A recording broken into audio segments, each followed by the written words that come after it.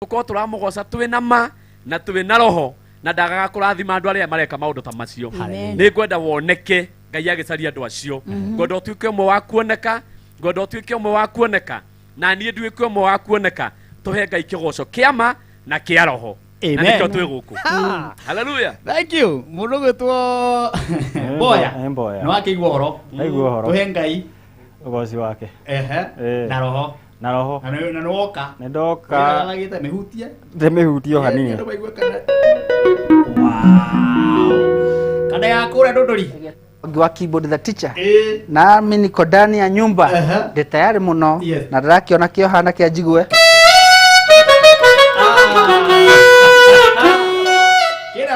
Kena roho wa Ngai. Ota mwene. Riu tuikare hau turi. Atweroreri matwirorere tugoce Ngai twi hamwe na ndina mathina ma mundu wothe wina thina kugera kigoco giki thina wake ni gukurwo. Hallelujah. Kada ya kuria Nyandarua County. Ndakiri haha. Niguo Bisi haha yetereire rwimbo. Tukigoca watheru. Yes. Tukirugamirwo ni mundu gwitwo Kim. Ehara Nyandarua MCA mtarajiwa. Yes. Na andu othe agithurai 44 na ka West. Ngumura muikare hu tugoce watheru. Wow. Yeah. Bisi hana atia. Bisi gukoya. Uraigua atia. Ndira rumanda. Ndwaigua riraga bae. Uto ufa ni matikiige haria thi. Maiga ufathi. Maiga ufathi. Matikiige iguru wa kabati. Roti tukuici. Ciraruma kuruma nginya. Oh, kaiga ufa haria iguru wa kabati. Ni kugwegwa. We nendaga thi. Oh, ataririe. Ufo fati kuiga haria. Tutiuto tuige haria iguru wa midi. Ufo meige haria thi. Tondu ufa yahura ni rioyaga mundu na iguru. Uwa meige iguru iregeragera guku. Uwo meige haria thi. Yahura kiki uguo. Eka kuoya iguru. Ucoke kirio nyuaga wigirire metha iguru. Hau metha iguru. Wathunguka maita meri ukakunda tumai. Itukigoce hamwe. Kana kirio kihugagira. Eni. Kana ugetie kaguku na hau uguo. Eni na hau.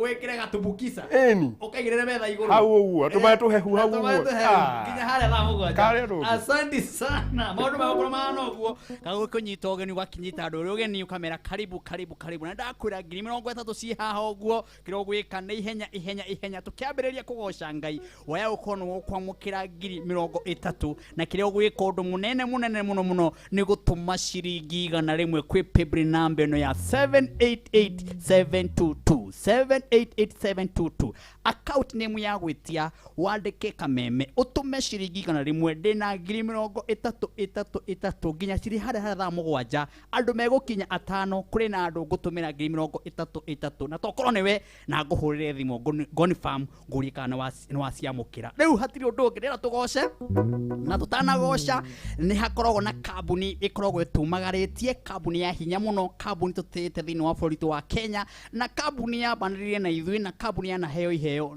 na njira nene muno thini wa bũrũri wa Kenya nayo tienge itagwo Dhahabu Land Limited andu aya nio matongoretie thini wa bũrũri wa Kenya na kwendia migunda na riu thaa ici maragutwara kure Nyanyuki na Nyanyuki ni ukumenya nginya mutongoria wa bũrũri uria akite kundu kuu leri ni rakirwo wega biu ona ndege na iragwa kuu na kwina andu makite tondu mainukaga magicokaga tondu ni kundu kwina tauni nene muno na mena kundu maragwita Dhahabu Sky Gardens na ni ukuririkana ndendirie phase 1 phase 2 phase 3 riu ni phase 8 ndiramedia thaa ici phase 8 niyo ndirendia na maramita Dhahabu Sky Garden na kilomita 10 kuma barabara ya Nyanyuki Rumuruti brotisi ni muigana wa 50 by 100 gitumi kiega kingituma ugure kundu guku ni tondu ni kundu gukurite na njira nene muno na kwina mukawa urigiceirie hau witagwo All Pajeta kundu kuthiaga kwirorerwo nyamo na kundu kuria atari mokaga na kundu kuria nginya o mundu athiaga holiday kwirorera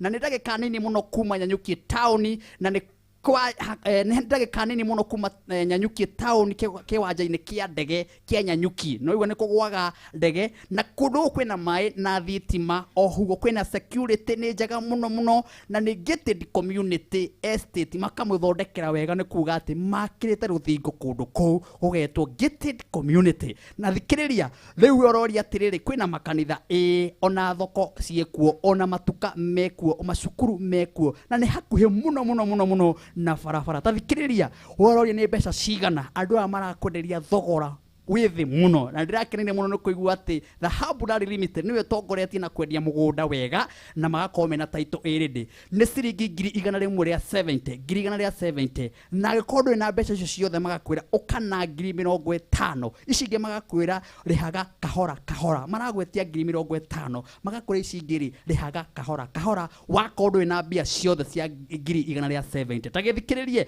na nimekuhe mieri 6 urihage kahora agikorwo kenda guthi kuona mugunda muthenya wa Wednesday no ubuke giti no kubuka na 20 peke yake wabuka na 20 ici ingi ni ukongerera wona mugunda uri ohana tathikiriria guthi kundu guku ne free ona raji ni maguragira andu muthenya ucio tathikiriria werori namba ya thimu ni 0707 177 177 na gikorwo no hote kugura mugunda uyu tofuroti twiri tutaturi magagutiriria ciringi 10,000 magakundira na 160 uguo ne gukwira atiriri Dhahabu Rally Limited ni makuririkanite mweri uyu turorete wa iri mwaka uyu urorete guthi uinikiriirie we wahata ukorwo wina gwaku no wigire ga title D ka Dhahabu Rally Limited na meha haroiro Greek Towers araniri na namba ya thimu na no guthi na bege kumenyithagia uhoro wa Dhahabu Rally Limited riu hatikiri undu ungi ukira na iguru hari ori twira mwathani ati haria tumite na haria turathi ni mahoya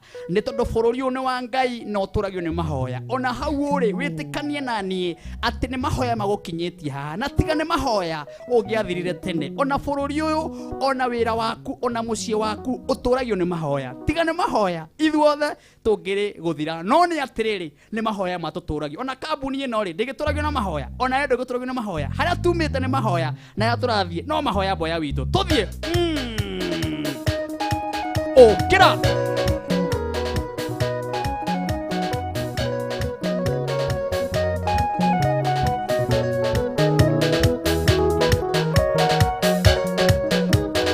haria ithuĩ tumĩte ona ithuĩ tũrĩ ona harĩa tũrathiĩ ũrĩa Ngai tũtũirio nĩ mahoya Ngai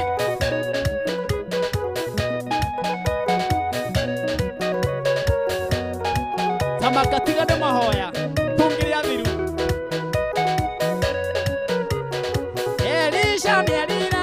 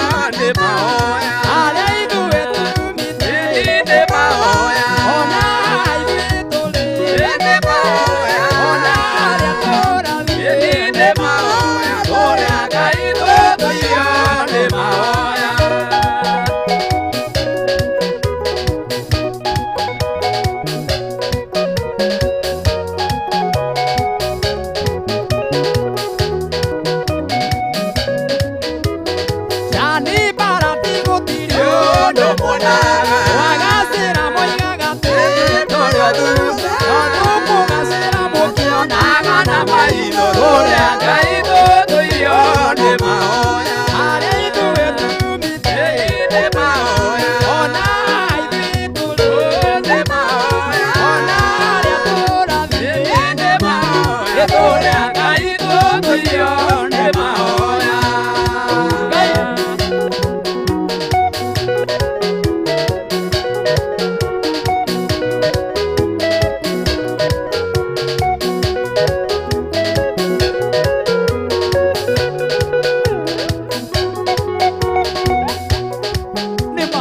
tũtũragia bũrũri kũgĩa thayũ nĩ mahoya atongoria kũnyitana nĩ mahoya maitũ andũ a Ngai tũgwe magũrũ-inĩ tũhoera bũrũri ũyũ tondũ we nĩwe ũrabatarwo nĩ mahoya hoya mũno kũgĩa thayũ haleluya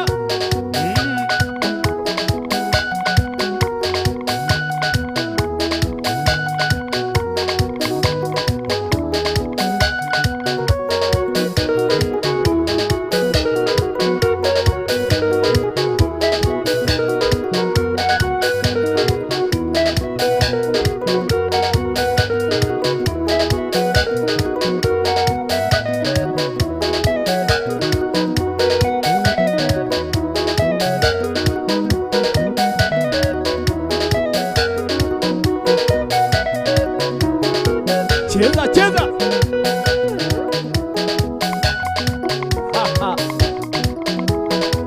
oh get up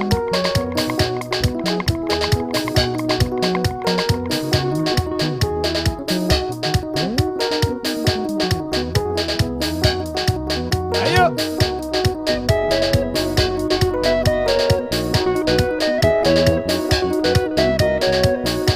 yeah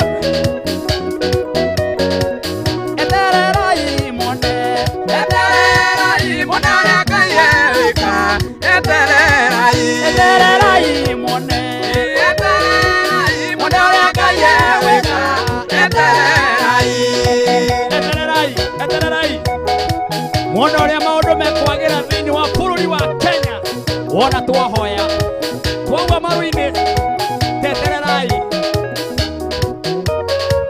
ciana cia Isiraeli iria ciambatire Musa nĩkũmaka ona mbũtũ yũkĩte mbũtũ nene na ngari na mbarathi makĩmaka etererai mone etererai mone Ngai egwĩka etererai mone ũrĩa Ngai egwĩka etererai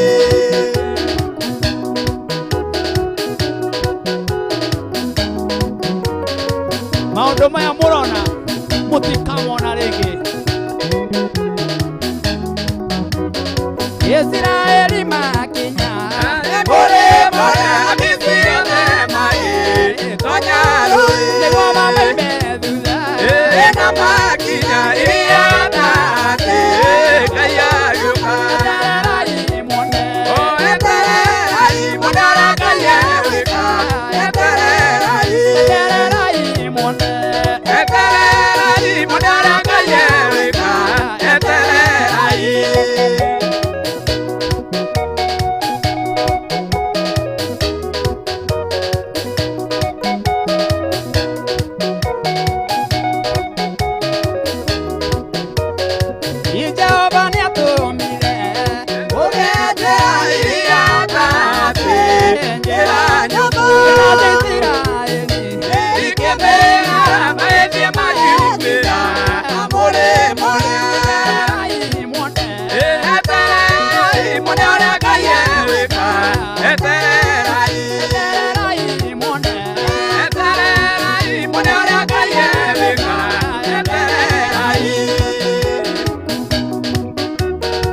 hĩndĩ ĩrĩa nduma yatumana mũno naguo theri nĩguo ũkaga maũndũ makagĩra tũkagoca Ngai nĩ wega gweterera Ngai tondũ Ngai witũ nĩaroka na ndetĩra ũthĩrĩriai mũno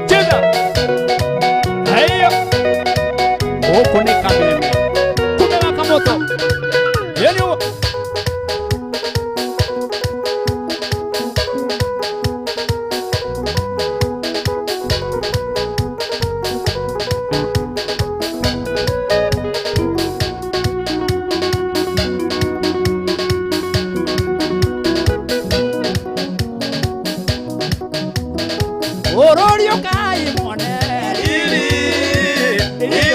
Twenagwo tumbitwo ni muhonokia Ororio kai mone Twenagwo tumbitwo ni muhonokia Imwatwona tukigoca Twenagwo tumbitwo ni muhonokia Imwatwona tukigoca Twenagwo tumbitwo ni muhonokia Ujio kai mone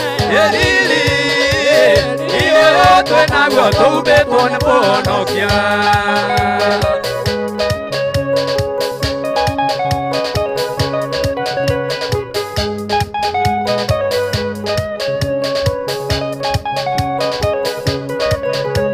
Yenegwa ubaga ndwake Twenagwo tumbitwo ni muhonokia Yenegwa ubaga ndwake Twenagwo tumbitwo ni muhonokia Ujio kai mone Twenagwo tumbitwo ni muhonokia Imwatwona tukigoca Twenagwo tumbitwo ni muhonokia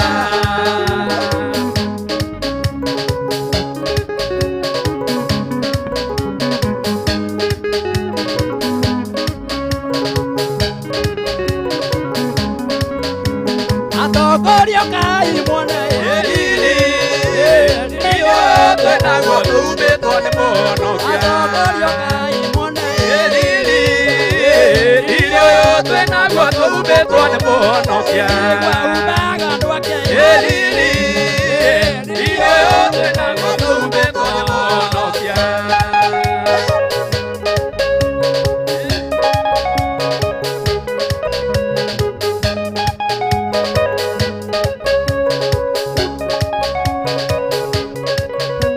Yenegwa ubaga ndwake Twenagwo tumbitwo ni muhonokia Yenegwa ubaga ndwake Twenagwo tumbitwo ni muhonokia Atogorio kai mone Twenagwo tumbitwo ni muhonokia Yenegwa ubaga ndwake Twenagwo tumbitwo ni muhonokia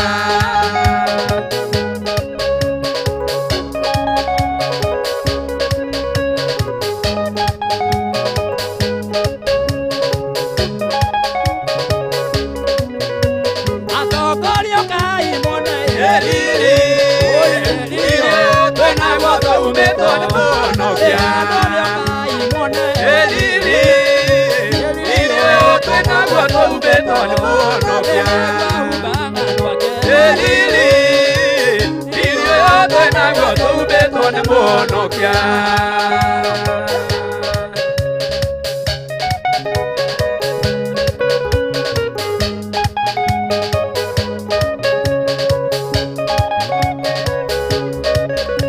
Yenegwa ubaga ndwake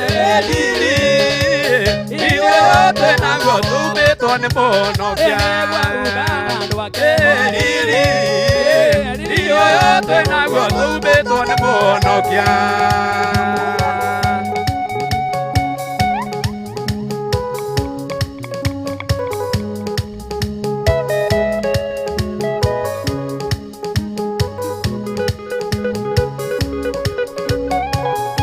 Hallelujah. Riri wa ndwake uria humbaga aria endete aria mamugocaga riri wake munene muno na ndwetagwo Ngai Ngai witu ni munene uria wi matu-ini akoragwo e Ngai munene wa anene niwe humbanaga riri. Hallelujah. Wamwenda no mutie agakuhumba riri, wamugoca agakuhumba riri, wamutithia agakuhumba riri, wahe bururi thayu agakuhumba riri we tondu etagwo Ngai. Ĩni ũrĩa wakumbire, Ngai wa nene, Ngai wa ngai ciothe iria cinamagĩrĩrwo gũkũ thĩ, iria ikũngũyagio nĩ andũ amwe gũkũ thĩ. Ndio tũraria horo wa Ngai ũrĩa mũnene, ũrĩa ũraganaga, ũrĩa ũtũranagia muoyo. Hallelujah. Hallelujah. Hallelujah.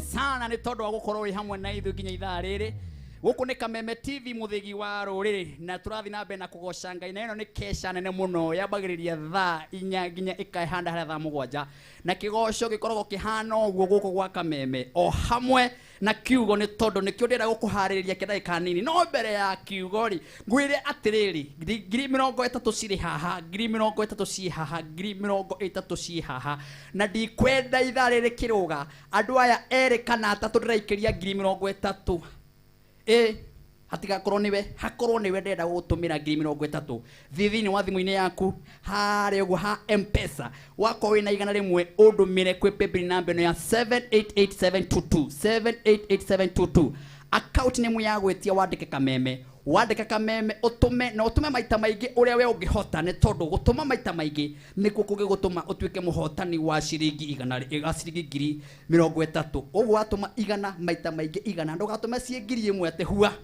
tuma igana we wahota ukono utuika muhotani wa ithaa riri na maundu makorwo mari mega muno riu ndiona ndungata ya Ngai ya ithaa riri iria igutuhe kiugo kia mbere thiini wa kesha ino ya muthenya wa umuthi tondu kesha ikoragwo inene muno na ndiona ihaririirie muno na ngona andu aingi muno matumite message no mbere ya uguo nguririkanie uhoro wa Dhahabu Land Limited ngwire andu aya maturugamirire thiini wa tabarira ino makoragwo mari andu metikirikite thiini wa bururi wa Kenya mana heo ngerenwa nene muno na riu nyanyukie nikuo marendia mugunda uyu marawita Dhahabu Sky Gardens na no kilomita 10 kuma barabara ya Nyanyukie Rumuruti Brotis ni muigana wa 50 by 100 na marakwenderia na 170 na thikiriria kiria gituma ugure kundu guku ni tondu kwina mukawa munene muno wetagwo Olopajeta oho ni kundu kugwaga ndege uguo mugunda urigicirio ni kiharo kia ndege kia Nyanyukie na kwina mai na kwina thitima o hamwe na security ni njega muno ni gated community na barabara ino ni njega na ni njega biu na ni thondeke na kwina makanitha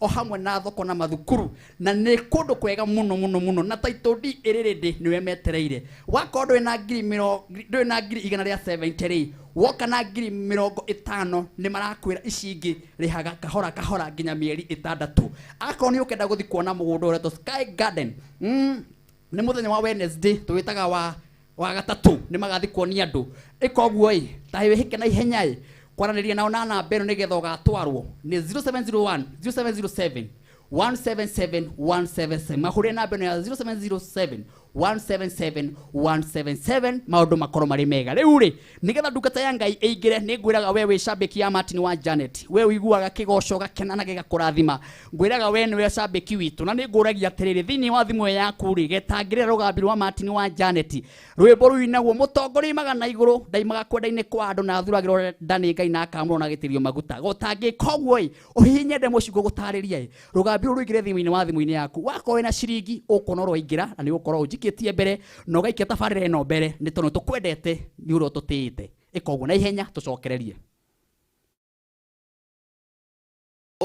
utongori magana iguru kwa Ngai ndoi magakwenda-ini kwa andu athuragirwo ndani Ngai akamurwo na gaitiririo maguta njitagwo Martin wa Janet ndoka gukwira rwimbo ruru rwa mutongorio aimaga na iguru riu no wikire thimu-ini yaku kugerera njira ino huthu ya kuhihinya *811 335 hash uhinye *811 335 hash rwimbo cia mutheria na mwamure ni Ngai bia rugambiria mbere andu mamenyene urathimire utongoria ruigire thimu-ini yaku arata aku uria wendete maigue ni ma mutongori aimaga na iguru kwa Ngai ndoimaga kwenda-ini kwa andu.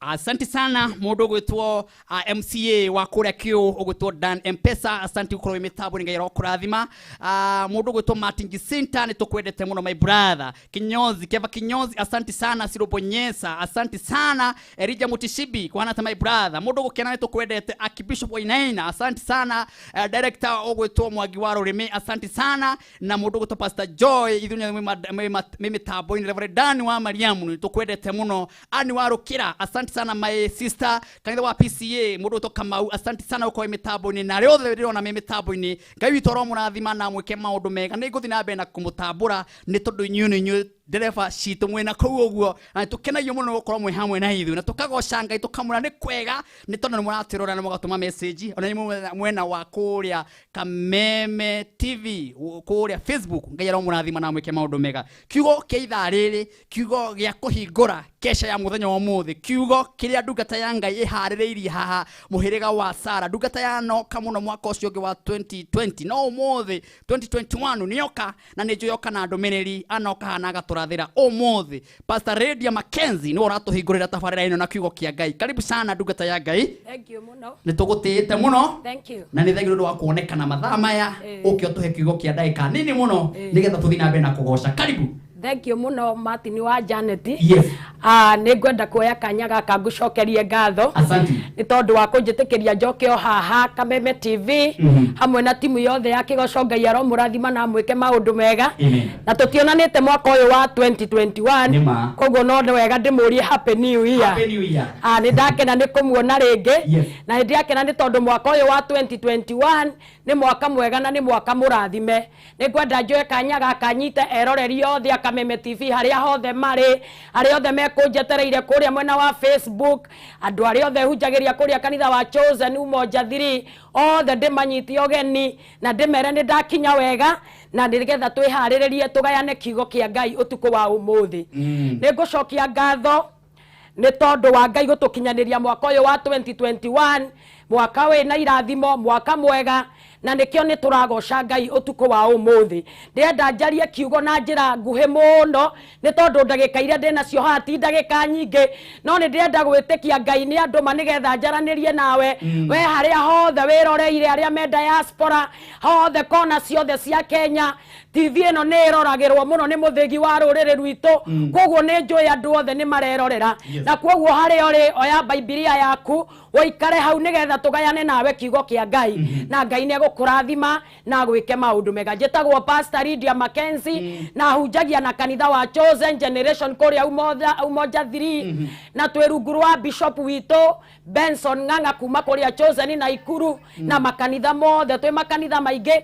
Ngai aromũrathima harĩa hothe mũrĩ kiugo kĩrĩa ndĩrenda tũgayane nawe mwĩroreri wa Kameme ũtukũ wa ũmũthĩ ndĩrenda twarie ũhoro wa how to activate a prophecy spoken over your life Kithongo kiu giothe ni kuga atiriri ndeke huthire tu kiugo kiu ku activate na ku activate ni kiugo twi muno kana ni kuhotithia urathi uria urathitwo iguru riaku ukuhota atia kuhotithia nigetha ukurutire wira ni ngugoca Ngai ni tondu eroreri othe Kameme haria hothe mari gutire mundu utathire kurugia mwaka amwe tukirugeria kigongona-ini aria angi tugithikiriria ndungata iria Martin aturihagira guku cia Ngai tugithikiriria na tukirathirwo no riu twarathirwo ri ndoka gukwira atiriri Ngai andu manjuke ngwire atiriri riu tugwika atia nigetha tu activate na kuga ku activate gutire mundu toine tondu ungitumirwo mbeca thimu-ini yaku Martin na ona ngutumire 100 thimu yaku ikorwo inactive mbeca icio itingiguteithia until uthie utuike thimu iyo tuike activated nigetha mbeca icio hote kuruta wiki undu uria urenda gwika nacio uguo niguo riria unabii urathitwo kana urathirwo thiini wa muturire waku we mwene ta mundu utangiurutithia wira utangiu activate ndungihota guruta wira iguru ria muturire waku ni ngugoca Ngai ni tondu mwaka uyu Ngai ni aririe maundu maingi ringi haria wari werirwo uyu ni mwaka wa restoration kuria gwitu tugire ni mwaka wa harvest kuria angi mwaugire ni mwaka wa gutikova angi makiuga ni mwaka wa kurikava no ni atirere mundu wa Ngai haria hothe uri ni kuri na party yaku weta mundu nigetha kiugo kiu kia Ngai kiaririo ona biucio warathirwo ni ndungata cia Ngai utuike wa gukurutira wira na tuko wa umuthi ndoka nigetha njire andu maundu meri matatu maria me makuwe kiumbe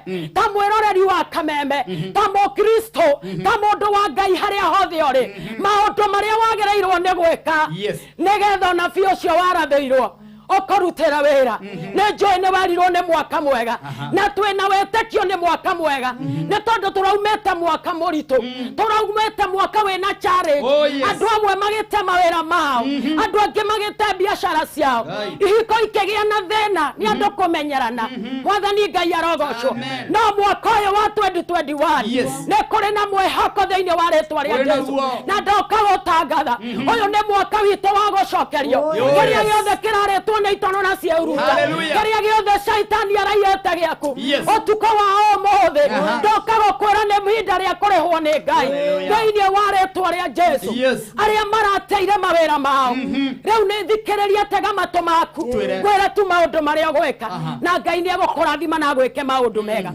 undu wa mbere uria ngwenda kwaria Martin wa Janet ne ngwenda kwira andu kindu kimwe ogwika nigetha o activate kana ohotekithie ona bio ruta wira ne gwetekia mwathani Ngai arogocwo koguo number 1 no muhaka wetekie na ne ngwenda tuthome kiugo kia Ngai gethe-ini wa maundu ma matuko ma tene wa kere 20 na muraini wa 20 Igoria Bible yaku mwirore haria hothe uri kiugo kia Ngai kirauga atiriri guthoma 20b atiriri andu aya a Juda na a Jerusalem mwehokei mwathani Ngai wanyu na ne mugutura mwihandite wega ninge etekagirai ciugo cia anabii yake na ne muregeaga na uhotani mwathani Ngai arogocwo undu wa mbere no muhaka wetekie na kiugo kia Ngai kiuga atiriri ate we hoke mwathani Ngai waku no muhaka wetekie Ngai ate ciugo icio ciaririe iguru ria muturire waku ate ciugo icio ne igukinyanira na kiugo kia Ngai kiuga atiriri wona twa mwehoka wona twa mwetekia maundu maria mothe maririo maundu macio ni mekugacira koguo undu wa mbere mwiroreri wa kameme haria hothe uri no muhaka wetekie Ngai kiugo kia Ngai kiugaga thiini wa Ahibirania ate tutingihota gukenia Ngai tutari na wetekio koguo no muhaka wambateria wetekio waku refwengi na menya uria Ngai ararire iguru ria mwaka wa 2021 undu ucio wetekie Ngai ate ni ugukinyanira na batu hauga atiriri etekiai anabii ake mwathani Ngai arogocwo na ne mukugacira Thori kiuga gatiriri na tutafanikiwa na kio githongo gikauga atiriri and you will prosper henderia wetekia anabii monabii ucio Ngai aigete iguru ria muturire waku ona nio mothe de monabii njokira goko gwa kameme kiugo kia Ngai kiuga twenda kugacira andu a Ngai no muhaka twetetie ndungata cia Ngai iria Ngai aigete iguru ria miturire itu koguo ndu wa mbere mwiroreri haria uri no muhaka wetekie waga gwetekia ni kuri na thina renge ndwetekirie renge ni uria wonaga pastor wanyu ni uria wonaga monabii ucio ni uria wonaga ndungateo no thikiriria kiugo kia Ngai uria kiauga ate wehoke mwathani Ngai waku nawe ni ukugacira wetekie na wonabii aria Ngai atumite toria ndumite muthenya wa umuthi na maundu maku ne mekugacira biashara yaku ne kugacira kehiko giaku ne gekugacira bururi wa Kenya ni ukugacira twetekira gwetekia anabii aria Ngai athurite ne tondu thiini wa bururi wa Kenya ne kuri anabii Ngai amurite ne kuri anabii Ngai aitereirie maguta ne kuri anabii marogamete na marauga uria Ngai arenda kugo thiini wa ritwa ria Jesu koguo rekei twetekie oguo waratheirwo we werirwo ni ukurikava we werirwo ni ukudominate wambereria gwetekia ate maundu macio ne mekugacira thiini wa ritwa ria Jesu undu wa keri uria ngwario tuko wa umuthi ni uhoro wa mahoya mwathani Ngai arogocwo na ingiaria uhoro wa mahoya ni ngenaga ne tondu ni ndetirwo ngerwo ni mwathani ndagotua a watchman ni mwaniriri na koguo ngienda ona bio kurutira wira wa mwaka wa 2021 ne tondu mundu wothe ni adivainete mwaka wa 2021 na ne ngogoca Ngai mweri uyu wa Januari tukoretwo tukihoya Ngai tukoretwo tugithaitha Ngai no cio neguo ndu mahoya ni obunguro ya gugukinyaniria aiwe kiugo-ini kiu Ngai aririe iguru ria muturire waku no muhaka kugie na ndu thiini wa bururi wa Kenya mekwarahoka mahoe ne kuri maundu Ngai aririe no muhaka tuma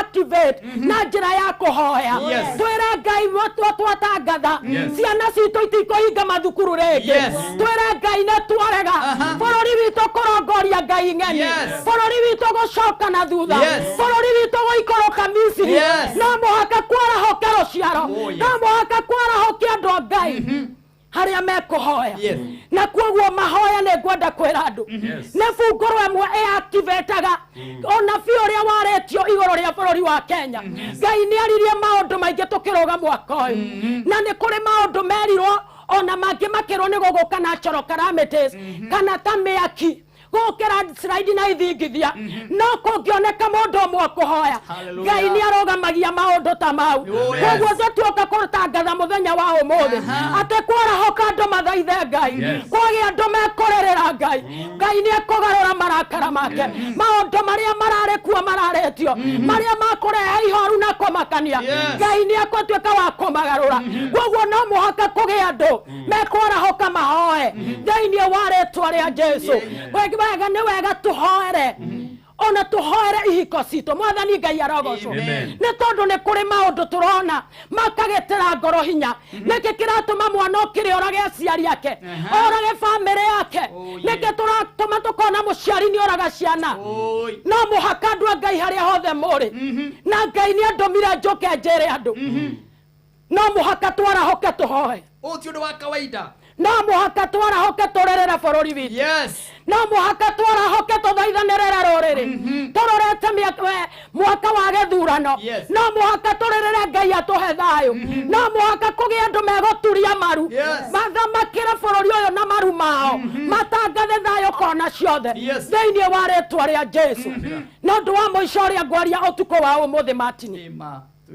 nigetha ona biu cio ukurutira wira undu wa muico ni kindu gitagwo kigongona mwathani Ngai arogocwo kigongona ni kiri hinya na kigongona ni gitwaragiriria tareke ngoria mwiroreri wa Kameme haria hothe uri we thiini wa kigongona kiri uthiaga ri thiini wa kigongona kiu gikwaragiriria ri niki wigereire hau mwathani Ngai arogocwo riria Ngai ukire akira Ibrahimu ati ni akamutua ithe wa ruriri ni akamutua ithe wa wetikio Ibrahimu riria erirwo ona biu cio oire igongona agitwara kigongona-ini agithia akirutira Ngai kigongona andu maramukira tu kiugo kia Ngai andu maramukira orathi no matirenda we connect na kigongona ne ngwenda kwira mwiroreri wothe wa Kameme haria uri no muhaka twi connect na njira ya kigongona ne tondu ni kuri hinya waragereria andu thiini wa kigongona na kigongona kiaragia riria kiagia na hinya na kigiaga na hinya na igongona riria gutwara haria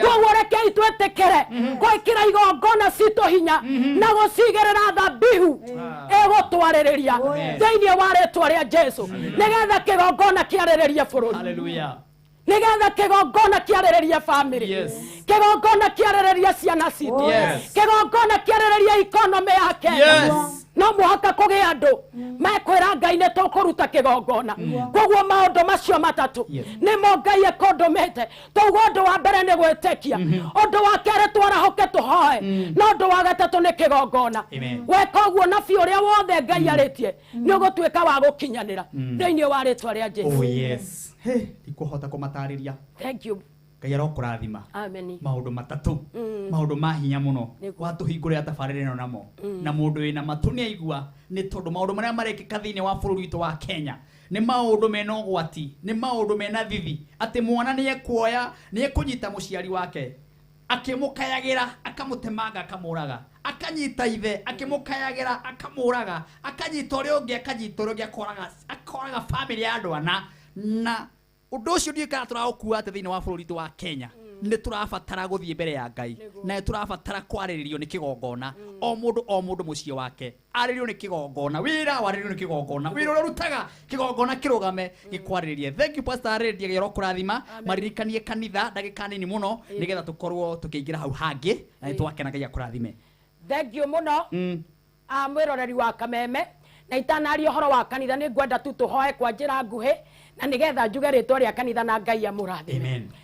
Ne twagocokeria ngatho mwathani nä tondå kiugo gä aku nä kä ama Ngai na nä gä kinyanagira Mwathani nä watwarä tukå wa må thä maå ndå marä a tå gwä ka nä getha ona biå å rä a Ngai warä tio igå rå rä a mwaka wa 2021 orutä re andå aku wä ra Mwathani nä ndahoya arä a matararä na wä tä kio å mongerere wä tä kio na kwambia tukå wa å må thä mambia gwä tä kia thä-inä wa rĩtwa rĩa Jesu Mwathani nä ndakå hoya warahå re ahoi Ngai kåna na nä getha mahoe Ngai nä getha bå rå ri witå å gä e thayå ihiko citå igä na thayå Mwathani ciana citå igä na thayå thä-inä wa rĩtwa rĩa Jesu nä ndakå hoya Mwathani å tå teithie tå hote gå kå rutä ra igongona rä rä a rä agä rä ire nä getha kä gongona getä kä ra gå twarä rä ria nä ndagå cokeria ngatho nä wega Mwathani ririkana arä othe mekwä roreire må thenya wa å må thä nä ndaria kä rathimo arä a rwaru ndatangatha mahone arä a mohetwo nä ndatangatha mohorwo arä a matakoä Ngai nä ndahoya mamenyane nawe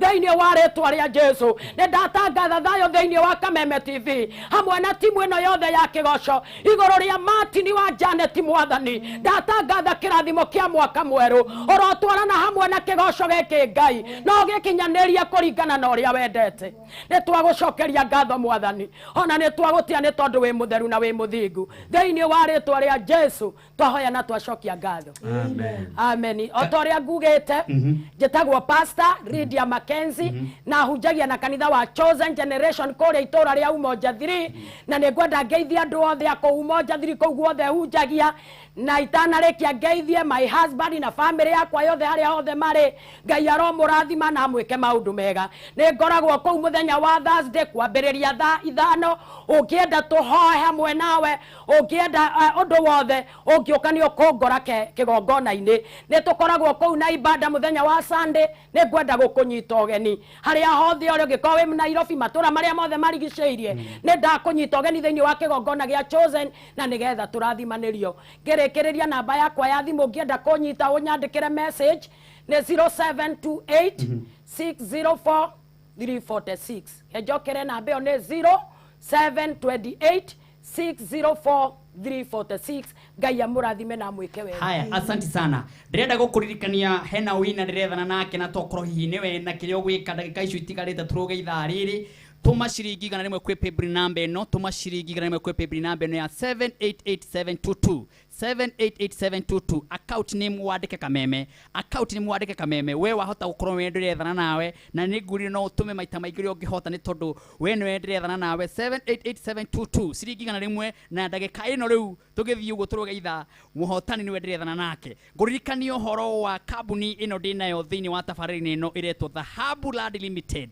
mena broti njega muno maracita Dhahabu Sky Gardens na no kilomita 10 kuma barabara ya Nyanyukie Rumuruti brotis nĩ mũigana wa 50 by 100 gĩtũmi kĩrĩa kĩngĩtũma wonjorithanie na andũ aya nĩ tondũ kwĩna kũndũ kwega gũthaka mũno na kwĩna mũkawa ũthiaga kuonwo nĩ atarii mokaga kwĩrorera kũndũ kũu to kwĩna indo cia kwĩrorera wĩtagwo Olpajeta na oho nĩ hakuhĩ na kĩwanja kĩa ndege gĩa Nyanyukie na kũndũ kwĩna maĩ na kwĩna thitima na security nĩ njega mũno na Dhahabu Land Limited mathondekete kũndũ gĩtagwo Gated Community Estate na marakwĩra atĩrĩrĩ rĩu mũgũnda ũyũ marawendia na 170 na ĩkorwo na mbeca cio cash oke na 50 muthenya wa guthi kuona mũgũnda ũyũ nĩ muthenya wa Wednesday rĩu magakwĩra atĩrĩrĩ buka gĩtĩ nĩ tondũ gĩa kũrĩa na gĩa kũnyua nĩyo makarũgamĩrĩra mũthenya ũyũ na angĩkorwo no ũgũre mũgũnda ũyũ 2 kana 3 nĩ megũgũtinĩria 10,000 we ũgathi kuona muthenya wa Wednesday rĩ tahũra namba ĩno ya thimũ ya 0707 177 177 no mahũrĩre namba ĩngĩ ya 0707 177 mahũrĩre thaa ici we nĩwe metereire na wabici nĩ hingũre na thimũ ici no hingũre na andũ aya nĩũĩ nĩ andũ ehokeku mũno ndĩrendirie phase 1 waha phase 2 phase 3 na phase 8 tũrendia kũrĩa Nyanyukie na Nyanyukie nĩ kũndũ kagemete mũno mũtongoria wa bũrũri Uhuru Muigai wa Kenya arahingũrire reri rĩu nĩ gũthiĩ henya nĩ kũrũga Nairobi ndagĩka nini mũno ũgakorwo ũkinyĩte Nyanyukie aranĩria nao na namba ya 0707 177 177 na korwo na bill ciothe 170 ũrute 50 ici ingĩ makũhe ũrĩhage kahora mĩeri 6 mũthenya wa Wednesday nĩ magathikwo nĩ andũ na we nĩwe metereire mũthenya wa rũciũ bado nĩ makorwo magĩthikwo nĩ andũ no rĩu mũthenya wa Wednesday mũno andũ nĩguo magatwarwo othe biũ nĩgetha mathiĩ merorere mũgũnda na matuĩke a kũiganĩra nĩngwĩra gũkũ nĩ mũciĩ mwega mũciĩ wa kũgoca Ngai mũciĩ wa kwambararia rĩu ngĩcokereria harĩa ũguo rĩ ngũcokereria na wina rĩu we tokorwo nĩwe tatũma ciringi igana rĩmwe kwĩ 788 722 788 722 account name wandike kameme tucokereria na wina wa 30 na tondu twari horo wa kigongona tuthie bureki ugo tuthiete uguo na kigongona kirotwaririria bururi wa Kenya twende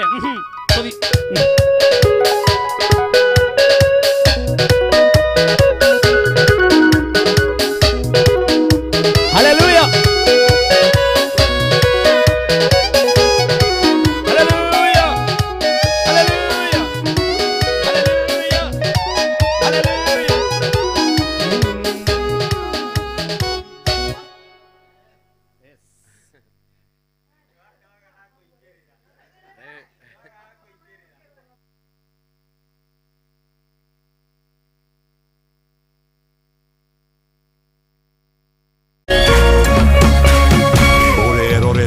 Kameme TV. Coronavirus COVID-19 is a respiratory virus spreading across the world. The infection is spread from droplets of coughing and sneezing of an infected person, touching or shaking hands or being in contact with contaminated surfaces or objects with the virus. The signs and symptoms are fever, coughing, headache, body ache, difficulty in breathing. The disease can be prevented by regularly washing hands with soap and running water. Avoid close contact with people who have flu-like symptoms. Avoid handshake, hugs, and kissing. Also, protect yourself by covering your mouth or nose using a disposable tissue while coughing or sneezing. If you experience these symptoms and you had traveled or been in contact with a person from a country reporting COVID-19, you should isolate yourself for 14 days and seek immediate medical attention or report to the nearest health center. This message has been brought to you by the government of Kenya and its partners. For accurate information on COVID-19, dial *719# or call 719. Follow us on Twitter at MOH_Kenya, at spokesperson GOK, at WHO. Nenya womo tuna successful bidder gitagwo Margaret Wanjiku ni na mbere ko mwahuthirie ni getha muhote kugura nduthi ino twahuthirie 2257 mwina mbeca icio twina mbeca icio 2257 ni njega riu ni ndiri undu ungi ngwika tiga kumurengera nduthi yanyu ya kibao na riu gutige kona nduthi mutakire na chavi ni cio icio. How low can you go ungithie thi kinya bid now. Cherera rurenda rwa howlow.auction kana paybill number 77892 account number wekera bid yaku ya thina ya mwanya na ha amount ikira kivao yani 20 bob.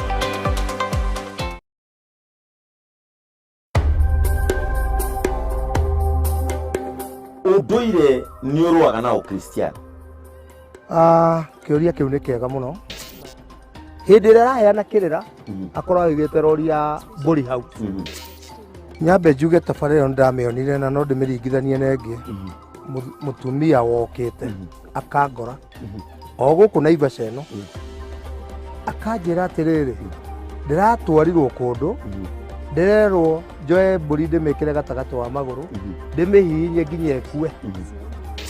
Andũ aingĩ maugaga Mũgĩkũyũ nĩ Mũyahudi, koguo hĩndĩ ĩyo aigua Mũgĩkũyũ nĩ Mũyahudi nĩkĩ gĩtũmaga andũ mauge ũguo?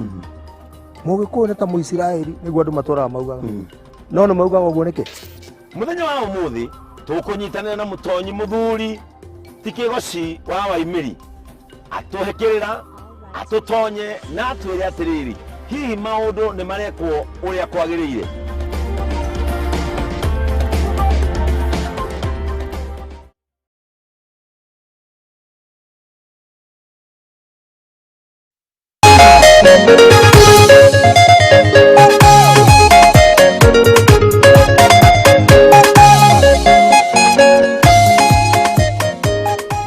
Haya thank you ni twacokereria na twacokereria na murumo wa keri onaguo murumo uyu twina ndungata twikorwo nayo igutuhe kiugo kia Ngai ni tondu ino ni kesha nene na tungatiri me mitambo-ini muno na tugagikena ni tondu ndungata iria ci hamwe na ithui ni ndungata njitiririe maguta njitikiriku muno na tustite muno thiini wa Kenya ta ndungata igwitwo Dr. Bishop JJ na turakumiss ikiwa kana kiriko gya Friday noguo haya Dr Bishop JJ Gitai thegi uro kwa mitambo ni rirewiriga haha no agitorathimire na njira nene muno anejui no urahariria kiugo kingi kiria Ngai guteithia kiria ugutuhe ona ihenya thiini wa Kameme TV muthigi wa ruriri na ithaa riri ndirethana na muhotani na hito korwo niwe tatuma ciringi 100 kwi paybill number ya 788722 na ithaa riri nario rina 30 ithaa riri ni 33 nyaciri handa haria thaa mugwanja o mundu ni egukorwo akiamukira 30 uguo ri we hihi ri tokorwo niwe ugukorwo wa keri kana wa gatatu kana wa mbere teko ngwe tatuma ciringi 100 ithaa riri na ngurire utume maita maingi ri ungihota gwi 788722 account ni muya gwetia wandike Kameme waya ukorwo niwe ndirethana nawe wita muhotani wa ciringi 30 ithaa riri na tugakena muno ni tondu andu me mitambo-ini na njira nene muno na gikorwo muhotani wa ithaa riu ringi ni aranyitikana ni wega eroreri aitu ma confirm ati ciringi 30 kwina muhotani umwe urikitie kwamukira $30 agikorwo era-ini ni njikirio na guku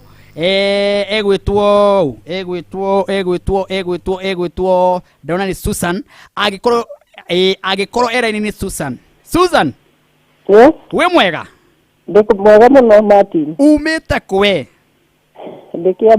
Kiambu ogiki $30 winacio we niwe muhotani witu wa mbere ma ndakwira ndaciona waigua atia ndaigua kugoca Ngai uwikitie maita maigana tondu wa mundu uria hihi waikia meri kana matatu na ni akuite ngoro ndaikia meri waikia meri wina 30 urutaga wira uriku ndigite wira wa duka ya thitima ha wangige uguo 30 nuraigua ati ni kuongerera stoko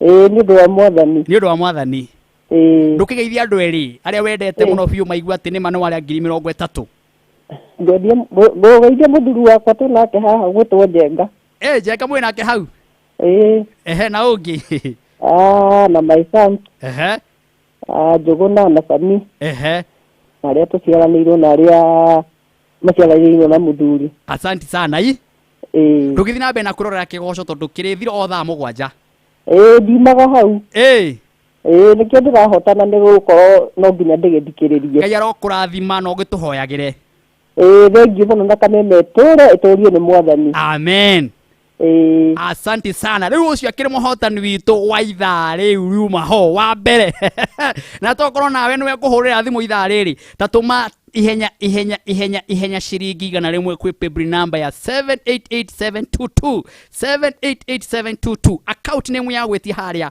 wandike Kameme we tokorwo we nawe niwe kuhurira thimu haha ngurie ni wona ta maitu ucio ucio wi handu ahurukite na muthuri wake ona we ngurie atiri ni wona mbeca waigua atia ni tondu ngwira guku ni mwago na guku no kuo ungena mwago uyu wa kugoca Ngai na kwambararia nigetha njikirie mubea haha Paulo mubea twi nake guku atunengererie kigoco tareke ngurie we wendete Martin wa Janet atiriri hihi ni wikirite rugambi rwake mama nigetha mama umuikie mbere nigetha arata kuria makwendete mahura makaigua mutongori magana iguru ndai magakwenda-ini kwa andu athuragirwo nda ni Ngai na akamurwo na gaitirio maguta we witikitio guo ri utangireka rwimbo rukorwo wi thiini wa thimu-ini yaku nigetha arata aku mahunjanirio horo uyu no kaundu kanini muno wakona ciringi rugambi no kuingira rukuingira teko gwe ni atucokerie na rwimbo tu nigetha ngwire hau hangi he guthia ati tondu na muhunjia ungi surprise ugutwe kiugo kia Ngai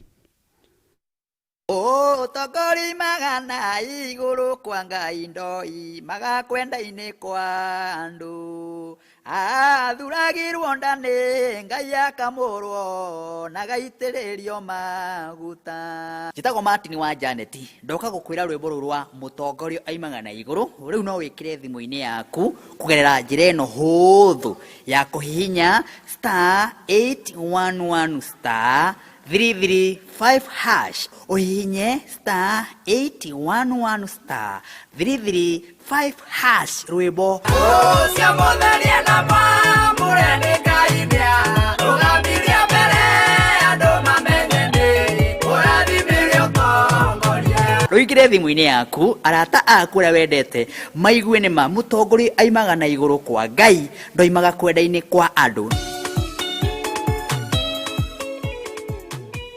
Haya. Asante sana gukora hamwe na hivi guku ni Kameme TV muthigi wa ruriri na ngakena muno mundu gwitwo Kush Bishop Paulo Kuria arajira na ithu hando tuhurukite Dr. Bishop JJ akirora wono na ithu twi muno uyu ungi. Thank you Dr. Mundu gwitwo Dr. Kush Paulo Kuria nitukwendete muno na Dr. Bishop JJ Gitai ni akonfirm ati muthenya wa Friday niwe tugakorwo hamwe nake haha uguo ndora mendete Bishop JJ Gitai muthenya wa Friday tugakorwo haha imwe kwa imwe guku indu enge ni atuire kiugo kia Ngai riu ni akonfirm. Thank you inyuothe mitambo-ini Martin Kamande mumemerekia twendete bururi wa Kenya kona my brother twakenire handu turaina waira na uraria icigo cia Ugikuyu njega na uracokora arikiririo iga wi mu Kristiano na nwendete Ngai na ni utiite Jesu Kristo. Thank you Martin Kamande gero gwika maundu mega na makirathimo. Hallelujah. Riu ri ni gatugoce Ngai tondu andu maingi me mitambo-ini mundu gwitwo Mufea na turagoca Ngai ndu andu a me mitambo-ini neguo na ngwiraga andu a maiko matari mitambo-ini tutingiona andu na tutingĩigua kana andu matwirorera ihoro wa ma tondu ndungata cie mitambo-ini andu maitirio maguta atongoria aini wenzangu mashabiki neguo riu tareu meteire muno utuinithie ni ihoro wa ma na ni ndikire haha wiharireirie muno kwanza tukuina cia hau gatane hanini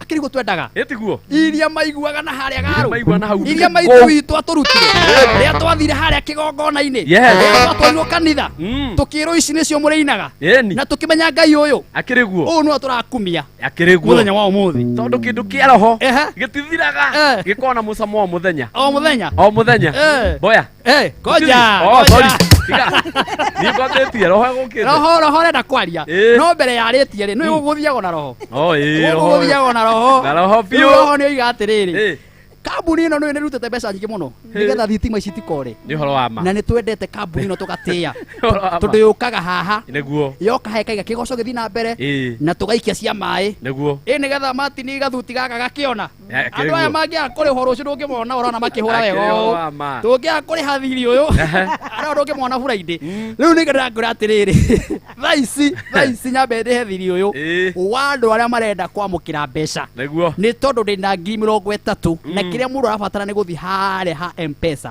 hare ha paybill atume ciringi kana imwe kwi paybill number ya 788722 788722 account name andike Kameme ona andike Kameme niye ngumwikire 30,000 na confirm ta madam ta maitu cio da confirm kana ni aciamukira uguo harakisa ihenya tukiina ri we tokone we gwethana nawe na maundu me ukorwo mari mega riu nigetha wine Paulo hena ingi bado kambuni haha itagwo Dhahabu Land Limited Dhahabu Land Limited aya mego kumaitwo Dhahabu Sky Gardens na no kilomita 10 kuma barabara ya Nyanyuki Rumuruti Brotisi ni muigana wa 50 by 100 gitumi kiega kira gituma wonjoni na andu aya ni tondu kundu guku ni kwega muno guku kurendio ni Dhahabu Land Limited ni tondu kwina mukawa munene muno reta Olopajeta na andu amana thi Nyanyuki ni moe mukawa niguo wi ngumo nene muno niguo mukawa mwitikiriku muno thini wa bururi wa thini wa itura ria Nyanyuki na ni ndagika nini muno kuma Nyanyuki town o kiwanjo-ini kira kigwaga ndege uguo ni kuga ati mugunda ni urigicirio ni gukuria ni kundu gukurite na njira nene muno kwina security o hamwe nginya kwina thitima gated community estate niyo makiiria andu magekea ruthingo runene makarigiciri gwakorwo gwikwega barabara ri ni njega biu na kanitha na thoko matuka na thukuru ciekuo na kundu guku ni kwega muno ni tondu ni kundu ungiaka wikarage na family yaku title D iridi maria ndie baya cigana ni 170 ta igua kundu kurigicirio ni kiharo kia ndege kwina mukawa 170 no kaheo title yaku wakorwo na ciothe ni 50,000 magakwira atiri 6,000 urihage kahora we ukwenda ugathi kuona mugundu wa muthenya wa Wednesday tugitaga Wednesday wa gatatu we ukwenda ugathi kuona ri ta mahurire namba ici cia thimu ni 0707 177 177 mahurire namba eno ringi na we ukuhura utigire na waria na andu acio wega tondu kwi airitu makoo mandikitwo aficio maragio wega muno mwaraniririe wega no mereka ni ukoneka muthenya wa Wednesday ni 0707 177 177 wakorwo no hote akono hota kugura tumigura twiri tutatu ugatirio 10,000 ukererio 160 na ndakwira namba ya thimu ni 0707 177 177 na guthikiriria gutwaro kundu guku ri gutire kindu karihio ona ki oro hamwe ri fair ne ao ona gya kuria ri no mageka atia no makarugamirira muthenya ucio nigetha witikie muthenya ucio ni murathime na we niwe metereire aya metagwo the Habula Limited na ni andu ehokeku thini wa buri wa Kenya mana heo ngerenwa nyingi na ni nao na ni ngwiraga wona andu tayo kamenya ni andu ehokeku muno. Thank you very much Pastor Mackenzie arathimwo muno ni kiugo kiega aturathima nakio ucio ni mundu gwitwo Dr. Bishop JJ appreciate Pastor Redia Mackenzie asante sana Pastor Mwangi wa kanitha wa IPCA kule AIPCA kule Kiambu Town. Thank you Tony Tosu Motors asante sana na ugithiri area all the matogote ni Sami na Shiko all the area at Tosu Motors Kiambu Road marathimo na Ngai ameke maundu mega ona makirathimo cokereri ni kutha na wina wa 788722 ugo kire gwika ni utume ihenya shiringi igana rimwe kwi 788722 account ni mwandike kameme weto kono kwamukira shiringi 30,000 mugotwo mubea riu ni kugoca ari hathire riu gwire haide wege we atuikara tukirihaga uko ne moto uko raga gwire he mutumia ha wetagwo Esther Bogwa wakuma kule mwena wa USA aranjira geithia Martin USA kule America kule America maraturora biu akanjira geithia Martin ndageithika ma na akanjira ati tuine rwimbo rwa rwetagwo ati kura ario afafa niguo rwetagwo tamwe mahiga niguo tukwambia naruo haleluya katwambia naruo nigetha ona ake ngoro yake kigane ukira ina iguru tuthie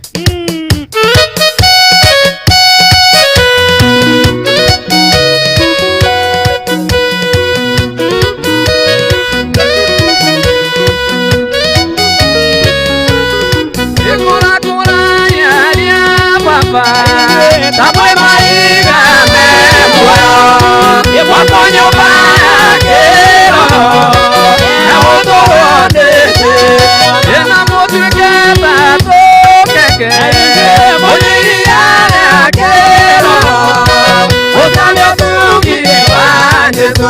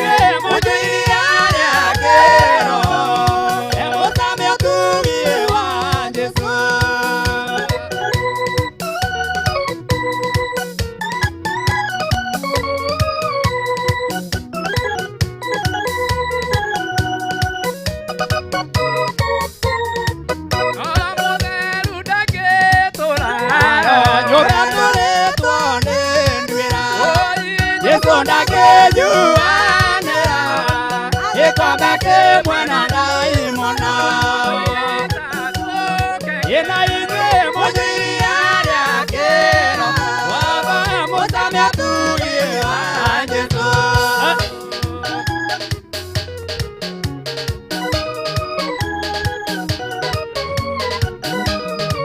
Wetagwa kwa kameme kuna waka moto kuosha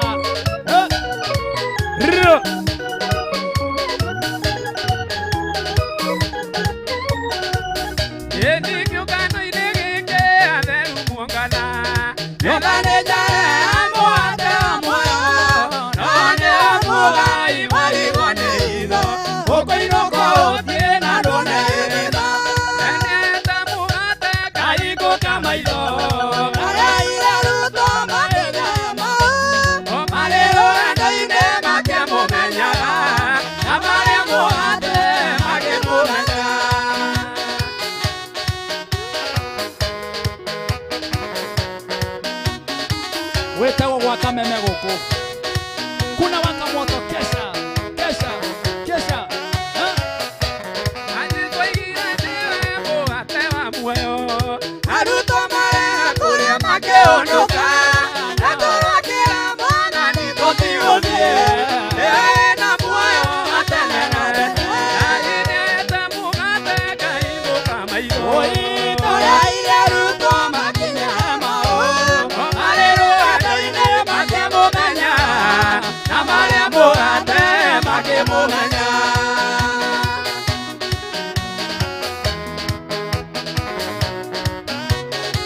Hallelujah!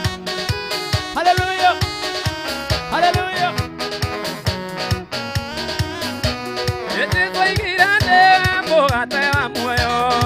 Aruto mare kuria makeondoka Etumakira mwana nitotigodhie na muoyo atene na tene Yenda mugate kainguka maitho Itoria ile aruto makinya mao Daine matia mumenya Amare muate make mumenya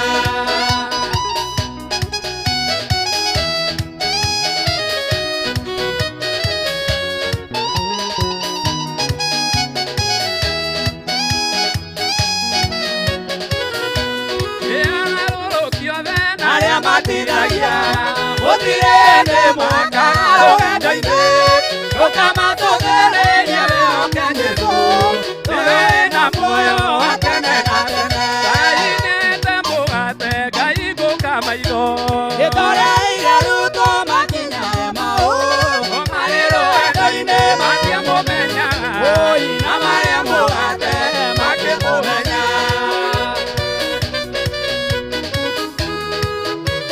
Agarurukiti hede majia matimi Ema Naondoka masothererie wehoke Jesu Haleluya Haleluya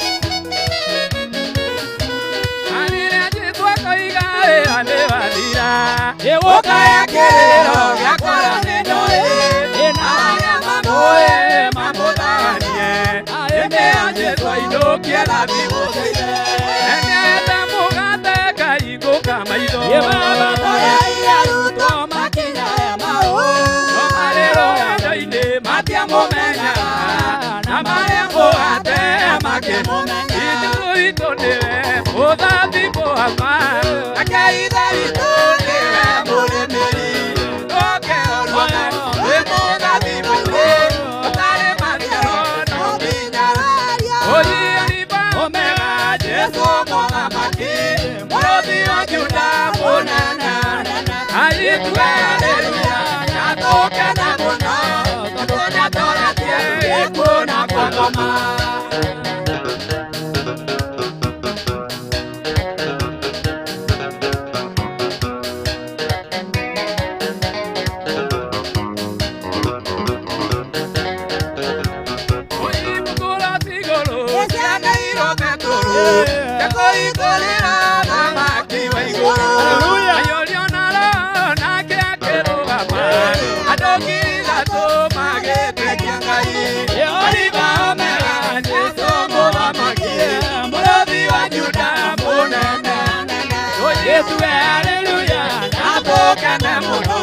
Yesu nä atoretie kuona kwa ngoma.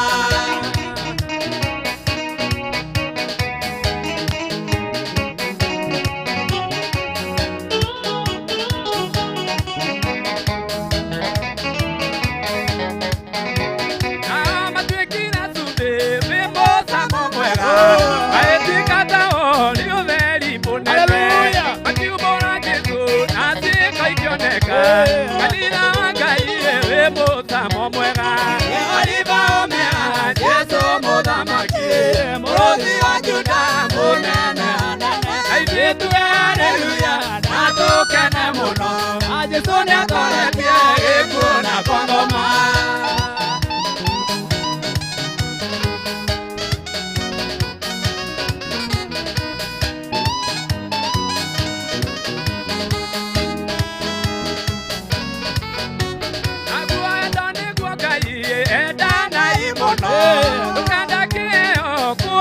Hallelujah. Adwale mepeto ne asiera siako. Ye ile eto tinene gwesiera. Ye oliva omega Jesu mudhamaki. E Murothi wa Juda munene. Igole tu haleluya natukene muno. Tone atoretie kuona kwa ngoma. Petro na Jana magethie kuoya. Yonje ikaire mura maite.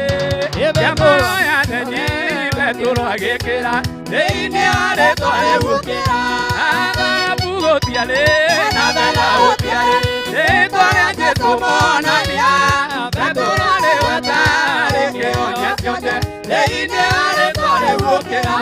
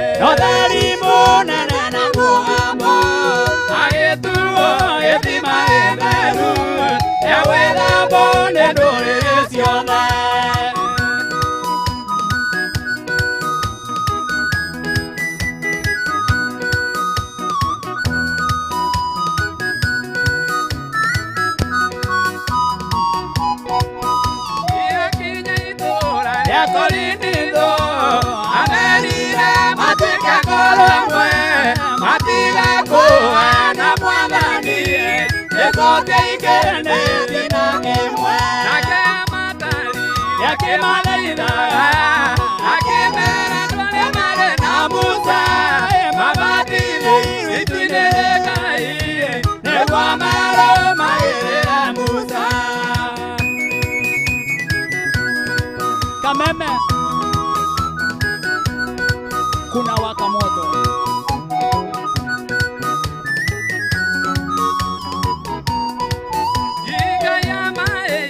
Regalo mana akema edima kenaru ye matueka jamba na mabele maore mole de matienina no modiranga ibia moyana no oda makeruga iruga mameoze maigara de kurana konywa maezoka mayogera koina.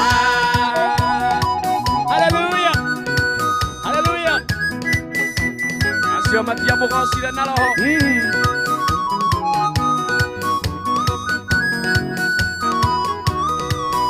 Ia te matia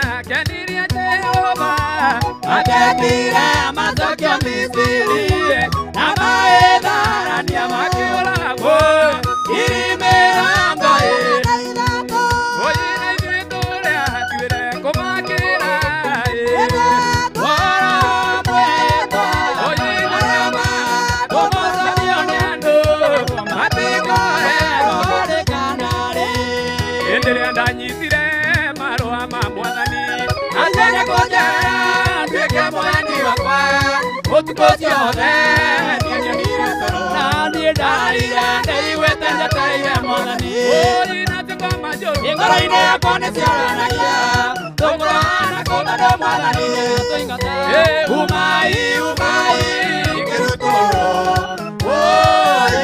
igĩka ikiumaga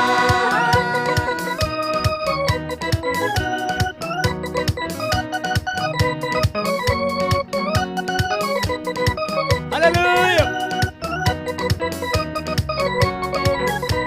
Enda kuthiriye, nidonire mundu, ayuka kunjera, enore rimwike, atikimwithikira, gitonya thiini wakwa. Eutinie tuira mwene ni mwathani uturaga. Inatuka majuru, ngoro-ini yakwa ni cioranagia. Itukorana kuko mwathani nĩratũingata. Umai, umai, kĩrutũrũ.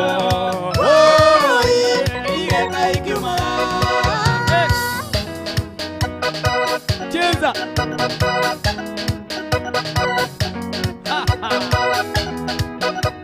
Yo. Atia. Inama. Ruka. Yo. Cheza. Kuna waka moto huku. Kesha. Nikukungi na mwago toyo. Asiange matumaga thutha. Asiangere thutha. Uko nyuma. Ano igwe. Twende.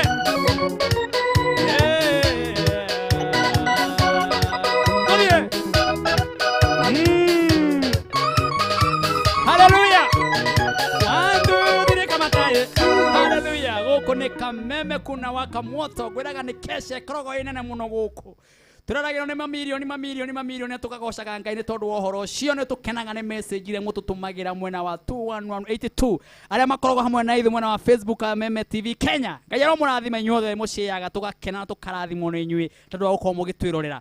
Riu ithare na rio rina 30,030 ithare ni 30,030 ithare ni 30,030 na ndakwira riu Bibiri nenda gukunengera utume maita maige wona ndakuhurira thimu utume maita maige we ndakwira Bibiri number riu ningi ni twagicenjia ni tondu ndirenda kunengera andu beca ni tondu umuthi ni kigoco ahunjia na beca riu tuma ciringi igana rimwe kwi Bibiri number uramiona thini wa screen ni yaku ya 891122 891122 891122 account name wandike kameme 891122 891122 account wandike kameme no tume igana riri maita maigi ndagikeno ndenda kuingiria surprise ya ndungatira igutuhe kiugo kia Ngai kiugo gia keri muhunjia wa keri ndumiriri ire ukuigwa nayo haha ndito ndungata tutite bururi wa Kenya tatuma igana rimwe kwi Bibiri number ya 891122 account name ya gwitia wandike kameme wetokorwo we niwe nguingiria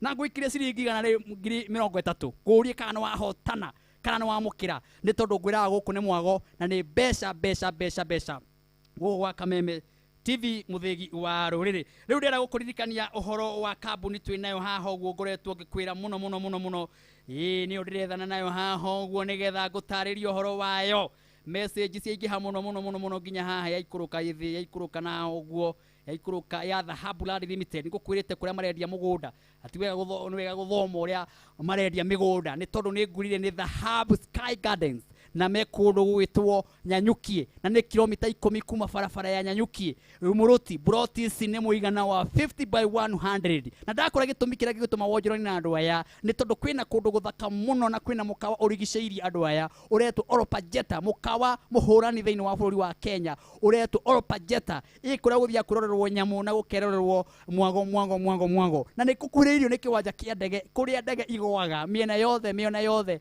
kuria ndege igwaga na mundo uretwo gated community ni kuga mathondekete magaguthondekera ruthingo na magekira nginya gate uguo ni kundu mathondekete na njira nene muno na kanitha ciekuo na thoko ciekuo na matuka mekuo ona thukuru ciekuo tathikiriria title D iri ayo rori ni bea cigana ri ni 170 wakorwo na 170 ri 50 ici ingi magakwira ri kahora mieri 6 mieri 6 magakuhe mieri 3 magakwira ri kahora giri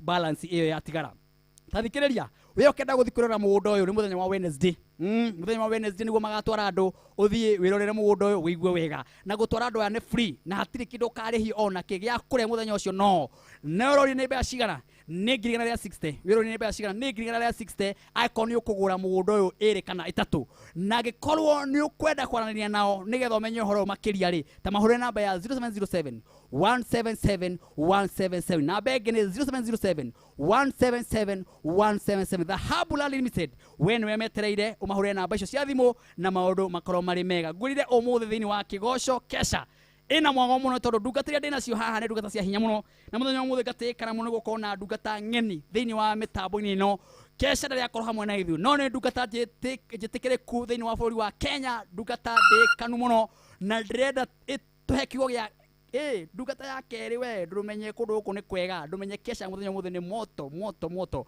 na ndrenda ihariririe wega muno nigetha ndimeingirie no mbere ya ndimeingirie kuririkania ati 30 ci haha ndakura utume ciringi na maita maingi ikihunjia wetwo kono wetwo gwethana nawe wotume ciringi na kwi baby namba ya 891122 891122 account ya gwetia wandike kameme wetwo kono uko we muhotani wa ithaa riri ciringi 30 fanya haraka nguikirie 30 na nguhurire thimu confirm njurie kana wa mukira mbeca ciringi igana rimwe ugutuma kwi baby namba ya 891122 account wandike kameme ndenda nyigi ndungata ya Ngai nigetha ingire ituhe kiugo kia Ngai ire gutuhingurira ithaa ri nario tuigue niki yaturehera ni tondu ngwira guku ni mwago na ni mwego wa kirathimo muno na kama wa chapu asante na kwa mitambo-ini mundu witwo David kuma Murera Darasha asante sana Martin wa Jazz Jerry beba kigosho gikuo na itukenetio muno ni mwago ura wi kundu guku Martin turathimitwo muno na thegi no guturagira ndungata cia hinya uguo asante sana riu nira gukuigiriria ndungata cia gukwirite nayo ihaha itago Reverend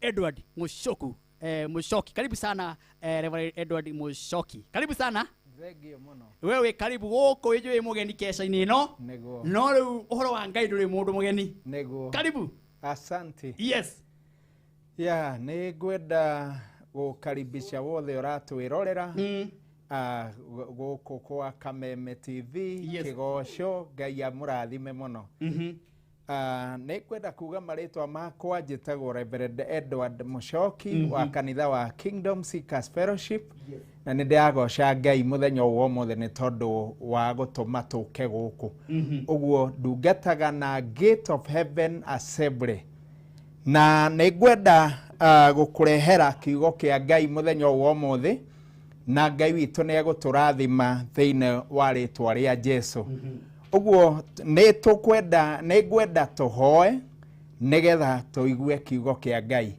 Mwathani ne ndagucokeria ngatho ni tondu wa wega waku wi mwihokeku na ni wagiriire kugocwo tukiigua uge waku ariria kila mundu uri uratuthikiriria ari kuraihu na ari hakuhi ritwa riaku rirogocwo ritwa-ini ria Jesu ndahoya na ndacokia ngatho amen otoria ndakwira njitagwo Reverend Edward Mushoki kanitha ni Gate of Heaven Assembly twigatagate ka Rwesabu na Githurai 45 hau niho tukoragwo ngwenda gukurehera kiugo kia Ngai na ni njui Ngai witu ni aguturathima na ngwenda kwaria uhoro wa kindu gitagwo spiritual garment kana na gikuyu ni nguo cia kiroho na ni njui hihi ngigweta topic ya nguo ni topic ikoragwo ya kumakania muno no turaria nguo cia kiroho na ni njui Ngai witu ni aguturathima thiine wa Mwathani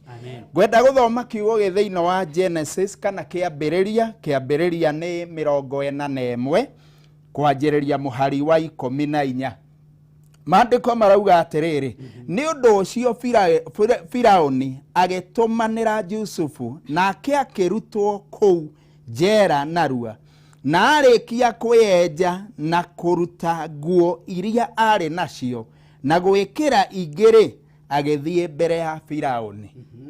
Ndĩra kwaria ũhoro wa nguo cia kĩroho.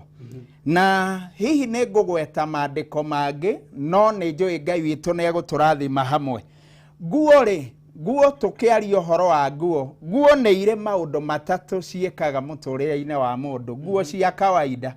Kĩndũ kĩa mbere ingĩenda kuga, nguo nĩ covering, kana nĩ kũrĩ maũndũ itũkavaga. Ta rĩu no nyende kuga atĩrĩrĩ, toko hihi wĩ mũnini, kũrĩ andũ mahũthagĩra ngurutũki, kana iondo iria twekaga tũrĩ anini, na hihi mũndũ nĩ akoragwo na kĩrema handũ. No nguo cirĩ ũhoro tondũ nĩcio ihumbĩraga maũndũ maya mothe. Ũguo kĩndũ kĩa mbere, nguo nĩ kũhumbĩra ĩhumbĩraga. Na kĩu nĩ gĩtũmi kĩmwe kĩa nguo. Ũguo na nguo ya kĩroho he maũndũ maingĩ mũno ĩhumbĩraga. He ũndũ wa kerĩ, nguo ĩkaga, spiritual garment ĩkaga. Nguo nĩ tũheaga mũndũ no. Nĩyo ĩheanaga appearance ya mũndũ. Nĩkĩ? Tondũ ta rĩu nĩ hinya mũno ũguo njĩkĩrĩte, kana ũguo Martin ĩkĩrĩte. Na wapendwa ya kĩgoco ũrĩa mekĩrĩte. Nĩ hinya mũno mũndũ oke akwĩre ngari yakwa nĩ thũkĩire harĩa ndĩenda ũke ũndorere. Tondũ ona ũrĩa twĩkĩrĩte tũtihana makanika. Ũguo nguo nĩ yaragia, nĩ ĩrĩ thauti, nĩ yugaga mũndũ no. Hĩndĩ ĩmwe njĩrĩga kũra gacĩra ndĩ Mombatha, ngĩciria ngũria ũ, no ndaroraga kũringana na mwĩhumbĩre. Tondũ mwĩhumbĩre nguo nĩ ciaragia. Ũndũ wa gatatũ, nĩ ciheanaga status of life. Nĩ iheanaga status. Ũguo nĩ ta kuga atĩrĩrĩ, ta rĩu nĩ kũrĩ andũ tuonaga mekĩrĩte ona, ta rĩu ũngĩona handũ andũ mekĩra thuti njirũ na tai ndune, no mone marĩ ana atano. Nĩ tũkoragwo tũkĩona handũ haha, no nginya hakorwo either mũnene handũ arĩ o haha hakuhĩ. Na tondũ nguo nĩ ciugaga na nĩ iheaga andũ irathi. Ũguo nguo nĩ kĩndũ kĩaragia mũno. Na nĩho ndenda gũka kũrĩ nguo cia kĩroho-rĩ. Tene nĩ gwakoragwo o mũndũ nĩ kũrĩ nguo ĩrĩa ekĩraga. Na hihi angĩekĩrirwo nguo na nĩ kwamenyekaga mũndũ ũyũ ahana ona nona. Na ndenda kuga atĩrĩrĩ, kũrĩ andũ mekĩrĩtwo nguo nĩ caitani. Na nguo ici igatũmaga matũre na kĩeha na maithori. No ndoka nĩgetha nguo ici ciothe tũgũcitarũranga ũmũthĩ. No mũthĩ nginya kũrĩa itumagĩrwo, tũkũingĩra nginya gwa matĩira mau. Tũtigĩrĩre nĩ twatarũranga nguo icio thĩinĩ wa Mwathani. Andũ no nginya mahumbwo nguo ĩmwe, nguo ya riri, tondũ nĩ kũrĩ nguo cia riri. Twathoma kiugo tuona atĩrĩrĩ, mũndũ etagwo Juthufu. Juthufu ũngĩthoma wega nĩ ũkuona kagoti atumĩirwo nĩ ithe. Kagoti karĩ ga makara maingĩ, na kau nĩ kwathiaga nako, nĩ kwarirũkaga nako, na andũ othe mamuona nĩ monaga ĩ kweri. Na kagoti gaka-rĩ kaminaga atĩrĩrĩ, one who is favored. Na Gĩkũyũ-rĩ, ũyũ nĩ mũndũ ũrĩa wendekete mũno. Ũguo tondũ ndakwĩra nguo nĩ ciaragia. Ũguo kagoti ka Jakubu kauga, ka Josefu karagia ũhoro wa mũndũ wendekete. No ta rora ũrĩa gwathire. Brother ciake rĩrĩa mamuonire nĩ ũyũ, makĩona mũrotie njĩra. Rĩrĩa okire, kĩndũ kĩa mbere mekire nĩ kũmũruta gakuo kau. Na nĩko mahakire thakame, magĩthi kwĩra ithe atĩ mũndũ nĩ arĩo nĩ nyamũ. Na Juthufu agĩkora atĩrĩrĩ, nĩ endio. Ndĩrakuhĩhia ũhoro tondũ nĩ ũĩ. Nĩ endio, na kũrĩ endirio ona nĩgetha agacoka ekore kwanja njera. Ũguo njera, ekĩrirwo nguo ya njera. Na nĩho ndenda gũkũhe nguo aina ta ithatũ kana inya iria tũkũhota kũgweta. Nguo ya mbere mũndũ ekĩragwo, na no wĩkĩrwo ũtekwenda, ti kwenda gwaku, no nĩ kĩũndũ kĩa ngoma. No mũthĩ tũgũtarũranga nguo ici ciothe. nguo ya mbere nĩ nguo ĩno Joseph wekĩrirwo ĩtagwo prison garment kana nguo ya njera nĩ wekĩrirwo nguo ya mahabusu na agĩkorwo na ihinda rĩritũ mũno nguo ya njera yaragia maũndũ matatũ okuona nĩ wekĩrwo nguo ĩyo tondũ nĩ kũrĩ andũ mekĩrĩtwo na ndũmenyaga na kumbe nĩ wekĩrirwo nguo ĩno nguo ya mbere nguo ya njera minaga atĩrĩrĩ ũndũ wa mbere minaga a crushed dream kana kĩroto kĩnine nĩ kũrĩ andũ mena iroto angĩ nĩ aini na hihi ona nĩ maiguaga nyĩmbo ona metoro kana magĩthiĩ na bara no nĩ tondũ he nguo mekĩrirwo kĩroto kĩao gĩkĩringwo na gĩgĩtuĩka gĩa gũthira nĩ ũndũ wa nguo ĩrĩa wĩkĩrĩtwo mũthĩ ndĩrenda gũkwĩra mũthĩ rota rĩngĩ nĩ tondũ kĩrĩa wĩnakĩo na vision yaku ndĩgũkua thĩinĩ wa rĩtwa rĩa Jesu ndoka nĩgetha tũrutwo nguo ici ciothe cia gĩconoko twĩkĩrwo nguo ingĩ njerũ thĩinĩ wa rĩtwa rĩa Jesu wĩ ũrathikĩrĩria na wĩkĩrĩtwo nguo ĩno kĩroto gĩaku nĩ valid thĩinĩ wa rĩtwa rĩa Jesu na gĩtikũninwo ndoka kwaria gĩtikũninwo nĩ tondũ ũngĩona mũndũ aikio njera nĩ kuga atĩrĩrĩ ũhoro wa kĩoneki nĩ wathira ũguo wekĩrwo nguo ya njera nĩ kuga kĩroto gĩaku nĩ kĩaninwo mũthĩ okorwo wĩna gĩkuo kĩu kĩa njera tũgũgĩtarũranga gĩothe kũgerera hinya wa Jesu thĩinĩ wa rĩtwa rĩa Jesu ũndũ wa kerĩ yaragia atĩrĩrĩ nguo ya njera yaragia ũhoro wa limited movement na gĩkũyũ nĩ kuga atĩrĩrĩ wĩ mũrĩmĩte ndũngĩthiĩ haraihu nĩkĩo mũndũ enjera rĩ gũtirĩ haraihu athiaga ndũngĩthiĩ haraihu mũndũ athiaga na nĩkĩo makoragwo mekĩrĩirwo ithugu maroragwo na mũcinga ndũkahĩtie ũkĩre rũthingo rũna ũguo nĩ kũrĩ andũ arĩa mekĩrĩtwo nguo ĩno nĩo andũ arĩa wonaga nginya gũthiĩ kũrĩ oĩ kũnene nĩ gataũni gakwao tondũ nĩ ekĩrirwo nguo ya njera na ndamenyaga na hihi nĩ athomire no rĩu nguo ĩrĩa ekĩrirwo nĩ akũmũrĩmĩti ndakanathiĩ handũ nĩ ndageretie gwĩkĩrwo gakuo gaka na tiga nĩ mwathani ngĩgatarũranga nguo ciugaga atĩ ona ndũkũmenya nja ya Kenya ndũgũthiĩ handũ na ugakorwo tare mwendathire ona ndĩ mũhaka-inĩ wa Israeli mũhaka wa Egypt na Israeli ngĩkĩra hau mũndũ oire passport yakwa akandora na akarora passport akauga ũyũ tiwe ũyũ nĩwe kweri nĩ tondũ he gakuo kaugaga we ndwagĩrĩire gũthiĩ toko nĩ wĩkĩrĩtwo nguo ĩno ndoka kuga no nginya rĩu ũbunje mĩhaka thĩinĩ wa rĩtwa rĩa Jesu akĩrĩ Ngai ona ũthiĩ mabũrũri mothe akĩrĩ kĩrĩkanĩro no mũthĩ ndũkũgirĩrĩrio rĩngĩ thĩinĩ wa rĩtwa rĩa Jesu kũrĩ mũndũ ũtũraga arĩragĩra kũrĩa embassy ũgĩetha gacĩra ga gũthiĩ no nĩ tondũ wa nguo ĩrĩa wĩkĩrĩte rĩngĩ ona mũndũ akũroraga ũguo makũroraga ũguo makauga no ũkaneo karatathi ya kuga weno wa Fero kĩgeranio na ndũgũthiĩ handũ nĩ tondũ kũrĩ nguo wĩkĩrĩtwo na nĩho ũmũthĩ ndĩenda tũcenjie nguo ici na he nguo tũgwĩkĩrwo ũmũthĩ thĩinĩ wa rĩtwa rĩa Jesu no yaragia ũhoro wa rĩrĩ wa doomed compassion ũguo nĩ kuga atĩrĩrĩ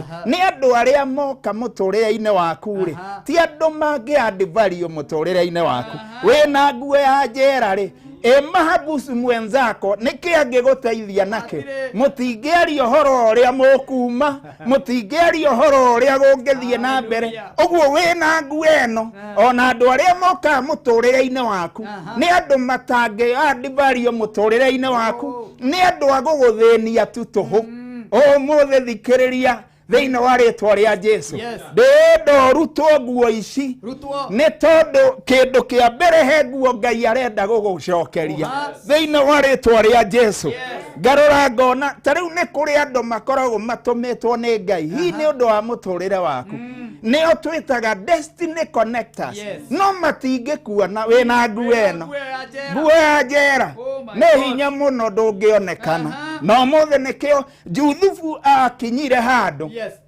ona arĩ njera akĩanjĩrĩria kũhoya arĩ o kũu akĩrĩrĩra Ngai ona kũrĩ na nguo ya njera augaga ĩno ti portion yakwa arĩ o kũu na no nginya mũthamaki angĩarotire na kwage mũndũ ũngĩ ũngĩtaũra nĩgetha mwanake agataũra na ume njera na tarora ihinda rĩrĩa etirwo rĩrĩa aiguire nĩetwo kiugo kĩa Ngai kĩauga akĩenja nderu nderu ciaragio ũhoro wa gĩconoko enjire nderu kĩndũ kĩa mbere nderu ciugaga ũhoro wa aibu ũguo ambire kwenja aibu yote agĩcoka maandĩko mauga atĩrĩrĩ akĩruta nguo ũguo nguo cia njera akiuga ici ndigũikara nacio akiumĩra aumĩra kiugo kĩa Ngai gĩtuonagia ndacokire njera rĩngĩ gũtaũra na hau State House ũguo ndenda gũkwĩra mũthenya wa ũmũthĩ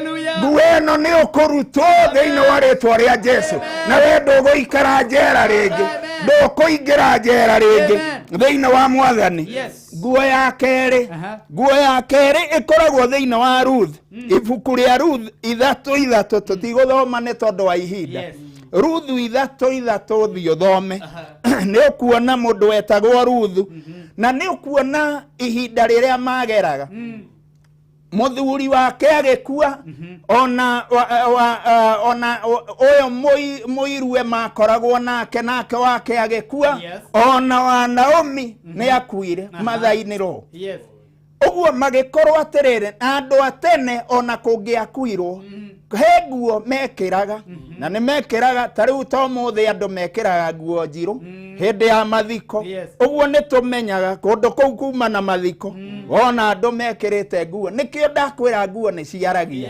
ũguo nguo ĩno ya kerĩ ĩtagwo the mourning garment mourning garment nĩ nguo ya maombolezo no wĩkĩrwo nguo ĩno hĩndĩ ciothe ũrĩtũraga na maombolezo we ũrĩonaga andũ magĩtheka ũkarigwo andũ mathekagia na kumbe ũtũũraga mũtũũrĩre wa kĩeha na maithori ũkiuma kaũndũ gaka ũraingĩra karĩa kangĩ na nĩ tondũ ndanekĩrwo nguo ĩno ndoka gũkwĩra ũmũthĩ ĩno tũratarũranga thĩinĩ wa rĩtwa rĩa Jesũ na we hihi okorwo hihi nĩ hĩndĩ bundi wa gĩcaitani nĩ hĩndĩ aikarĩte thĩ tĩira wa caitani agĩgũtumĩra nguo ĩno tuoka gũcina nginya kĩganda gĩake thĩinĩ wa rĩtwa rĩa Jesũ tondũ nguo ĩno nĩ ũkũruta he nguo ĩrĩa Ngai arenda wĩkĩre thĩinĩ wa rĩtwa rĩa Jesũ nguo ĩno ya Ruthu ĩminaga isolated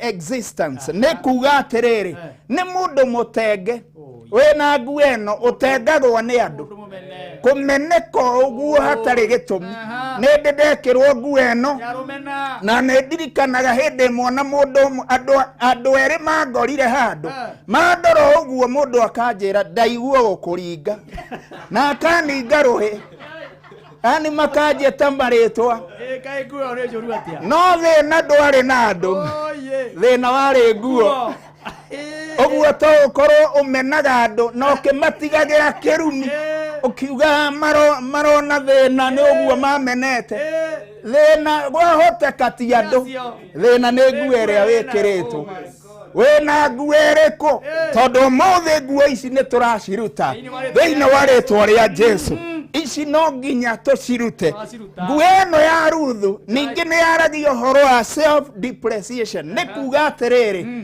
nĩ ũhoro wa ona nĩ harĩa we mwenyewe ũteheaga value ona ndwĩheaga value ona hanini ona werwo geithia andũ ũragia ake tondũ nĩ ũrona rĩu you mean nothing hatirĩ ũndũ ugĩte ũguo nguo ĩno no ũtũre wĩkĩrĩtwo na tarora ũrĩa Ruthu ekire Naomi arĩ mũndũ warĩ na kĩoneki nĩho akinyire akĩra Ruthu rĩu ndĩrenda wĩkĩona ndĩrenda wĩthambe na taruta nguo ĩyo nayo mĩrute ĩno nĩ ya maombolezo ĩno ndũngĩoneka nĩ mũndũ ũcio ũrĩa wĩ kũrĩa ndangĩkuona wĩna ĩno nĩ egũkũrega ruta nguo ĩyo kĩraga kuo kangĩ kega wĩhũre maraci thiĩ kũrĩa nĩ egũkũigua akuona na ndũkarie nginya arĩkie kũrĩa haleluya na oguo noguo gwathire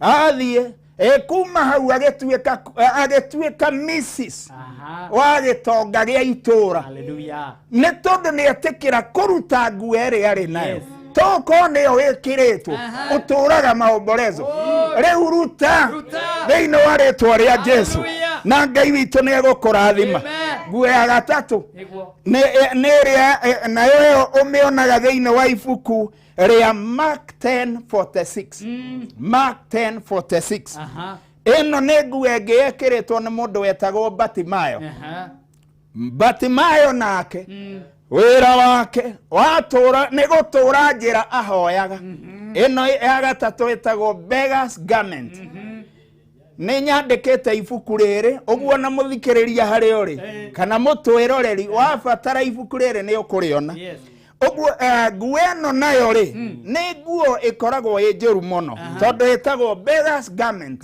nĩ ya kũhoya ũrĩ andũ arĩa ona wathiĩ wacerera Martin wona ena redio igĩrĩ harĩ kĩũndũ kĩrakũria ona ũgatinda ũkĩmwe haiya ũkoragwo na redio igĩrĩ no ũrenda kũhoya na njĩra ĩngĩ ya kũhoya nĩ ya kũhoya ũkoragwo hĩndĩ ciothe na we ndũkaheana no nĩ kĩũndũ gĩgũkoraga hĩndĩ ciothe no guo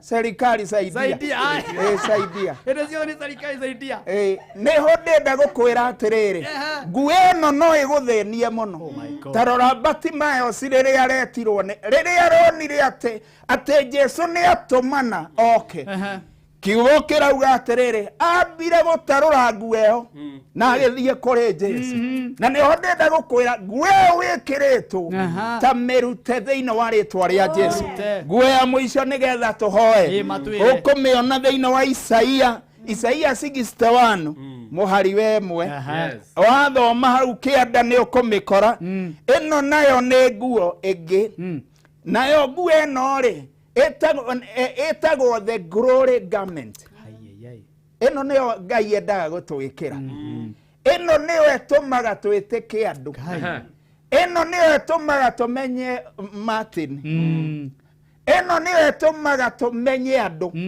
tondũ nĩ glory Ngai ahumbaga mũndũ urare mũndũ wa waru-inĩ Ngai agakũhumba riri wake na ti ũrĩa umĩte mũciĩ mwega no tha cia Ngai tu agakũhumba kakuo kau ũgatwarana na riri wa Ngai no mũthĩ ndoka gũkwĩra nguo ciothe wanekĩrwo nĩ twacitarũra ciothe no gwĩkĩrwo nguo ya riri mũtũrĩre waku ũgarũrũke ndagũtangathĩra na ngakũrathĩra mwaka ũyũ wa 2021 he nguo gwĩkĩrwo nguo ya riri mũtũrĩre waku ũgarũrũke maũndũ maku magarũrũke thĩinĩ wa rĩtwa rĩa Jesu gũtirĩ kĩndũ kĩega ta gakuo gaka Martin kũrĩ hĩndĩ itageithagio ona kũrĩ hĩndĩ ndatuĩtwo marĩtwa na he hĩndĩ hakinyire ũmũthĩ nĩ ngenagĩra Ngai tondũ niĩ ona marĩtwa mamwe ndũmetanaga na matihĩngaga tondũ kũrĩ hĩndĩ ona ndanetwo we marĩtwa no mũthenya wa ũmũthĩ ona rĩngĩ nyonaga ngĩthiĩ gũcokia ngari na thutha ngona mũndũ ta ũmũthĩ harĩ mũndũ ũnjĩtire karĩtwa auga Mzito ukoguo ukite oguo riu ona ndetwo Mzito ni njiguire o wega ndauga onetwo Mzito na no etagwo rĩtwa rĩngĩ na harĩ ni ũndũ wa kũrĩa nyumĩte na maũndũ marĩa manatũkora ũguo Ngai angĩkũhumba nguo ya riri mũtũrĩre waku no acenjia ũmũthĩ humbo nguo ya riri mũtũrĩre waku ũgarũrũke ndenda ngũhoere rũgamĩra ũtanahoya nĩguo ũtanahoya nyambe ũhoyanĩrie nginya mũhotani ũyũ warĩa mbeca ũmũhoere nĩ tondũ nake nĩ arutwo nguo ya rũmena nĩ arutwo nguo rwa thĩna egwĩtwo Lucy hello Lucy we mwega Ngai Jehova Ngai yeah pio de mwega pio nuona nĩ warutwo nguo de mwega pio Martin uri okuo Ngai aterere good news gera Mbeca wĩna cio. Niĩ gakuo ndĩ mũige thĩ. Ngai. Mũhunjia. Ndaroka ngombo. Ka mbia cia cukuru. Atĩ ndũ? Ka mbia cia cukuru ndĩrendaga. Na rĩu Jehova nĩ mwĩhokeku, Ngai nĩ andutaga kuo kau. Oye. O rĩrĩ mũhunjia arĩkia kwaria. Nguo yoima. Nguo ya thĩna. Nguo ya ndĩ mũrute. Umĩte kũ? Jehova arogocwo ũcio woka na ndũmĩrĩri ĩyo. Ndĩ mũkenu. Umĩte kũ? Umĩte kũ? Jehova nĩ mwĩhokeku, nĩ mwega. Jehova nĩ mwega. Ndĩroria atĩrĩ Lucy. Niĩ thaa ici tũraria nawe ndĩ handũ hetagwo Mũrorongo. Ũrutaga wĩra ũrĩkũ? Ũrutaga wĩra ũrĩkũ? Ũrutaga wĩra ũrĩkũ? Rĩu niĩ ndĩ mũhacũri, no kũhacũra hacũragwo ũguo. Rĩu ndikoragwo ndĩ wĩra, niĩ ndutaga wĩra o harĩa ndakĩona. Waikia maita maigana ciringi igana rĩmwe? Rĩu reke njuge raundi ya mbere nĩ ngũikĩtie 5. Oye. Rĩu 6, 6. Ngai arokũhingĩria irĩkanĩro. Na nĩwona nĩ wagĩa mbeca? Na rĩu rĩrĩ rĩngĩ rĩmwe. Ngai arokũrathima. Amen. Nĩ ndakena nĩ Jesu. Ndĩ andutaga kuo, nĩ wega kwĩ Ngai. Rĩu reke tũhoerwo Jehova aromwĩka maũndũ mega na mũtũrie. Tondũ tiga nĩ Ngai ũmũkinyithĩtie gũkorwo ihinda-inĩ rĩrĩ kĩgoco-inĩ. Nĩguo. Ngai akũrathime. Nĩ ũrathiĩ ũkĩũraga hanini. Asante sana. Ngai agwĩke maũndũ mega. Ũcio nĩ arutwo gakuo. Warĩkia kwaria arutwo gakuo. Egũthiaga gũkomba. Nĩguo. Nigetha umenye unabii waku nĩ wakinyĩra andũ aingĩ na nĩ metĩkania na ciugo icio atĩ nĩ tũkũrutwo nguo cia thĩna, nguo cia kũmenwo, nguo cia kũnyararwo, nguo cia kuonekaga tu, ũkerwo nginya no ũkũgũthwo rũhĩ nĩ ũrĩa ũmenetwo.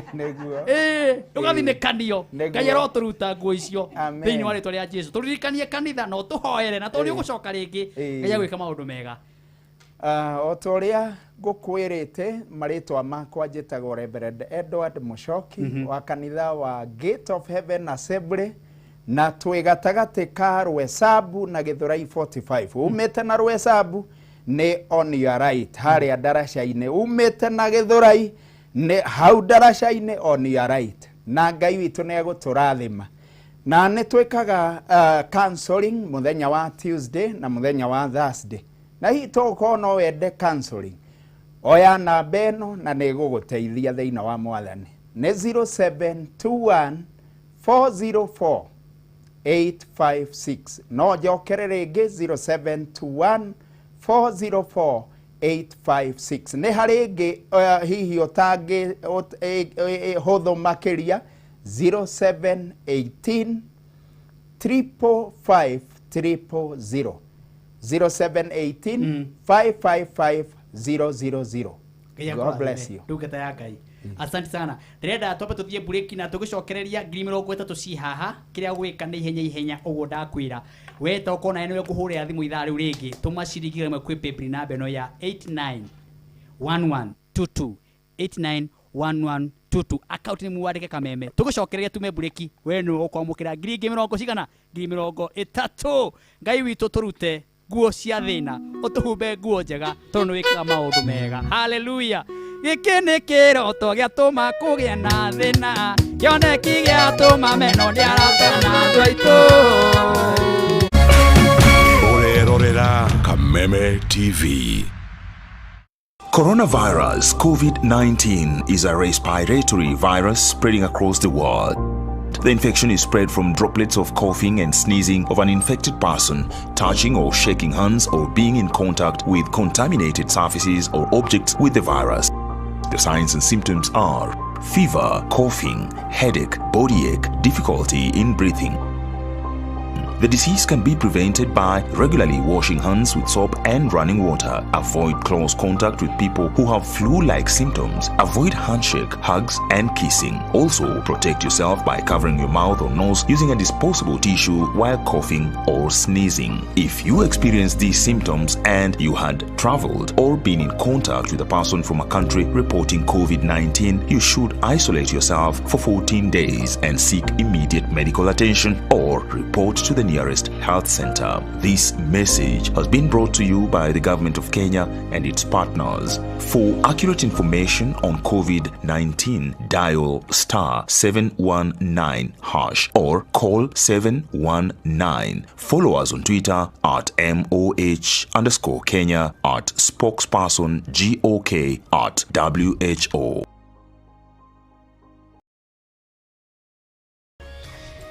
Hihi wena kiuria kana woni wegi umemerekia wa Kameme TV? Ntoma kiuria kana woni waku kuhitukira SMS ya 21182, Facebook Kameme TV Kenya, Twitter @Kameme TV Kenya, kana wandike email info@mediamax.co.ke.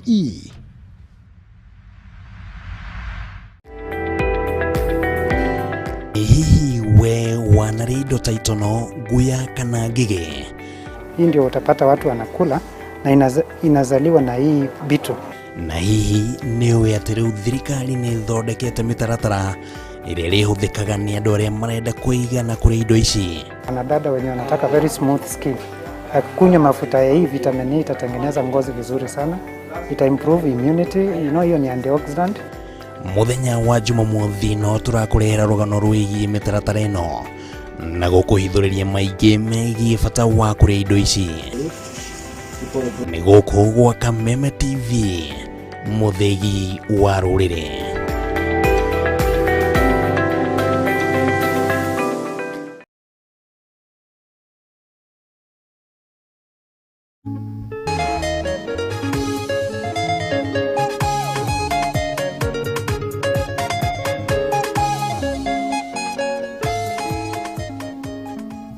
Haya, asanti sana, thank you nitondo ithaa riri na ni njui ithaa riega muno riri ya kurikiria na no akigura twakirwo ni ndungata ya Ngai ni tukurutwo nguo cia thina, ni tukurutwo nguo cia kumenwo, ni tukurutwo nguo cia kunyororio, ni tukurutwo nguo cia kuonwo tu mundu agakuona tugakumenwo uguo agakwira we nduri handu ngithie ni tondu mundu wito Juthufu ni aikitio handu mundu wito Mufea na kero we gakuo wehumbe kanjera, gakuo agekirwo gakuo kanjera. No ni atiriri Ngai witu ni amurutire nguo iyo akimuhumba kariri. Hallelujah. Uyu andu marohumbwo nguo. Amina. Ona andu ao mamu no kwi andu mamena ukamenwo ni andu anyu oguo tuhu kamenwo kanyururio ona itura ria kwanyu nduri handu thiaga ona ukaigirwo mitego ukero nduri handu ngithie we kuna mali unaweza ona kindu kene kioro ukerwo niwe ona kiriwe no muthenya wa umuthi ndungateria tuma nayo muthenya wa umuthi urathi ure atiga yahunjia haha ati ni tukurutwo nguo cia thina twikirwo nguo cia irathimo na riri na hekigwa gweta kiega muno igate nguo ni heanaga cai ni yaku we ni yugaga wewe wehumbere waku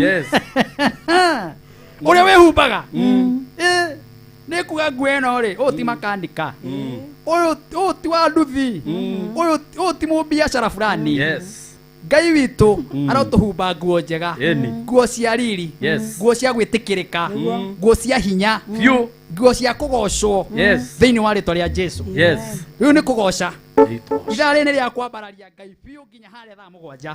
Riu we wi hau uguo wihariririe ni tondu nginya haria thaa 7 ni kigoco tu gikuheaga mbeca igikuheaga mbeca. Riu kiro gwika ni undumire ciringi 100 undumire ciringi 100 kwi 891122 undumire ciringi 100 kwi paybill number ya 891122 ithaa riri kurikiriria hihi tokorwo niwe ngutumira ciringi 30 na gukonfirm ta mutumia ucio ma ta mutumia ucio waigua ati hari na undu wekika ni tondu Ngai witu ni amuririkana ona arari muho wa guthi gukomba hari ati thukuru akombe bithi tondu ndari mbia Ngai tu akimuririkana na muhumba nguo njega ona eno Ngai no akuhumbe na auta wira muno egutumite 500 acoka ningi atuma igana ringi ndugakue ngoro ndugakue ngoro tatuma ciringi igana mekwe paybill namba ya 891122 toko tukirikiriria we niwe nguhurira thimu ngurikana nawe nwanyita 30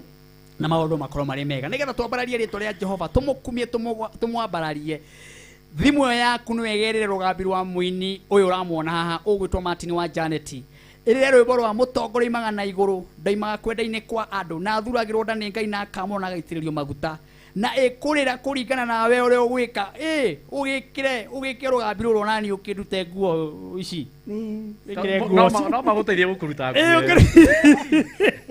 uge wa Janet ikagwikire nguo utongoria kiraoni kinene na gwikira rugambi ruru na wakona ciringi umwe mama arataku marihura makaigua ati mutongori magana iguru kwa Ngai ndoi magakwenda-ini kwa andu athuragirwo ndani Ngai akamurwo na gaitiririo maguta makaigua korasi ucio mutherie na mwamure ni Ngai rugamirio mbere andu mamenye ni murathimire utongoria ikoguo mawikire rugambi ruu tucokererie na rwimbo utongori magana iguru kwa Ngai ndoi magakwenda-ini kwa andu athuragirwo ndani Ngai akamurwo na gaitiririo maguta njitagwo Martin wa Janet ndoka gukwira rwimbo ruru rwa mutongorio aimaga na iguru riu no wikire thimu-ini yaku kugerera njira ino huthu ya kuhihinya *811 335 hash uhinye *811 335 hash rwimbo ucio mutherie na mwamure ni Ngai rugamirio mbere andu mamenye ni murathimire utongoria ruikire thimu-ini yaku arata aku uria wendete maigue ni ma mutongori aimaga na iguru kwa Ngai ndoimaga kwenda-ini kwa andu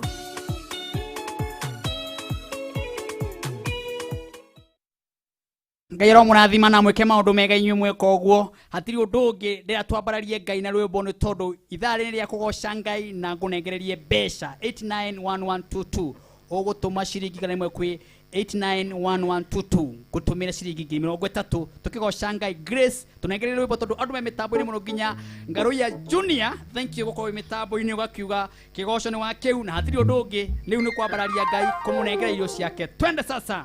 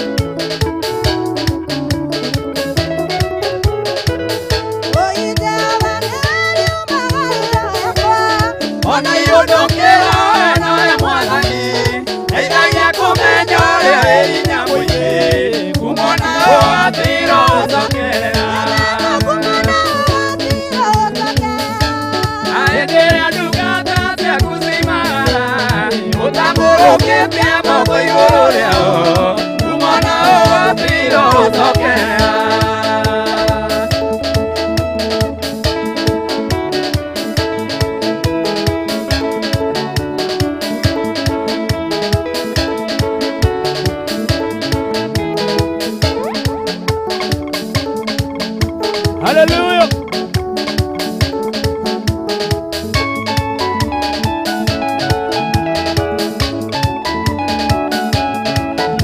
Nikesha ya kwamba nalialetwa ya Jehova huko mwaka Mema TV mubigi wa rorere. Hallelujah. Amokiro wosingai.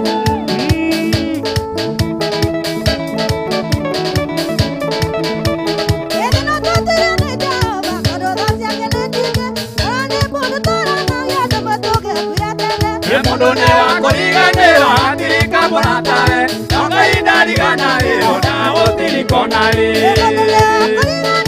atirika mũratawe nonga indariganaĩrwo na gũtirikonarĩ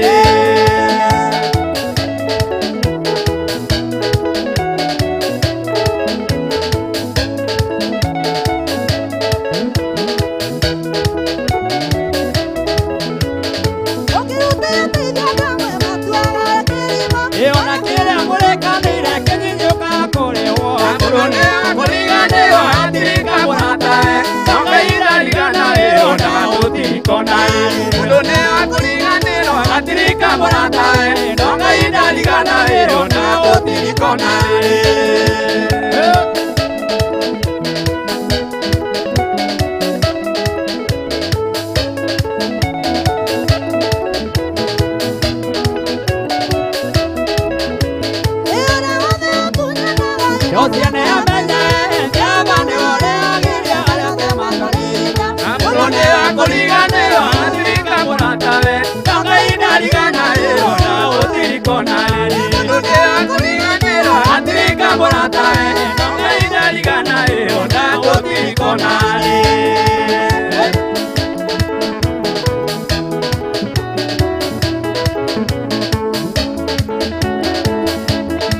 Mondo wa thina wa kuriganirwo na ihenya nonga idaga gutukirika ciana cia Jakubu atemakereretio akayoka kumurora ndone wa kuriganirwo atirika mũratawe nonga indariganaĩrwo na gũtirikonarĩ ndone wa kuriganirwo atirika mũratawe nonga indariganaĩrwo na gũtirikonarĩ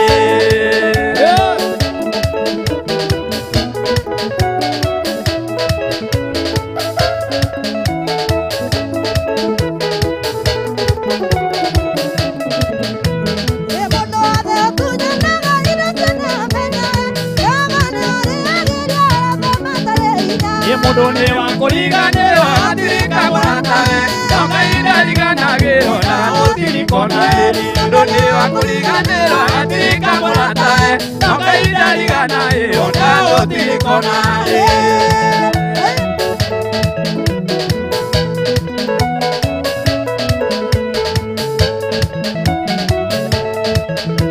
Mundone wakuriganirwo ma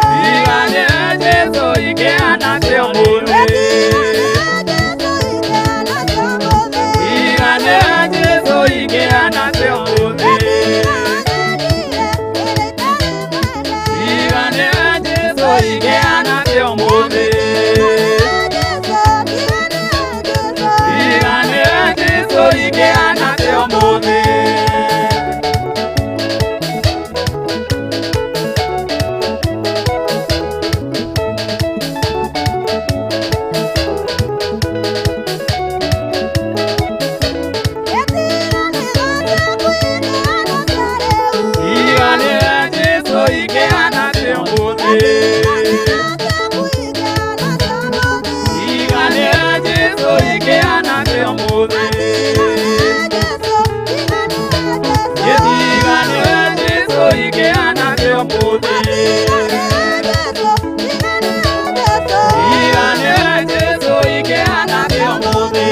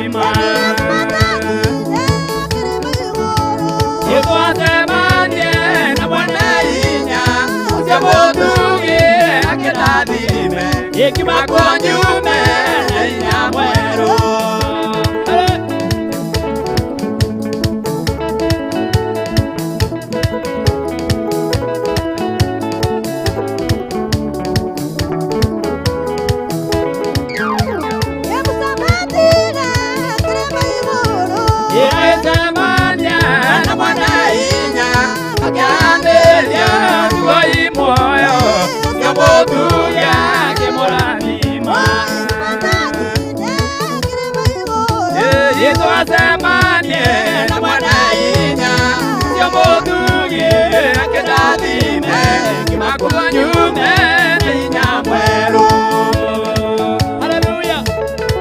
Jehova nĩ tuamũtĩo mũthĩ. Tũkwambata tũkinya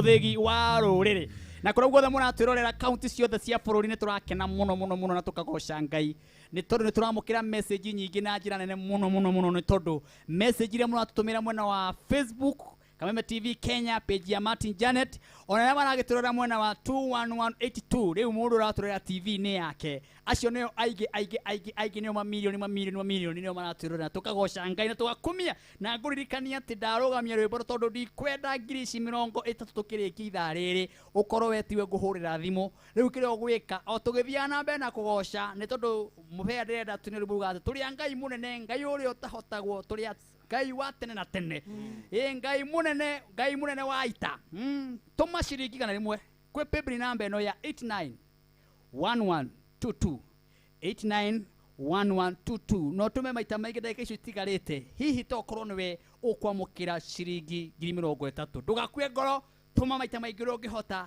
nĩ tondũ wakua ngoro nĩ ũkwambia gwĩcokia no nĩ wega ũtũme nĩ tondũ ndĩrona wĩna igana rĩmwe hau ũguo thimũ-inĩ yaku na no wone 30,000 wetĩkia no ũtũme wĩna wĩtĩkio atĩ niĩ no ndĩe 30,000 891122 akaunti nĩ wandĩka Kameme ciringi igana rĩmwe ũtũme we nĩwe ngũhũrĩra thimũ we wĩ hau ũguo ũrarĩkanĩria na ithuĩ kinya mahinda maya nyambe ndĩhe mbirũ haha ũguo ndĩhe mbirũ haha ya kambuni ĩno ĩtagwo The Hub Blood Limited ndĩhe mbirũ na The Hub Blood Limited ngwĩre atĩrĩrĩ The Hub Blood Limited mena The Hub Sky Gardens o kilomita 10 kuma barabara ya Nyanyuki Rumuruti Brotis nĩ mũigana wa 50/100 gĩtũmi kĩega kĩrĩa gĩtũma ũgũre kũndũ gũkũ nĩ tondũ nĩ kũndũ kũrathime kũndũ kwĩna mũkawa mwega mũno mũkawa ũretwo Olopajeta na mũkawa ũyũ nĩ ũkoretwo wĩna ngumo nene mũno nĩ tondũ mũkawa atari nĩ kuo mokaga kwĩrorera ona kuo andũ a gũkũ Kenya nĩ mathiaga gũkũ gwĩtwo Olopajeta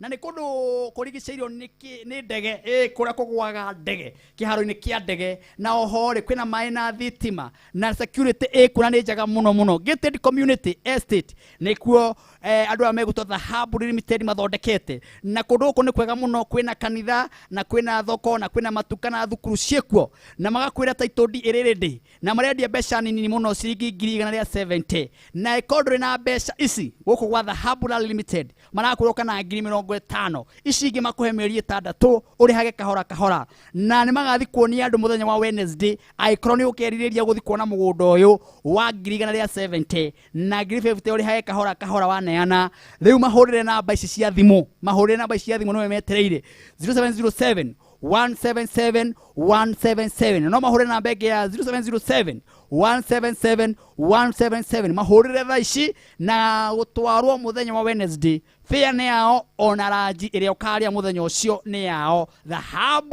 Limited Lumena The Hub Sky Garden kũrĩa Nyanyukie kũrĩa gũkũrĩte na njĩra nene mũno na we nĩwe metereire na nĩ gated community nĩ mathondekete rũthingo rũnene ũguo nĩ kuga we security nĩ tight no gũthi wonio gwaku wĩrwo nĩ haha wambĩrĩrie gwaka na nĩ mathondekete tũbara kũndũ kũu ũguo maturĩte wega mũno na nĩ 170 na nĩwe metereire mwananĩrie nao aya megwĩtwo The Hub Blood Limited na ũmũthĩ nĩ ngũrie twĩna mũndũ wĩtwo Paul Mũbea karibu sana Paul rĩngĩ asante sana na message nĩ nyingĩ mũno cia andũ arĩa marakenio nĩwe nĩ nyingĩ mũno na magakena nĩ Grace Yes. na magakena nĩ ahũrie indo nĩguo ũguo kĩgoco nĩ kĩega piũ na tũtigĩtire kanini mũno mũndũ wĩtwo Mũbea mũno na ndĩra twĩna rũruga tũrĩa Ngai mũnene Ngai ũrĩa ũtũraga tene na tene ũyũ rutanaga tũkuo amen agekĩra na twega yes na hena mũndũ ũranjĩra atĩrĩ no ũririkanie Paul Mũbea kwĩra andũ mũthenya wa mweri 5 nĩ tũrathiĩ kwao nĩ tondũ Mũbea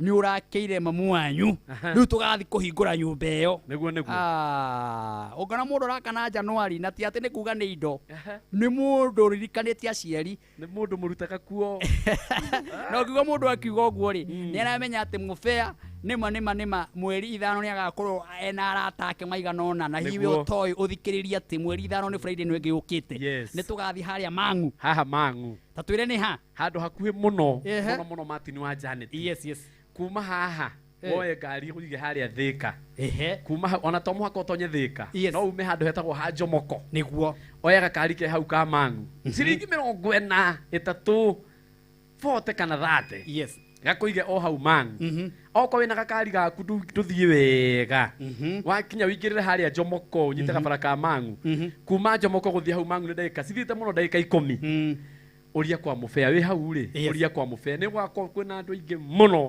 mũno nĩ makoria atĩrĩrĩ Martin wa Janet muonire athiĩ nakũ tondũ nĩnjũĩ nĩ ũgagĩũka nĩ ngoka na timu yothe tũgoka twĩre Ngai nĩ wega nĩguo nĩ tondũ Mũbea nĩ njũĩ ti atĩ nĩ mbeca nyingĩ wĩnacio nĩ kũũru no nĩ ũnyitanĩte ũkona nĩ wega mamu wanyu ya ũguo hana ũkona wega ũguo waciarirwo nĩ mũciari ũcio agĩkũruta gũthiĩ kanitha agĩkwĩra gĩkĩ nĩ kĩgongona nĩ ni ndagũciarire nawe Ngai agakũhe ũhoti ukamwekera ka foundation kega kanyumba kega nigetha akaririkana mũbeo ũrĩa wĩinaga tiguo rĩu twĩna arata aya rĩ nĩ tũgoka na kwĩ mũrata ũkenda gũgũtwara na nĩ amenya ũmũthĩ nĩguo tũtane na tũrĩa Ngai mũnene rĩ ta mwĩre namba cia thimũ iria gũkũhũrĩra nigetha ũmwerere ũrĩa agoka we ũkenda kũndora kũrĩa mwena wa Mang'u thikĩrĩria ũthikĩrĩria wega mũno we ũkenda kũndora kũrĩa mwena wa Mang'u namba yakwa ya thimũ nĩ hũthũ mũno mũno mũno oya thimũ yaku nĩ njũĩ nĩ woya andika 0720 747 086 0720 747 086 no horo cio nĩ ũgakorwo mwega mũno Martin na nĩ njũĩ ndwĩkĩrĩte tairũ na kwa mũndũ ũngĩ kũgũra tairũ ĩmwe 2 3 na mbeo no ahũthĩre nĩ ahũthĩre na mbeo na mbeo nĩ ahũthĩre irathimo icio tũnyitanĩrie hamwe kwa mũndũ ũngĩ kũgũra katoni kamwe aige nĩ ngwĩkĩraga tũtairũ tũu na kaimaga kamagana manana ũguo rĩ kĩrathimo tũtapu mweri mena matige kũhũra thaa ici mena matige tũtirĩkĩtie rwĩmbo nĩ gũconfirm nĩ gũconfirm nĩgetha waigie nĩ horo wa ma thengiũ etagwo Paul Mũbea nĩ tũkwendete na niĩ nĩ ngenaga rĩrĩa ndamwĩta nĩguo mũgoka haha to tugatũgocaga Ngai na nĩkĩo ũkoraga kĩgoco gĩkĩ gĩtiri ati Ngai ũyũ nĩwe wĩinaga ũyũ nĩwe wĩinaga mũno tũkaga kwambararia Ngai nakĩo gĩtigathira tondũ mwaki wa roho wĩ gũkũ nĩ tondũ Martin wa Janet rĩ ndũrĩ hĩndĩ we ũngĩtuĩka Martin ona ingĩka atĩa ona ũngĩgũthithania wĩguthania atĩa ona ingĩkĩra gathuti ta kau ona ũngĩkĩra thuti ĩno na wĩkĩre kĩremba no mũbĩa wewe mũbea nĩtagwo mũbĩa na nĩ ndingĩtuĩka mũbĩa aca rĩu nĩ wega ona ũngĩruta nĩkĩo iheo ciothe ndehaga haha nĩkĩo ũmũthĩ ũkoraga kwĩna mũini ũyũ kwĩna ngurubu ĩno kwĩna aini marainaya ona omboyo ũkona nĩ eherera gita ona boya nĩ anekera mũndũ ũngĩ gita rũge haha rĩu nĩ kĩine mwena ũyũ tondũ iheo ihana ũguo nĩguo na tondũ wamenya atĩ kĩheo ndũngĩhana kĩa mũndũ ũrĩa ũngĩ ũgũtũra wĩ mũkeneru na wĩ ũkũra ngoro yaku ĩ njega nĩ tondũ ndũrĩ hĩndĩ ũkahana ũcio ũngĩ ona wĩ mũtongoria ndũrĩ hĩndĩ ũgatongoria ta ũcio ũngĩ na ndũrĩ hĩndĩ ũkahana ũcio ũngĩ ũguo wĩ wĩtĩkagĩra ũrĩa ũhana ũgetĩkĩra ũrĩa ũhana na wĩtue ũguo rĩ nĩguo haleluya nĩ ũndũ nĩ Ngai ngirĩthi agatuĩka ngirĩthi nĩ ngirĩthi ndangĩtuĩka nyambere ta rĩu he mũirĩtu ndĩrethana nake mũno ũrĩkũ wĩtagwo ũhana ngirĩthi mũkuhĩ wĩho nake moke haha tũmone na moke na ngirĩthi rĩu ko ngirĩthi igĩrĩ no o mũndũ no ngirĩthi na mone atĩrĩrĩ ũcio ndangĩtuĩka ngirĩthi na wake angĩtuĩka ngirĩthi ndĩrethana na mũirĩtu ũcio na tondũ boya nĩ amũĩ andehere aigana mũratawe mũno aigana o mũkuhĩ nĩ horo wa na hana o mũkuhĩ nĩ horo wa oke arũgĩre maikrofoni ĩyo akinya sturu tondũ gĩkĩ nĩ kĩgoco nĩ horo wa kĩa Ngai mũnene nĩguo tũthiĩ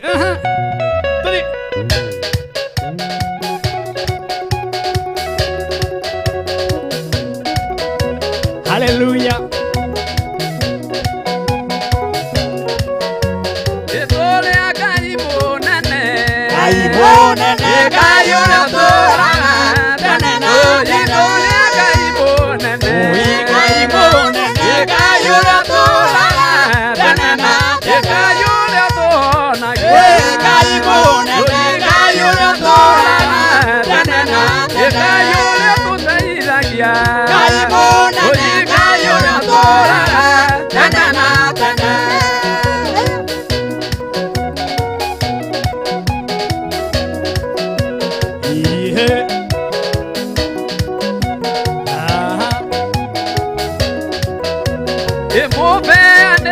Gai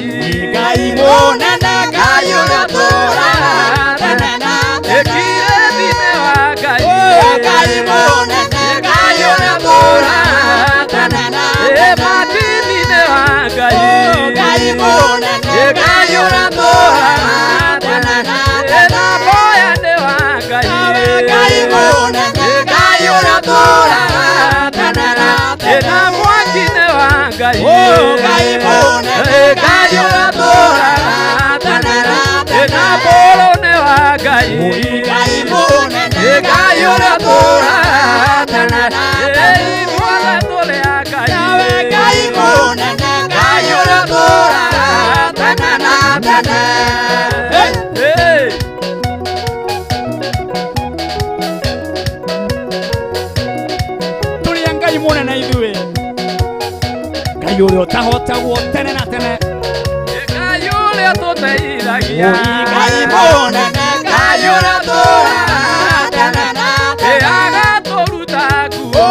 Ngai munene, Ngai uria tũraga tene na tene. Iria cia gĩcono. Ngai munene, Ngai uria tũraga tene na tene.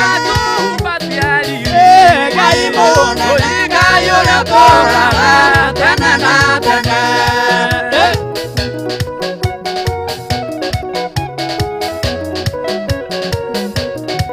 Ona cino wa Ngai nĩ wa Ngai ũcio.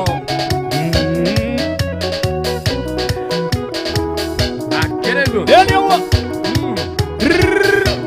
itene ndatũire ndĩ kĩrimũ nĩndaĩkagwo mũno ingĩra Mwathani tũgengwo kĩo mũtũrĩre ũkĩnene nĩ maũndũ maingĩ mũno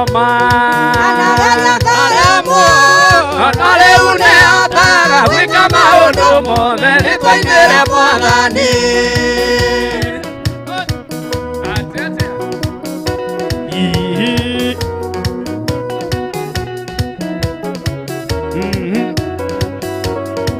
Nderutanagĩria mũno gwĩka maũndũ mega na ndakoraga okĩtia tondũ ndiarĩ na Jesũ. nĩ maũndũ maingĩ mũno na nageria ngaremwo no rĩu nĩhotaga gwĩka maũndũ mothe nĩtwainĩre Mwathani.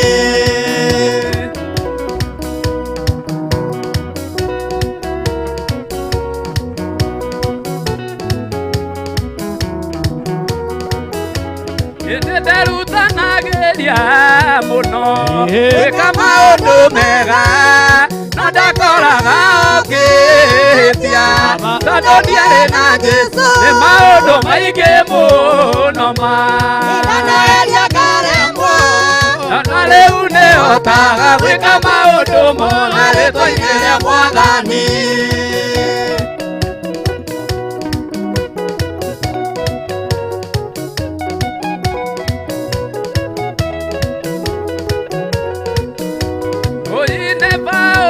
mũhunjia olo na mũira wa kũriũka kwa Jesũ nĩahunjirie ũhoro ũyũ mwega matũũra-inĩ maitũ ma ndũrĩrĩ. ũrĩa Korinitho, Galatia, Efeso, Roma na Kolosai, ũrĩa Filipi nĩahunjirie na akĩhunjia Wathesalonike.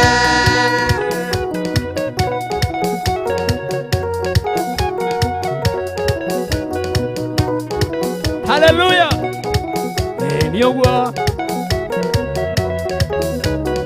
iyo kũrĩa guothe Paũlũ athiaga era andũ mũrogĩa na thayũ naguo wenda nĩ ũrĩa wa Ithe witũ ũtũũrage na ithuĩ hingo ciothe. ũrĩa Korinitho, Galatia, Efeso, Roma na Kolosai, na Filipi nĩahunjirie na akĩhunjia Wathesalonike.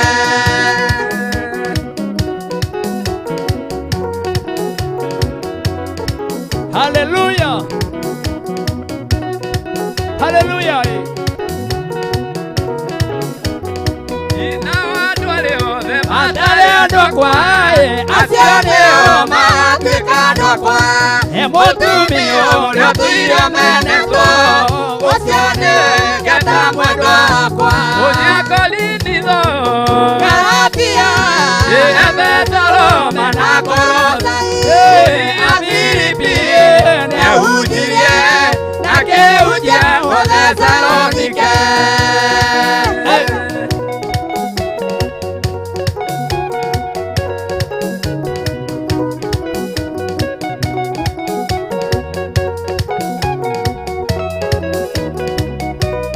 mũndũ ũmwe warĩte thirĩ wene agĩkwatarĩte thirĩ ũcio gĩtira mũtumia na gĩake makĩra andũ no thirĩ na niĩ nĩmũrĩre thirĩ wothe ndarĩte kwa ngoma arutire kirea na thakame itiro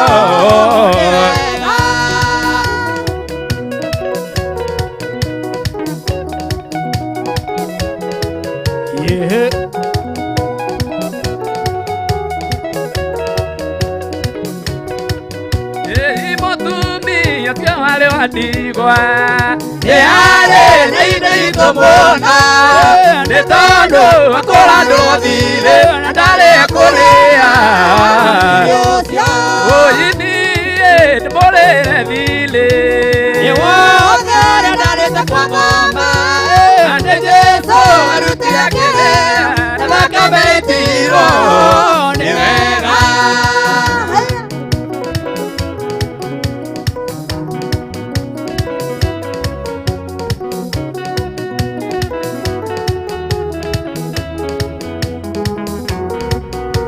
Elisa kimwera diokao Yedigo kurele muturainie Osoke otunale tuguta tutule digo Iyo yaku oyini tumolele dile Yewoga nadale takwagama Ane Yesu barutira kirea nabakame itiro Ewega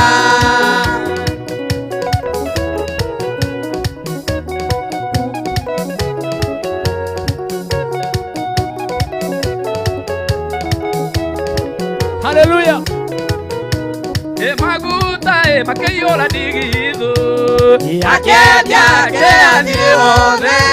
Nina mare tigara makemaike. Nasakia odena.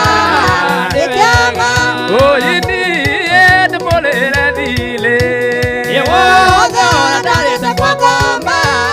Yesu arutira kirea nabakame itiro.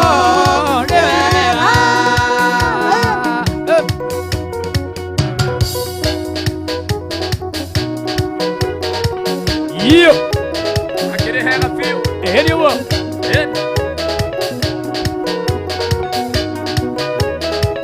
Ha.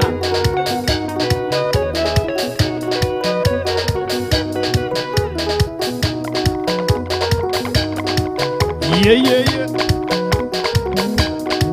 Jehova ndijoe gotire mundu no mokeota.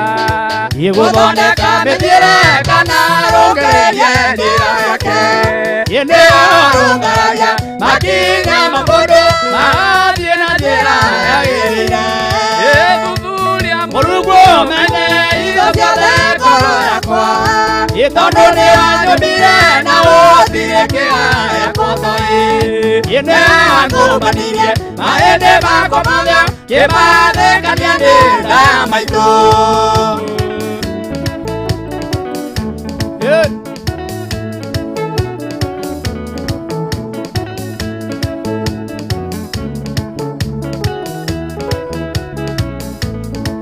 Delia ngoro yakwa onekana nĩ arĩ ũndũ mũru Oye kana nĩngerete njĩra ĩgĩtũma ngenakĩa Nĩndola wega tuĩria itho ciakwa Ngwatha ngoro yakwa mĩthuthurie Gĩthuthuria Mũrungu menye itho ciothe ngoro yakwa Tondũ nĩ wanyũmbire na ũthire kĩhaya kotoi Nĩ wakũmbanirie mahĩndĩ makwa mothe Kĩmathĩkania nĩ nda ya maitũ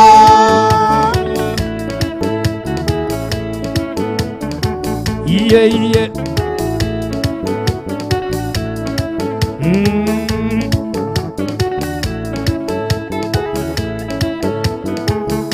Ake mũndũ nĩathugundaga na ngoro njĩra ĩrĩa kũgerera Ĩndĩ makinya make nĩ Ngai ũmuonagia kuera Na niĩ ingĩkĩmenya atĩa gĩtũmi kĩa njĩra ĩrĩa ngerete mũthenya ũmũthĩ Thuthuria Mũrungu menye indo ciothe ngoro yakwa Tondũ nĩ wanyũmbire na ũthire kĩhaya kotoi Ngai nĩ wakũmbanirie mahĩndĩ makwa mothe Kĩmathĩkania nĩ nda ya maitũ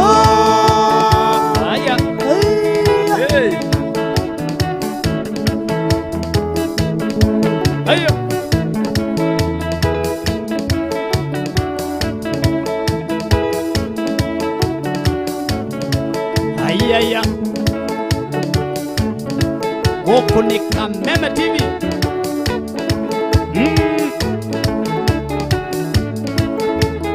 1 2 3 kamata. Nĩ twakena mũno nĩ tondũ wa gũkorwo hamwe na ithuĩ nginya mathaa maya twerekeire kumagara na turethana na wina wa ciringi 30,000 ithaa rĩrĩ nĩgetha gũconfirmire atĩ mbeca nĩ irathi na mbere na kũrĩo na mbeca kwĩ andũ marĩte na kuma rĩrĩa wĩikarire hau nĩ ũraigua thimũ no kũhũra tũrahũra nĩ tondũ mbeca andũ nĩ mararĩa nayo tena gwĩtĩkia nĩma nĩ wega ũkathikĩrĩrio na ũkaigua nĩma mũndũ ũcio warĩa nĩ mũndũ ũtekwĩrĩgĩrĩire na nĩ mũndũ ũkoretwo akĩgeria ũguo korwo nĩ ũranyitana na wina wa ithaa rĩrĩ nĩ wega njikĩrio na haha na njĩre Pastor Ndegwa Bull wakĩnjĩra kĩgoco gĩcikĩte gũcika ngeithie mũbea Mwangi the teacher na ngeithie mũtumia waku ũgwĩtwo Paulina thank you mũndũ ũgwĩtwo Pastor Ndegwa Paul Ndegwa Bull asante sana Dayo asante sana niwona netwa waiga nĩ warathimwo onawe asante gĩcohi wa starehe ĩrokũrathimwo akĩnjageithie mũbea mũno asante sana MC Mwiruri wa Komothai wakiuga kigoco ni kiega muno Gacero wa A+ asante sana Martin wa ACK wakiuga uko mitamboni sana Bishop Paul Kuria ngeiga ni gukorwo imitambo-ini nginya thaa ici ngero kurathima na gwike maundu mega ningukugwetete Ngaru ya Junior Hosea Mwangi Dr. wa kuria kanitha wa Huruma asante sana Jori Gitonga watinda mitambo-ini thengio Jeribe Babe wona watinda mitambo-ini mundu gwitwo Devi asante sana geithia Paulo Mofea kama wa Chapo asante sana ona mundu gwitwo Agnes Blessed gairo kurathima na gwike maundu mega ni gukorwo mitambo-ini inyuothe mwakorwo mukirathimo ithaa rĩrĩ na nyina wa Jehia asante sana Pastor Mwangi Tony ningukugwetete thank you muno ona Shiko Watos Motos gairo gwika maundu mega Pastor Edith Gakerere asante sana ni gukorwo mitambo-ini gairo kurathima na gwike maundu mega na makirathimo ndikiwe kana wina ni arikia kuonekana na koguo guo tuko nyejikirio na haha wakorwo ni anyitikana hello mother kuhana my sister mwega raigwe kai mukenu we na we handu we igireire agabetwo ni gatara bisekerio gakuo kahitiro ni gatara bisekerio gakuo ate kaida ni gatara bisekerio gakuo gai kuhana atia kwega riu wiku ni ndigatuanyaga wigatuanyaga ni wikihio mwiri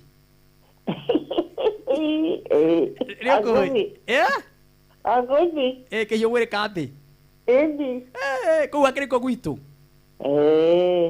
uguo mbia ni ciathi gwitu arafu ukwira andu ati agatuanyaga ngai matikathore ba ugwikitie maita maigana wanda wikitie maita mana beri bari kahe kindu uranyua we kane kahoma ni mieu kahoma na kuhitwo ni gatoro wena kahoma na gatoro wikarite hau mogitwirore na toro no guturuka thank you kaya kurathime asante ucio ni athie na bia na handu gitini agitwirorera asante thank you bro Abyss tutiakĩigua wega base yonde yakĩruma wega mũno gwĩciria ũrĩa wĩririe andũ maige ubathi gwĩciria nĩguo mekire ni Ngai akũrathime asante Mwangi yes ona the teacher yes niĩ ndio kuo the teacher na ũramaruta harĩa ndio harĩa gĩthũragia 44 business center na no tũrarekondi nyĩmbo ngĩmaruta na nda ndĩ studio ndĩna studio hau na 0728 103 947 asante oya ona we nayo ndirama ũcihũrĩte ndaigua gũkũ ngumo gũcihũra ngumo nĩ thiu biũ we agĩkorwo kwĩ mũndũ ũrĩa ũkoretwo akĩhũra gospel na secular nĩ boya ũguo abatara kũrekorerwo nyĩmbo njega wĩigua nginya iria mũbea inaga cihũragwo nĩ boya no ũhũraga na namba yaku ĩkoragwo ĩ 0 namba ya thimũ nĩ 0721 52 92 96 0721 52 92 96 thank you mũbea nĩ twakena na andũ nĩ makena na kwĩ mũndũ agĩpresident anjĩra atĩrĩrĩ mũbea mwere tukonana mũno Friday na ririkania andũ acio namba yuma 0 namba yuma 0720 yaku namba yako wa yuma 0720 747 086 iyo niyo yuma namba yakwa njuka ndakena ni undu waku Martin na ni undu wa timu yothe ya Kameme na kigoco ni kiega biu andu ni ingi muno mekwaragia haha no ndikuhota kumagweta Keba Kinyuthio ndare muno gukugweta kire mathogono ici cikumaca ni andu ingi muno ndikuhota kumagweta no njuge ndarathimwo na ni makirathimwo amen. Asante tukoka Friday. Thank you. Ni tondu wogu urekire muciari ri mwikaribu muciari niwe ngai ya keri niguo na riria muciari ucio akaiga rathimwo tukarathimanĩrio hamwe na nikio ndera arata ya akwa macambĩki ma kigoco onao magoka tukarathimwo haria reke magoka irio nĩ ũrugĩte nyingĩ irio niĩ nĩ ndĩbangĩte wega andũ wahota gwĩta andũ irio nyingĩ ndakwĩra nĩ ndĩbangĩte wega tondũ rĩu reke ngwĩre ũngĩgabanga ũndũ ta ũcio amba ũmenye andũ makarĩa kĩ sawa yes irio korwo nĩ nyingĩ gatũndũ kwa nyina wa mũndũ ũgwĩtwo ũũ Mũbea etagwo mwanyu mami witũ etagwo nyina wa Mũbea kana nyina wa Mĩrĩ ĩrĩtwa rĩake etagwo Mĩrĩ Nyambura nĩ kwĩ mũndũ wagwĩtirwo TV nĩ akĩhahũka akiuga kai mama TV nĩ yamenya atĩ ndagwĩtwo TV nĩ mandaigaga niĩ mũndũ akĩgwĩtwo TV nĩ agwĩtagwo atĩa angeka atĩa mũciari waigaga ũguo rĩu Mĩrĩ Nyambura kana mamu wa Mũbĩa kana mamu wa Maria rĩu ndiagĩkũgweta rĩu hau ũguo akĩrĩ chonjo Grace na thank you ona nĩ ndacokia ngatho nĩguo mwĩrori akorwo hamwe na torake mahe backup no ndiramahe backup gũkũ bũrũri wa Kenya nyĩmbo nyingĩ arĩa marainoka mahe backup namba yaku ĩkoragwo ĩkĩ 0721 257 539 iyo ũngĩbatara Grace akũhe backup kĩ ũguo thank you Kaya kũrathima na wĩka maũndũ mega nĩ njĩtagwo Martin wa Janet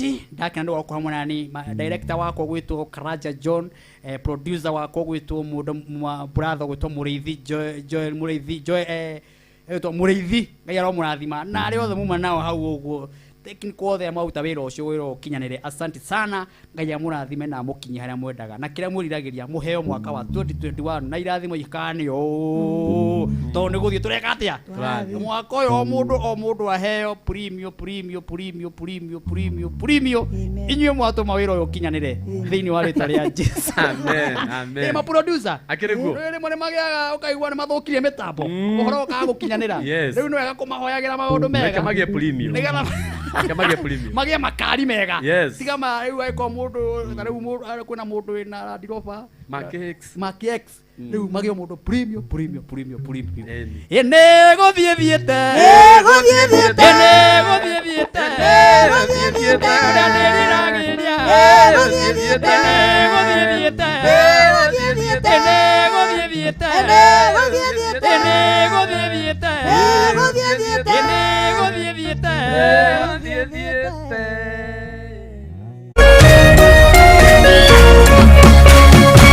Kameme TV muthegi wa rũrĩrĩ ũkĩnjĩra njoe icoki rĩaku tondũ nĩ nyoroku hinya waku nĩ mũingĩ ũũ atĩ gũtirĩ mũndũ ũngĩgĩa hau ngarĩrĩire maru-inĩ maku ũkĩhe thayũ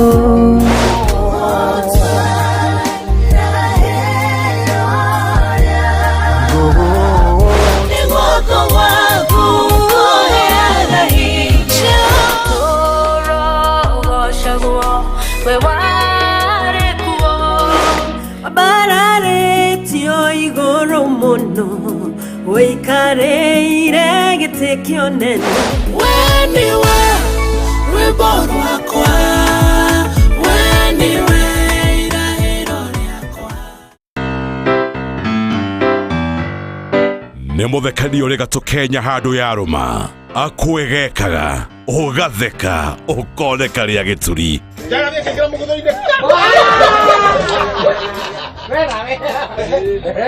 Rĩu aingĩra magutha-inĩ ũguo rĩ, rĩu ndĩkũria kuona njaga na ndĩrenda kwanĩrĩra agathiĩ agacokora njaga tiyo akagũthire bati igũrũ ĩkaingĩra ĩngĩ mwena ũyũ wĩharĩrie kuoneka rĩa gĩturi tondũ mũthee kĩhenjo ndaragũtigithĩria na we mana rĩ morotaga mũhuko wakwa mira ngĩmenyaga marauga atĩrĩrĩ ũmũthurie mbia karora hamwe Njungwa ya mutheke hejo Jumatatu nginya wa gatano thaa 2 cia hwaini guku Kameme TV muthegi wa ruriri.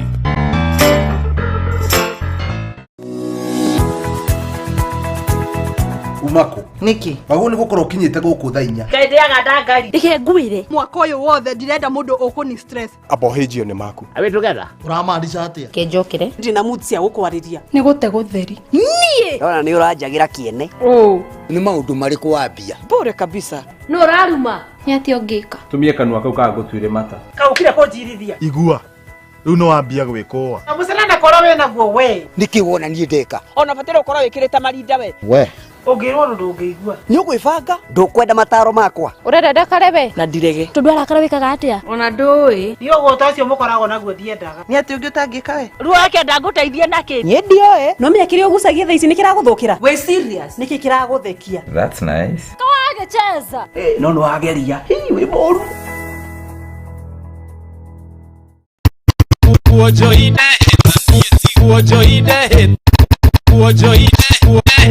Uojoide ndie tiga ate what ndie tiga DJ Cuddies Yohene kekirangia Wankunda mele koro ranjo kuna kangele Wendo wanendo kwa kurendis Wendo wanendo kwa Kameme TV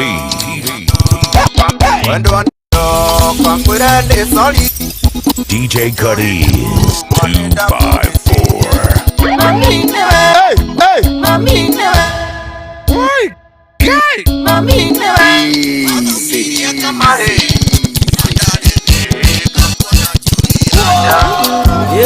Ewo imombi Ewarire Prebororo ne taifuku Prebororo ne taifuku Kameme TV Aito ne mombi Etu doe demonini Tioe parigire nako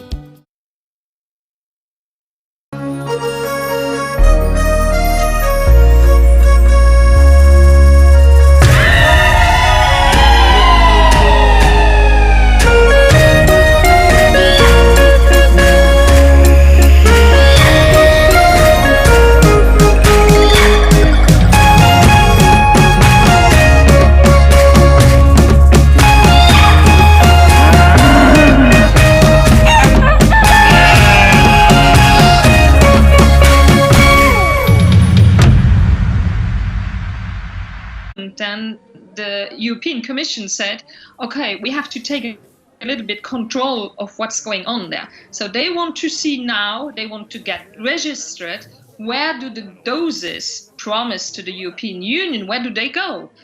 Is it really that they have troubles in the production sites, or do they give it to other countries because maybe they offer now in the last moment a better price?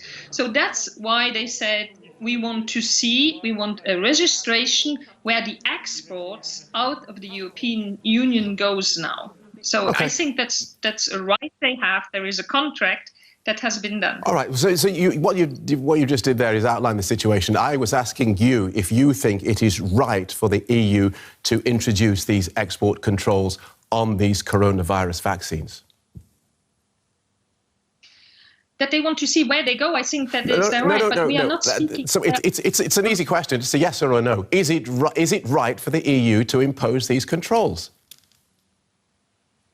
Controls, yes, but we are not speaking about ban here. We are, in contrary, the European Commission always talked about solidarity, but just that we get those doses, the contracts that we made with the 6 pharmaceutical companies, that the doses they say they would deliver in different quartile, that they should deliver them. Right. And there's... It's controls now, but the whole point of controls is that companies involved would have to ask permission in order for the vaccines to be exported outside the bloc. So if you have to ask permission, that permission can be granted or denied. So we'll come back to that point. First, I'd like you to listen to the World Health Organization's Director General speaking today.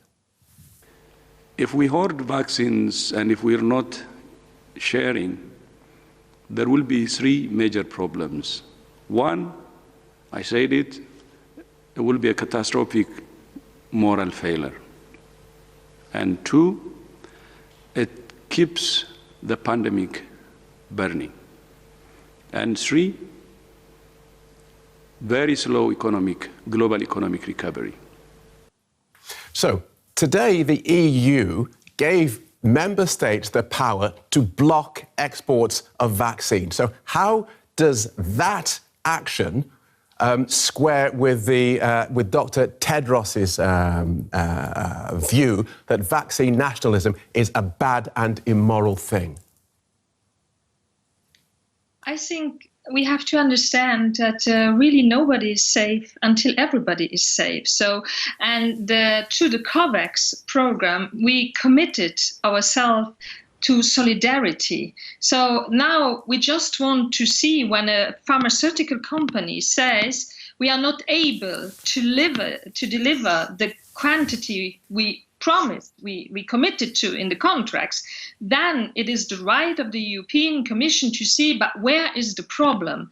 Are they delivering outside? Are they outside the European Union, or what's going on? So they also have, and that is also written in the parts of the contract of AstraZeneca, they are also allowed to do some audits to really understand where the money goes, but also to see what is the problem with not delivering. And that's part of the just analyzing where's the problem when they say we can not deliver 80 millions but only 30 millions. They have the right. Okay, you've made that point. I want to keep us moving. Has the EU done a good job of coordinating Europe's coronavirus rollout? I think in general they did a good job by this advanced purchase agreement. Yes, that was a success compared to 2009 when we had the swine flu, where every country tried to have his medication, his vaccine. So it's really a progress, and the European Commission showed that we can act together and that we can deal better prices, better conditions, so on and so forth. But now this lack of transparency, it really puts a shadow, a dark light on this success story. And that's definitely a pity, because if you want to have the citizens that they have trust in the vaccine, but also in the procedures behind that, you have to be transparent. Right, OK. So what you seem to be saying is that the EU's vaccine rollout is good because it was not as bad as it was in the last major health emergency that it had to deal with. But we see that it was, what was it? It was signed something like 3 months after the UK and others signed their deal. The UK has rolled out 11.4 doses per 100 people.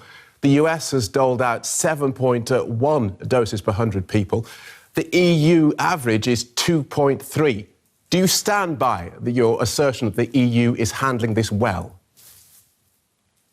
Yeah, because we have other conditions. We have, for example, I think we did a very strong, the EMA, the European Medication Agency, did a very good job also by analyzing the clinical trials, probably, and they're also in the European Union. I'm sorry, I just need to interrupt you there, because what you've just told me is that the EMA did a very good job of doing their job. That's their job. I don't see why they get credit for doing their job. And they did their job, and it took them a lot longer to do their job than it took them to the British medical agencies to do the same assessment, and the US medical agencies, all to come to the same conclusion. Sorry to interrupt you. Do you know they do the same assessment? I don't know that. I know that. I know that each of those medical regulators has to pass those drugs as being fit for use for their people. And the European Medicines Agency was much slower and took much longer than the British and the Americans. But you say they've done a good job. No, I'm just saying that we have other principles. I think that in the European Union, for example, also negotiating the clause of liability, negotiating the price, and also considering to make the different analyses of the clinical trials, I have confidence that there the EMA was doing this job with a lot of scrutiny. I'm not saying that the UK didn't, but I know the philosophy and the principles of the European Union, and I know the EMA was really working 24 hours on 24 hours. So I think they did a good job. The problem and while they haggled about about liability and about price, people died. I think it's not a question now of 1 week or 2 weeks more that makes now. It's really they have to negotiate very clear principles of liability. They were negotiating, of course, there were 27 member states around the table, but I think they did their very best. And it's not now a week later or earlier that's going to be such a big difference. It's also that you have the needed logistic had to be done also in the different member states. The campaigning has to be done. Okay, so it was difficult. All right. Thank you so much for joining us and making that clear. Tilly Metz, member of the European Parliament for the Green Party. Thank you.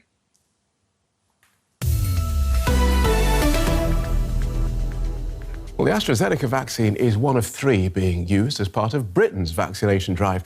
The country has one of the highest death tolls in the world, but it's also making more progress than many other countries, especially here in Europe when it comes to inoculating its citizens. DW's Charlotte Chelson-Pill takes a closer look. This is the most advanced vaccine programme in Europe. Just like that, this lady joins over 7 million people in the UK who've received the first dose of a COVID vaccine. The UK is on track to vaccinate some 15 million people by the middle of February. That's everyone over 70, care home residents and the clinically vulnerable, as well as health and social care staff. Done. It was lovely. I was quite happy to get it, actually. It was very nice. The people were so friendly, so polite, and I was happy. It was dead easy to book online, lots of appointments, all very efficient. It's a great program the government has undertaken, and it's extremely well organised. The UK started its vaccine rollout in early December. It was the first to approve both the Pfizer-BioNTech and Oxford-AstraZeneca vaccines. It's since set up over 1,400 sites, with everything from cathedrals, mosques and cinemas converted to roll out the scheme. There's no doubt that the UK's vaccination programme is an impressive logistical feat, but this is just one side of the UK's COVID-19 story. While it might be leading the rest of Europe in terms of the number of people being vaccinated, it also has one of the highest death tolls in the world. And that's a fact not lost on anybody here. Over 100,000 people have died in the UK within 28 days of a positive test. That's more than the entire capacity of London's Wembley Football Stadium. The emergence of a new, more transmissible variant of the virus has further deepened the crisis. It spread like wildfire across the country and left hospitals struggling to cope. Numbers now are higher than at any other time we've ever had during this pandemic. So the system is under massive stress. We have cancelled operations, cancelled treatments. We're running in virtually crisis mode, looking after people with coronavirus and illnesses associated with that. It's this desperate race between the new variant and the vaccine that's shaping the UK's rollout strategy. It's opting to leave up to 12 weeks between doses, deviating from the 3-week gap trialled by Pfizer. By giving some immunity to the maximum number of people, authorities hope to cut fatalities and reduce pressure on the health service. Our hospitals are almost full. Professor Robert Reed's a member of the independent committee which approved the strategy. Under normal circumstances, you must adhere to the regulated posology. However, these are not normal circumstances. We have to vaccinate as many people as we can, as quickly as we can. And it's our judgment that by doing this, no harm will come to our population. The corollary of that is that if we don't do this, there will be considerable harm through lost opportunity. But this strategy has its critics, with some warning there isn't enough trial data to support it.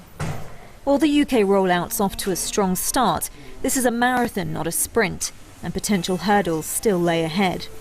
But in a world where vaccine supply is becoming increasingly challenging, those driving away today know they're the lucky ones.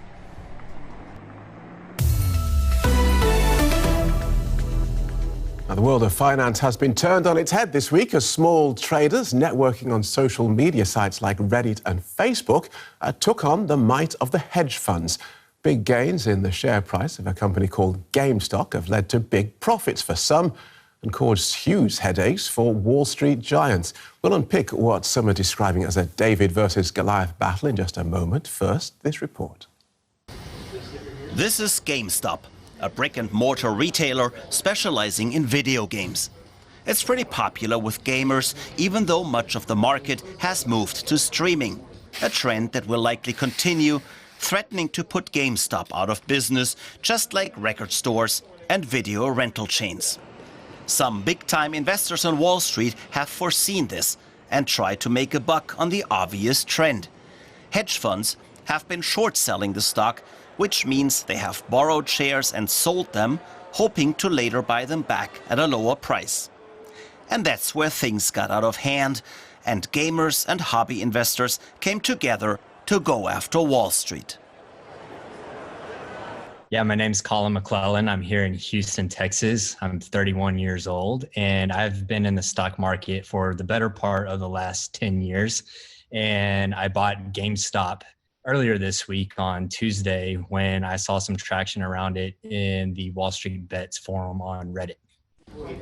Wall Street Bets is an online forum where users discuss their big plan to buy up as many GameStop shares as possible, driving up the price and hurting those hedge funds who had bet against it. Their plan worked. And looking at an insane rally in the stock price, multi-billion-dollar hedge funds found themselves in the squeeze, quickly buying back shares to cut their losses. Among them, high-profile names like Melvin Capital, Citron Capital, and Point72 Asset Management. The total damage to the hedge funds, over $5 billion. Wall Street cried foul and warned the new investors about the danger of losing their money in the long run. Turns out they already knew. And that's what it is. It's the regular Joes versus Wall Street. And that's what, when I put money into it, I said, even if this goes to zero and I lose everything, I like being a part of it. And that I think that sentiment is shared amongst a lot of people. So it's not only about money.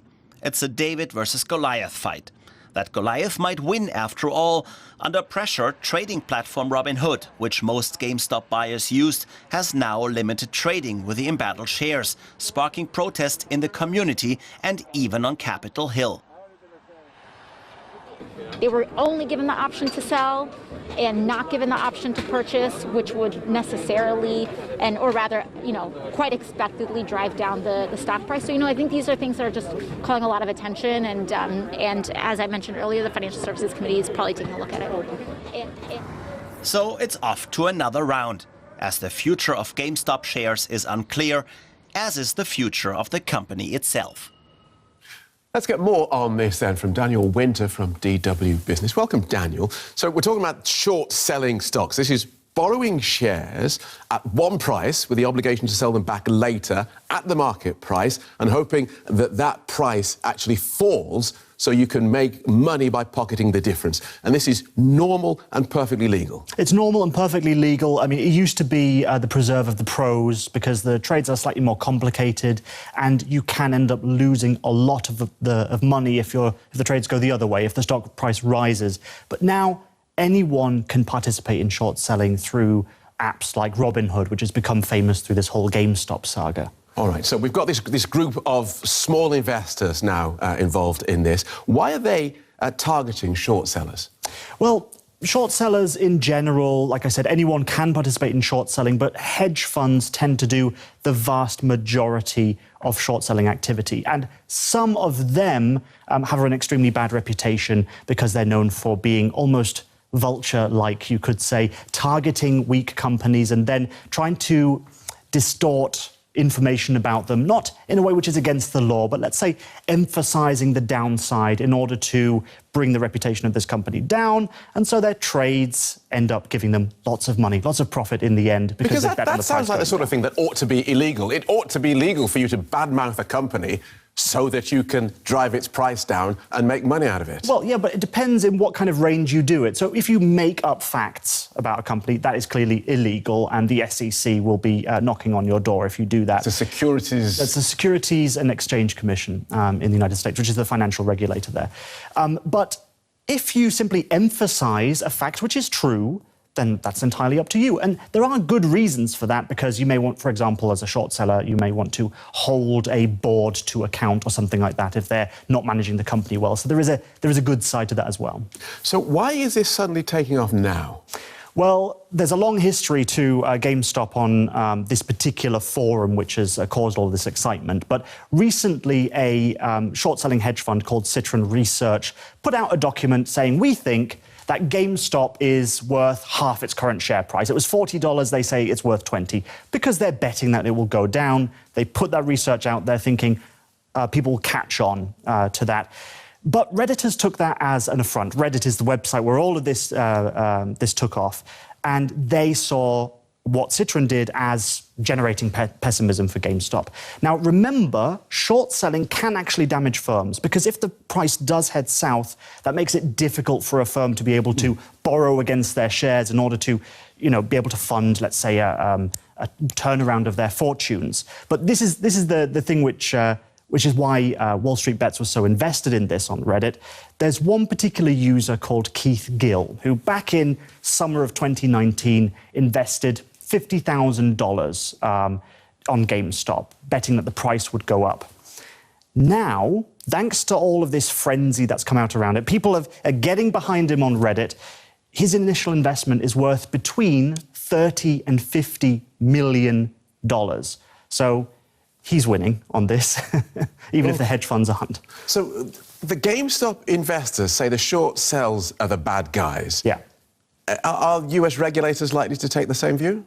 It's really hard to say, because what the SEC is looking out for, the regulator in the US, is there any market manipulation going on here? Now, what the rules say is extremely fuzzy. You can interpret it either way. But the SEC has released a statement, and they say that they will protect investors, identify and pursue wrongdoing, which is extremely fuzzy. But this is the key bit. They say they will watch out for anyone who hinders traders' ability to trade stocks. Now, they're referring to the likes of Robinhood, which put a halt on orders in order to try and, shore up their own particular finances. So the SEC may be seen just slightly as coming out on the side of the individual investors. Now, so those of us who aren't in that world, lots of us will look at that and say, "Whoa, good for the little guys giving it to these multi-billionaire hedge funders." But this could come back and bite all of us, couldn't it? It could, in a way, yes. So pension funds, for example, they can often invest in hedge funds. So they will use the money from your pension or my pension and put some of it into a hedge fund. The hedge fund's job is basically to make money no matter what happens on the market. Market goes up, market goes down, you make money. Now, pension funds are meant to keep our pensions safe, so they don't invest a lot of their overall amount of money that they're in charge of into hedge funds. But still, it will affect us in that kind of way. But also, if you look at the market more broadly, so short sellers, they have racked up their expenses because of the likes of GameStop and other bets which have been made by these people are completely burnt out. That doesn't just mean that they lose what they initially invested, it racks up their costs massively. Now, what the short sellers have had to do is they've had to sell all of their good bets, the things that were going well, in order to be able to cover the costs here. And that means the overall market has gone down. Happened on Wednesday. We've seen it happen during the day today as well. And that means if you're invested in some way in one of the broader indexes, the S&P 500, the Dow or whatever, then your investment's going down as well. All right. I understood that. So I thank you for that. You're very welcome. Daniel Winter from DW Business. And the day is almost done, but the conversation continues online. You can join us on Twitter, either at DW News, or you can follow me at Phil Gale. Don't forget to use the hashtag of the day. Thanks for watching. Have a good day.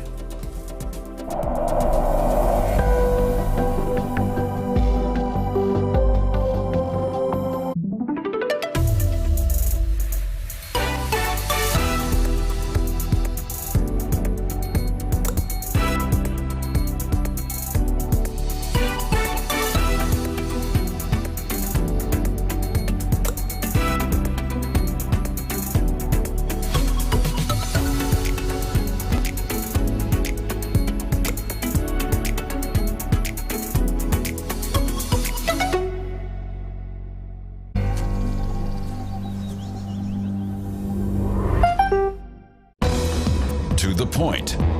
Strong opinions, clear positions, international perspectives. A real threat to Vladimir Putin, that's how commentators see the Kremlin's fiercest critic Alexei Navalny. So, who is he? A courageous and charismatic opposition leader or an opportunist fighting a personal vendetta? Find out on To The Point shortly. To The Point. Next on DW.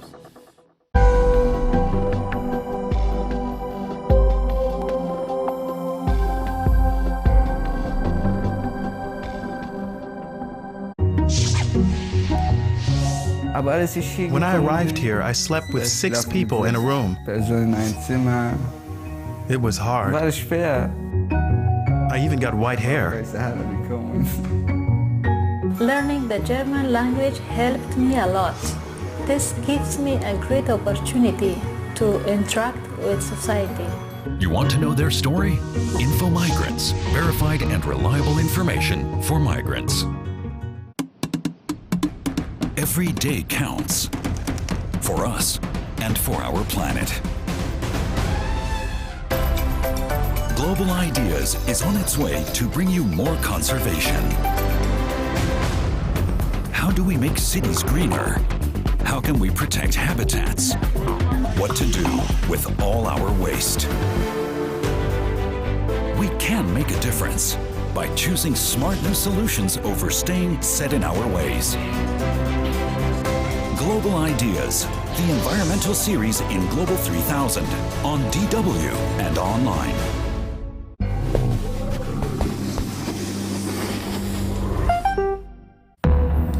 A real threat to Vladimir Putin, that's how commentators are describing Kremlin critic Alexei Navalny. So, who is he? A courageous and charismatic opposition leader or an opportunist fighting a personal vendetta against President Putin? Well, the Russian authorities certainly responded nervously to his recent return to Moscow. Navalny was immediately arrested. In turn, he put out a documentary film showing a giant palace allegedly belonging to President Putin. That triggered more claims and counterclaims and violent protests across the country.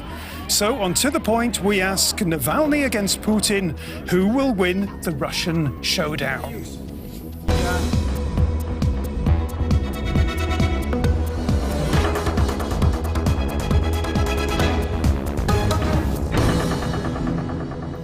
Thanks very much indeed for joining us here on To The Point. And with me in the studio is Daria Sukharchuk, a freelance reporter and presenter. Born in Russia and based in Berlin, Daria says Navalny's investigations and the attack on him have for the first time politicized many young people in Russia. Also with us is Alexander Ra, expert on Russia and advisor to the energy giant Gazprom. He argues that Russian society can live with corruption, but if the younger generation feel they're losing out, that could change quickly. And a very warm welcome to Stephen Pfeiffer, academic, analyst and former US ambassador with a focus on Europe, on Russia and much else besides. He says the West should push back against the worst of Russian misbehavior, but it should also leave the door open for dialogue. Thank you for those 3 statements. Thank you for being here. And I'd like to begin with you, Daria, if I may, and begin with Vladimir Putin himself. He's clearly under pressure. That's big news. He's under pressure from Alexei Navalny. So tell us a little bit about Mr. Navalny himself. So Mr. Navalny has been around for over a decade. He's been a big presence on the Bolotnaya Square protests in 2012, which a lot of people here will probably remember as the biggest to date. Actually, the protests that took place this Sunday were smaller than what happened in Bolotnaya. Mm-hmm. Navalny is well known for his videos, and I should say he knows how to speak the language towards the young people. That's why I talked about it in my statement. So he is charismatic. He's charismatic, and he knows how to play this irony, how to make things stick. So, for example, his genius find in this last video was that he talked not only about the giant palace, but he also talked about the toilet brush for 700 euro, which became the unofficial symbols of protest. I don't know if you noticed, but a lot of people turned up with toilet brushes, some even sprayed with gold, or I've seen one with the price tag 700 euro, which is something, this kind of stuff sticks.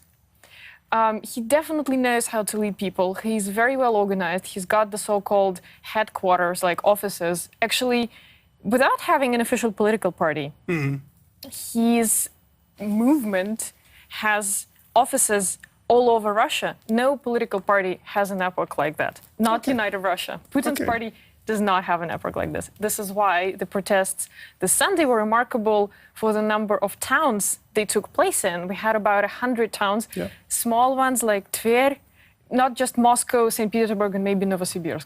Okay, so it's pretty impressive stuff.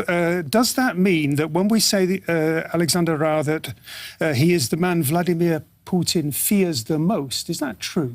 Do you buy into that? Before answering, I want to tell you I'm, of course, correctly working with Gazprom, but I have also a lot of academic also positions. True. So I want to be here as a an impressive array, yeah. Navalny is, of course, a representative of the very young generation in Russia, or the young generation, who have never experienced communism, who never experienced this kind of fear, which their relatives, fathers and grandmothers, mothers have experienced during their life. This is a generation which grew up with, I would say, democratic traditions in the 90s, but felt this more positively than their relatives who suffered in the 90s. And they have a kind of perspective for Russia which is completely different from that of the, and here I come to the point, of the majority of the Russians, who still are conservative, traditionalists, and who want to have a strong Russia, first of all. The majority of people in Russia will not follow Navalny because they have other values. And many of them are also oriented negatively towards the West because of the 90s. Where a lot of the West is being seen as a failure as assistance to Russia. But on the other hand, of course, for Putin and for the Kremlin, it's a big danger that if Navalny could unite and organize the urban youth behind his political platform. Also, the political platform of him is not quite understandable, is for me, at least. He is against corruption, but we don't know, is he more right-wing, is he more left-wing? He would need to explain himself. He has a very mixed record. Mixed record, and he wants to become president. This is also his character. I think he doesn't want to be opposition leader, he doesn't want to sit in the parliament, he fights personally with Putin. And this is, again, something what makes the political career of himself in the future very dangerous. Okay, let's bring Steve. Yeah, if I could follow up on that, because I think it's going to be interesting to see what the young generation in Russia does now. Because if you look over the last 25 years, the Russian population has been, I don't want to, maybe passive.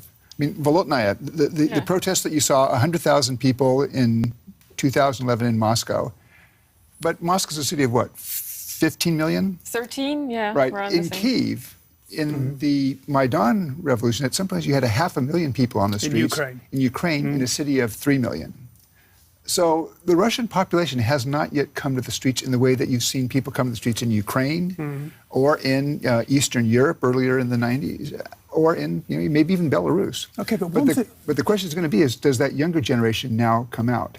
And I think it was interesting, two things about the protests on Saturday. One was the numbers that you cited, 100 cities all across Russia. That's pretty widespread. The second issue that I thought was kind of interesting is that when you watch the protesters were pushing back. In the past, at least as I've watched Russian protests, the protesters are relatively docile. I mean, they don't really push back against the authorities in the way that I think we saw happening on Saturday. And that might be of concern to Russian security services. Okay, very important points. Daria is up next. First of all, though, Vladimir Putin has controlled power in Russia for 2 decades, but his leadership has become increasingly authoritarian, and now for the first time there appears to be a real challenger to his dominance. He is the pop star of the Russian opposition. Alexei Navalny is mobilizing people across the country. His goal, a Russia free from corruption and Putin. In video exposés posted on his YouTube channel, the law graduate explains how Russia is being robbed by its elites. He has been experiencing ever more of the state's power through arrests and court trials. His popularity is growing, especially among the young, but he is also controversial. Initially aligned with the Liberal Democratic Party Yabloko, Navalny later temporarily relied on nationalist slogans. He finished second in Moscow's 2013 mayoral elections. In the 2018 presidential election, he was barred from running against Putin. 2 years later, he was attacked with a Novichok nerve poison, presumably by secret agents of the FSB. The Russian president makes fun of Navalny without ever mentioning his name. Who needs him? If they had wanted to fatally poison him, they would have brought it to the end. Upon his return from Germany, where he was treated and he recovered, the Kremlin critic was again arrested. How dangerous can Navalny still be for the president? So much to talk about. The voice of young Russia. I was just wanted to bring up one thing, is that we're talking about protests and the scale of them, and yes, it is impressive. But right next door to Russia is Belarus, a country which has been protesting on the streets since August every week, sometimes even more. We had hundreds of thousands of people turning up every day. They have been arrested, beaten up, they still haven't given up. But Lukashenko and his regime also haven't given up. Belarus politically essentially remains the same country that it was. It hasn't changed, and they have a charismatic leader, Svetlana Tikhanovskaya. I would say for many younger people from Russia and from Belarus, there has been a lot of writing about Svetlana Tikhanovskaya in Russia. She's interesting for us. She's understandable. She is more mainstream than Navalny.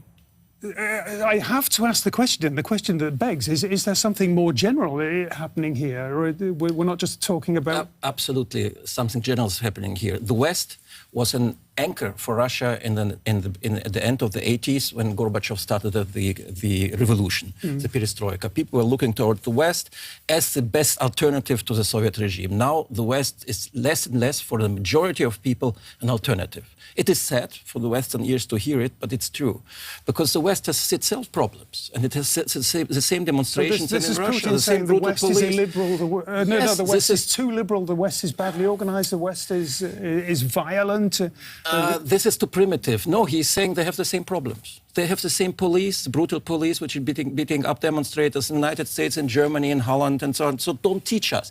And the problem is that the Russian society is becoming anti-Western in many sense. Not the younger people, but the older people and the traditionalists in Russia are saying we want to live in Europe, but in a different system of values. And I think the conflict of values between the liberal Europe and the non-liberal or traditionalist Russia and many parts, Belarus and other countries, is the main conflict which we have seen between the West and Russia in the past 20 years. Okay, let's pass the ball on to Steve. But I'm not sure I totally agree, because if you look at the Maidan revolution in Ukraine in 2014, while it morphed into a broader protest against the kleptocracy of Viktor Yanukovych and the growing authoritarianism, it started out as a protest because Yanukovych said he was not going to sign an association agreement with the European Union. And for a lot of Ukrainians, they saw this saying, you're taking away my chance to draw closer to Europe. So I think Europe still has a draw. It may not have the gloss that it did, say, 15 or 20 years ago. And the question is going to be, in a place like Russia, where I think you're right, there's this clash of values. Do younger Russians say, no, we still want the values of Europe? And then how does that work out internally with Russia? And I think that the problem that Russia has is, I think Russia would, there's a segment of the Russian population, and I think this might include many people in the Kremlin, who would like to join Europe, but on Russian terms. And I'm not sure that Europe is prepared to accept Russian values. And I think that's the clash there. But my point was that the values of Europe have changed. You might disagree, but it's also true. The West has become somehow militant, also in the wars. A lot of I work with many Russians in the Petersburg. We're sitting here in the West. We're talking about Angela Merkel's Germany, which can hardly be described as a fatuously liberal society. We can talk. Germany is probably the best model for a liberal democracy in the world. As I'm saying this as a German, but on the same time, we see that we are having certain problems, and we are problems inside Europe too. That's not the subject of our talk right now. I'm only talking about the Russians, who I work with young people in the youth parliaments in Russia. I made surveys there. They're saying, yes, we want to be part of Europe. We want European values, but not at any price. The West should stop teach us. We also have something to bring into this Europe. This is not a contradiction to what you have said. It's only not even a correction, but an important point which I wanted to make, that things have changed a little bit from the times which we know when the colored revolutions and the other revolutions were conducted or took place in Eastern Europe. Okay. That was the world in many ways, according to Vladimir Putin. And Vladimir Putin, the Russian leader, has surprised many people by actually responding to Navalny's documentary that we heard about. The Russian leader said he hadn't yet seen the film, but he nevertheless dismissed it as boring and brainwashing. For the first time, Navalny used the film to attack Putin directly. There's plenty of footage of a lavish Black Sea palace, the largest palace in the world, apparently. Alexander, you are... You're giggling in the background almost. How corrupt is Vladimir Putin? I think himself is not corrupt. Russia is corrupt. And he doesn't need this money. Vladimir Putin is not corrupt. Personally, he's not corrupt. I don't think that he has personal values. I don't think so. It has to be proved. I don't think so. You ask me, I think around him, the oligarchs are corrupt. The world in Russia has a problem of corruption, the major problem of corruption. So he has his cronies and his I will explain to you this castle, why they're building this, to demonstrate the world that it can build a better castle than the French 400 years ago in Versailles.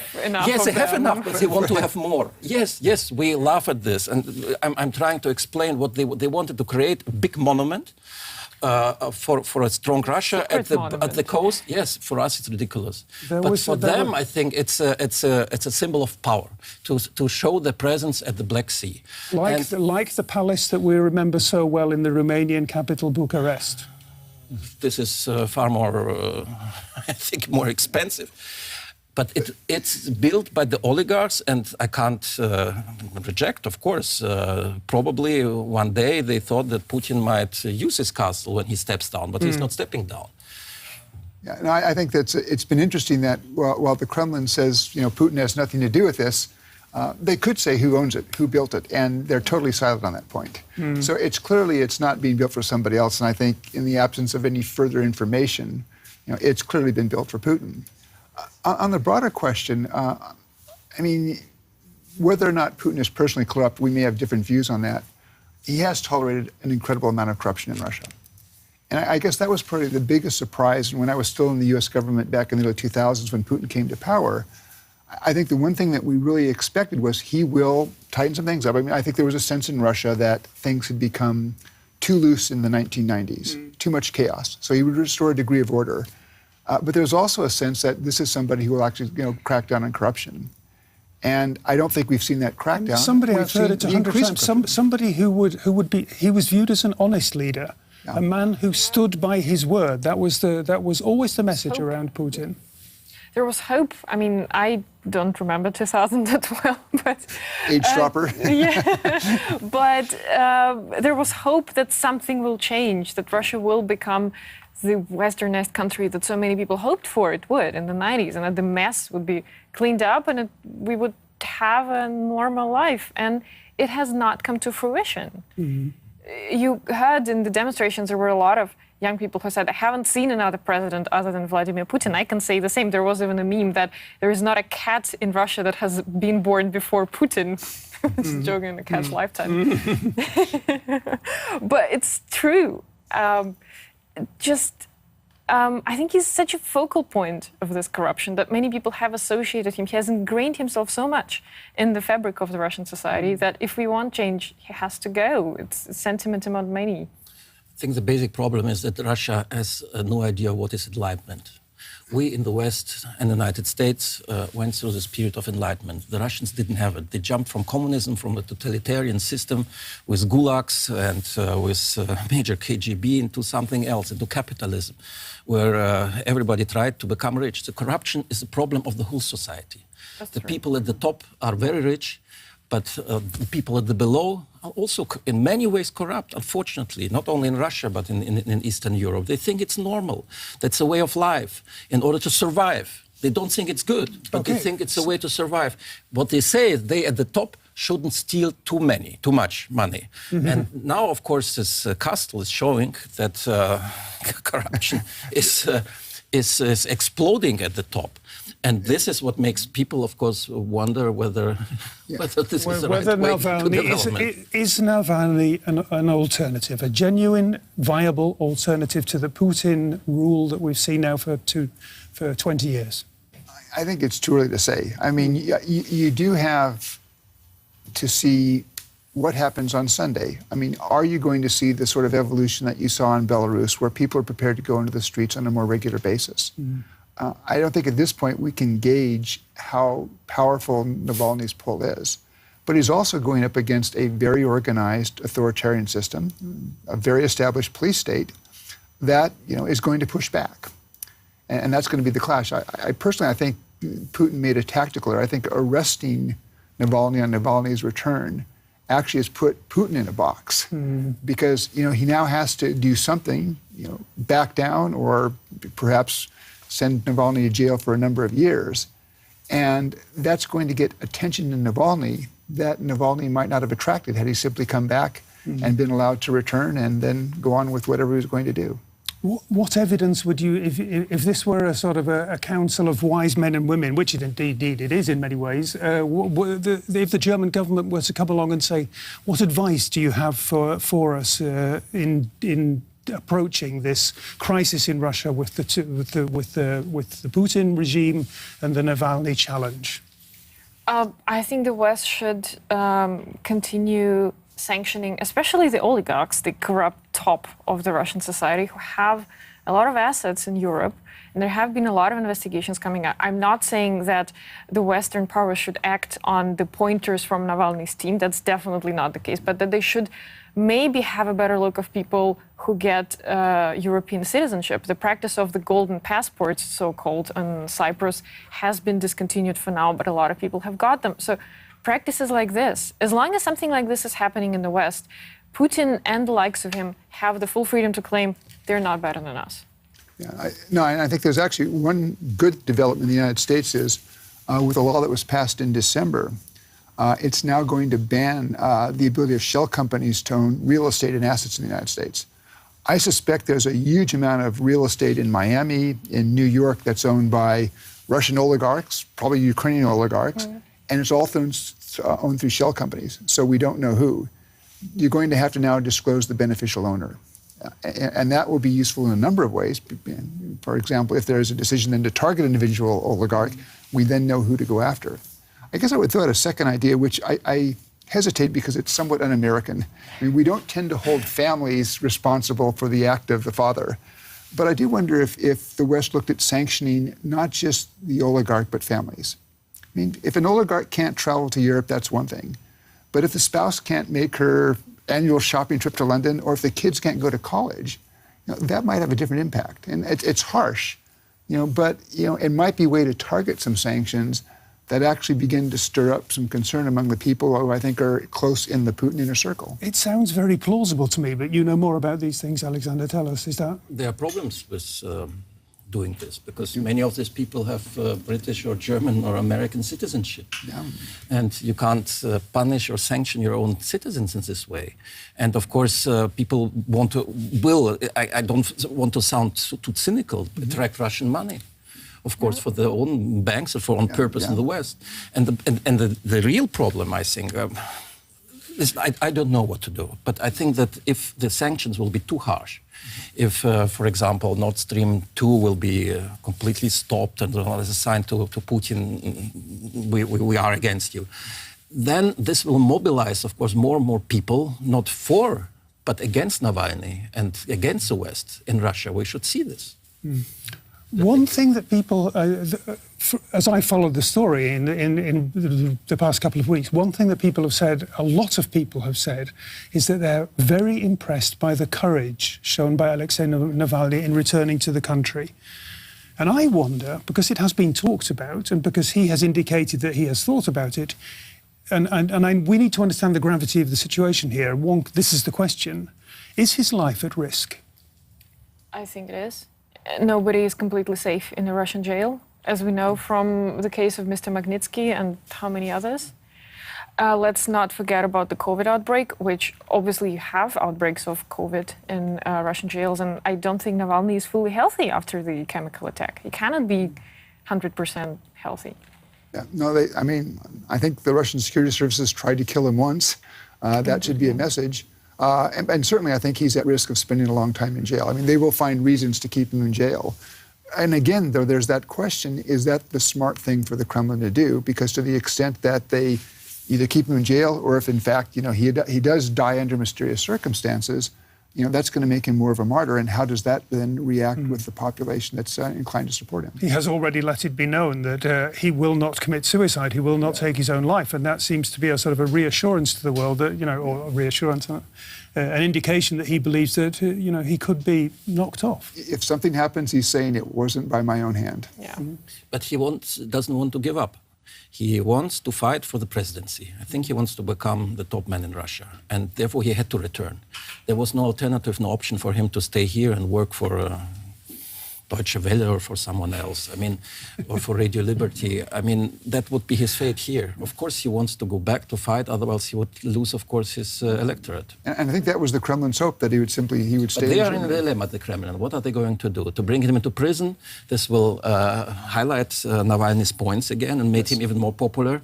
To be after him, or God bless me, to poison him would be even a more disastrous mistake. So the Solzhenitsyn option, out, back to Germany. Stripped of citizenship, sent into exile? I can't imagine that it will happen, but I'm not. I think that this is one of the very few options which at the end may come up. We began with Daria, so let's give Daria the final word. People in the West like to talk about, or very often liberals in the West talk about the ultimate demise of Vladimir Putin. Would Russia be a better place after Putin? I think there is a chance to improve for Russia after Putin is gone, but it's not a guarantee. It can become worse. For all we know, you could have some kind of political junta. You don't know. That's the thing. It's going to be a wild play. Okay. Russia after Putin, thanks very much for joining us. I hope you've enjoyed our conversation. I hope we've given you plenty of food for thought. If you have enjoyed the show, come back next time. Until then, bye-bye and tschüss.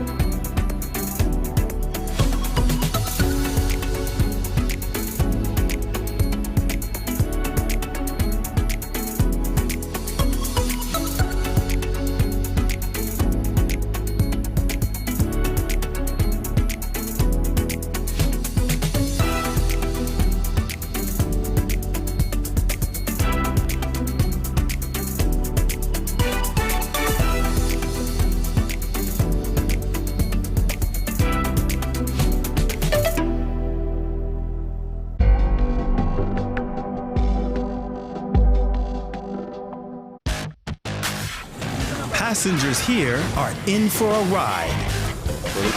Taxi drivers here need nerves of steel, while passengers here can get an eyeful along the way. Rev taxis accommodate passengers all over the world. The Driver, our series. Rev. In 90 minutes on DW. Město je rozpůlenou švestkou v cukrovém nálevu. Už několik hodin jdou pomalu, jen se plouží. Padavé ovoce. DW Books. on YouTube. Every journey begins with the first step, and every language with the first word. Hallo, ich bin Nico. Nico is in Germany to learn German. Was ist das? Why not learn with him? Ich habe nicht alles verstanden. Du schaffst das. It's simple, online, on your mobile, and free. DW's e-learning course, Nico's Weg. German made easy. The fight against the coronavirus pandemic. How has the rate of infection been developing? What measures are being taken? What does the latest research say? Information and context. The Coronavirus Update. The COVID-19 Special. Monday to Friday on DW.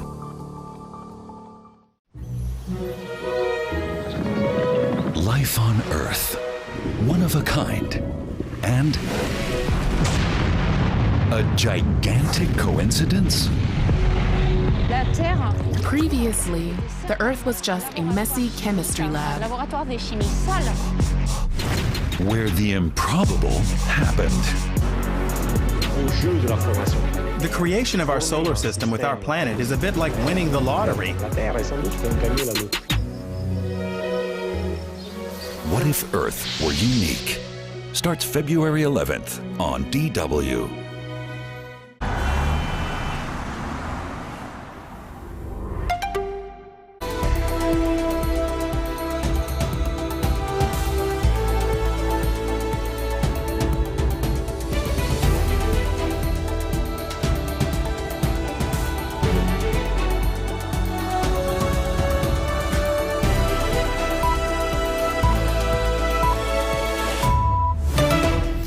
This is DW News live from Berlin. Germany bans travel from countries hardest hit by new variants of the coronavirus.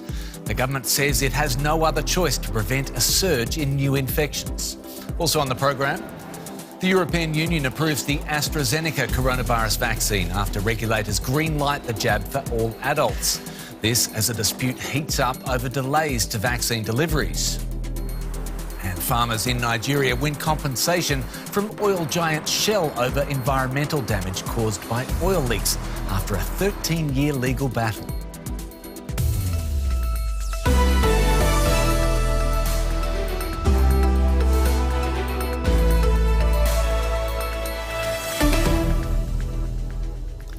I'm Anthony Howard. Welcome to the program. Germany is imposing a travel ban on countries most affected by new coronavirus variants. The measure came into effect just hours ago and will remain until at least the 17th of February. Berlin says the restrictions are necessary to prevent a surge in new infections. The fear of new coronavirus mutations is real in Germany. It's also one of the main concerns for German authorities. To prevent them from spreading fast in the country, the government has now announced new travel restrictions. The Interior Ministry has imposed an entry ban until the 17th of February for travellers from countries that are particularly affected by them: Brazil, Ireland, Portugal, South Africa, the UK, Lesotho and Eswatini. Mutations have not hit Germany as hard as other countries, but already a hospital in Berlin was forced to halt admissions after several cases were found of the mutation first discovered in Britain. And health officials are stressing that the situation could deteriorate. We have to assume that if the more contagious variants continue to spread in this country, they will lead to even more cases in the near future, and the situation will probably get worse. We must work together to prevent it. The travel ban is seen as a step in that direction, but it is still unclear how effective it could be. Well, the ban takes hold just when COVID transmission rates appear to be slowing in Germany. For the first time in months, the country's 7-day incidence has fallen below 100 per 100,000 residents. So why impose the travel ban now when the current restrictions appear to be working? Here's DW political correspondent Hans Brandt. Well, the answer to that is fear. Fear of the new mutations in the virus, the ones that were first detected in South Africa, in Great Britain and in Brazil, and are said to be a lot more infective. They're said to spread a lot more quickly than the coronavirus variants that we've had to deal with recently until now. And we have seen in countries such as Portugal that there have been explosions of infections in Ireland too, and earlier in the United Kingdom. So the fear that these virus variants could enter Germany is the reason why this travel ban was now imposed. Of course, there have been similar sorts of restrictions in place for dozens of countries already for many months. It is not easy to travel around the world, as everyone who has tried to do that knows. There are restrictions such as isolation that one has to go into, quarantine rules, or possibly presenting a negative test. So this is the highest possible restriction. Travel from these countries into Germany is going to be banned now from Saturday for 2 weeks or so. Hans Brandt there. Well, meanwhile, France has also announced international travel restrictions. Starting Sunday, people arriving on non-essential travel from outside the EU will be barred entry. The government says it's responding to the virus variants first detected in Britain and South Africa. The country is also increasing its internal restrictions. Non-essential shops are to close and police checks on rule breakers are being increased. A nightly curfew comes into force at 6 p.m. And the EU Commission has approved, meanwhile, AstraZeneca's coronavirus vaccine for use across the EU. This as the European Medicines Agency gave the go-ahead to allow inoculations for people over the age of 18. The EU is facing a storm of criticism for the slow pace of its vaccine rollout. This is the third vaccine to get approval from the EU, following shots from BioNTech, Pfizer and Moderna. The EMA's executive director explained why the body gave AstraZeneca the green light. The recommendation to approve the AstraZeneca vaccine is based on data that shows that the vaccine offers protection against COVID-19 with a reassuring safety profile. While the first two approvals were for messenger RNA vaccines, the AstraZeneca vaccine is based on another technology. It's an adenovirus-based vaccine. This means that the vaccine uses a common virus from the adenovirus family that has been modified to carry a portion of the COVID-19 coronavirus called the spike protein.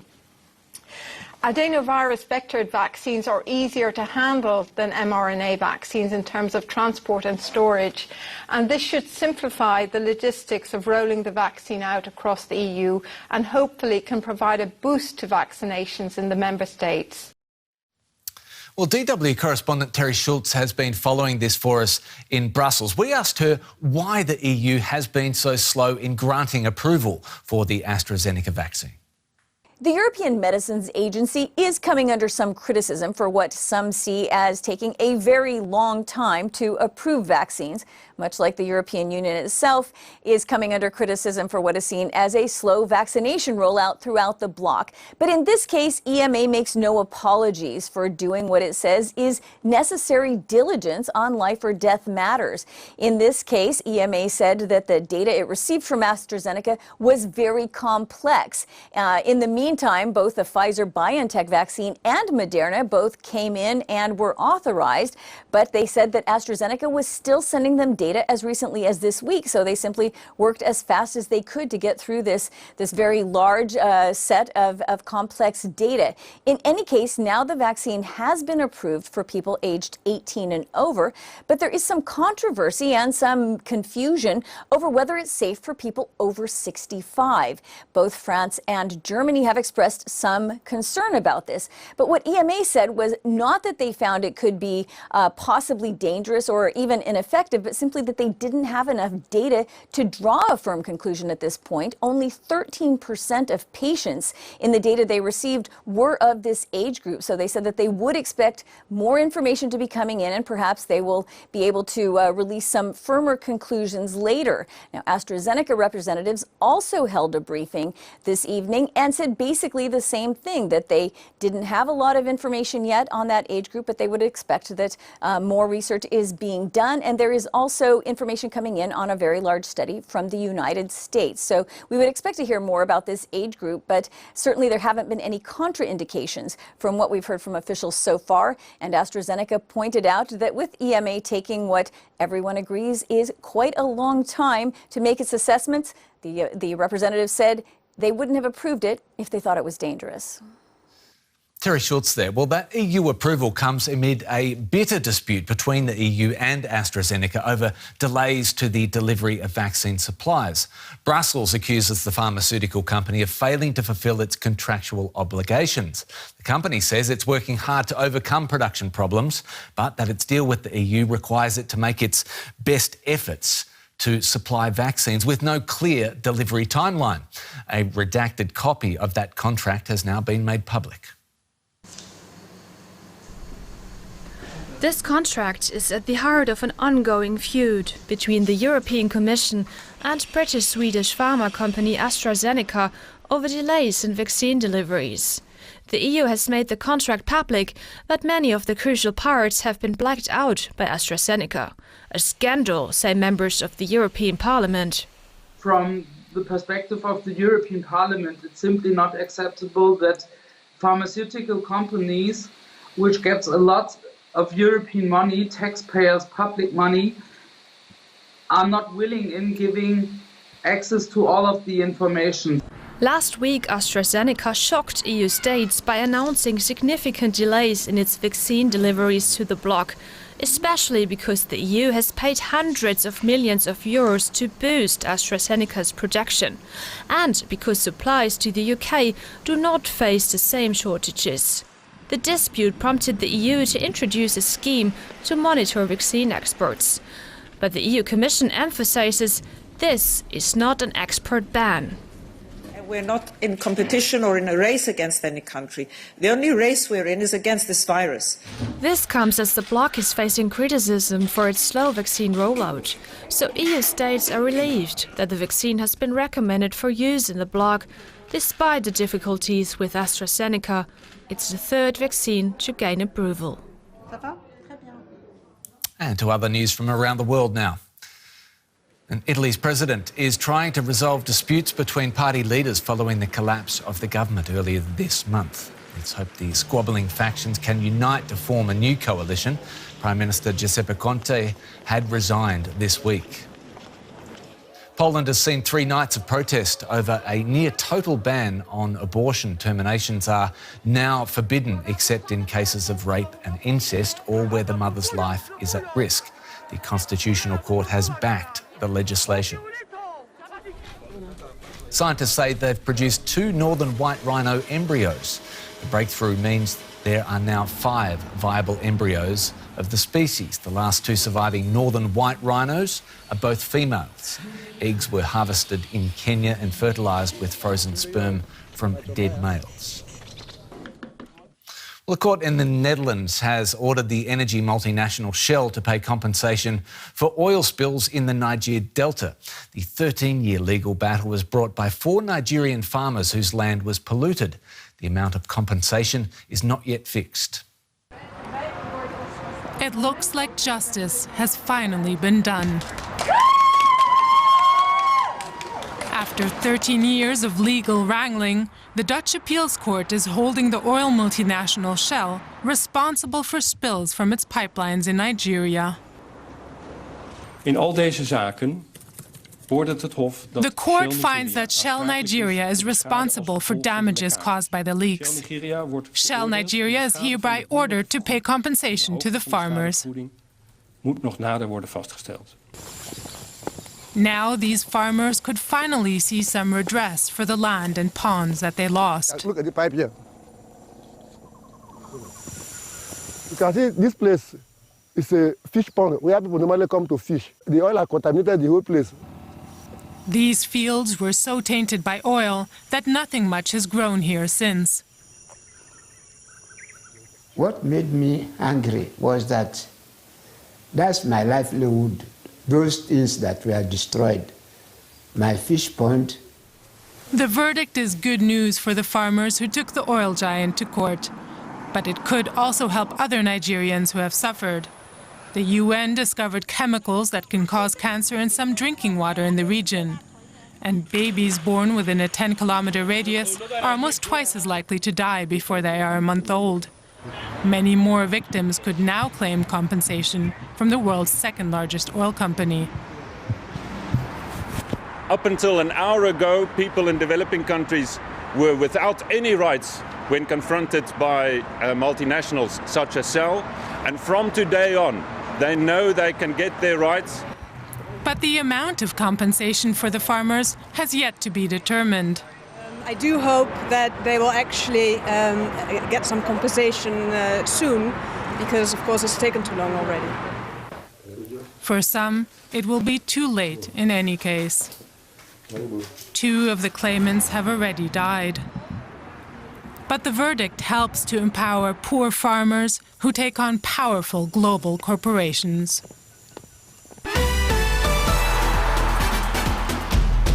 To German football, and Stuttgart hosted Mainz in the Bundesliga's Friday night fixture. The home team wore rainbow-striped jersey in support of diversity both on and off the pitch. It took Stuttgart some 55 minutes to get on the scoreboard. Sasha Kalajdzic took the nice centering pass to nod it in, and Stuttgart went on to win this one 2-0. To tennis now, and there is tennis being played down under in the run-up to the Australian Open. Rafael Nadal strolled out onto court wearing a mask in Adelaide for an exhibition, the first since he and dozens of other players were put in quarantine when they arrived in Australia 2 weeks ago. Nadal is ranked second in the world. He played number 3, Dominic Thiem, in front of a packed crowd. That's because Adelaide has 0 active cases of coronavirus. You're watching DW News from Berlin. DW News Africa is up next with Christine Mhundwa. Remember to keep up to date with all the latest stories from around the region and around the world at our site. That's at dw.com. You can also follow us on Twitter and Instagram. The handle you need is at DW News. For now, I'm Anthony Howard from me and the team here in Berlin. Thanks for watching.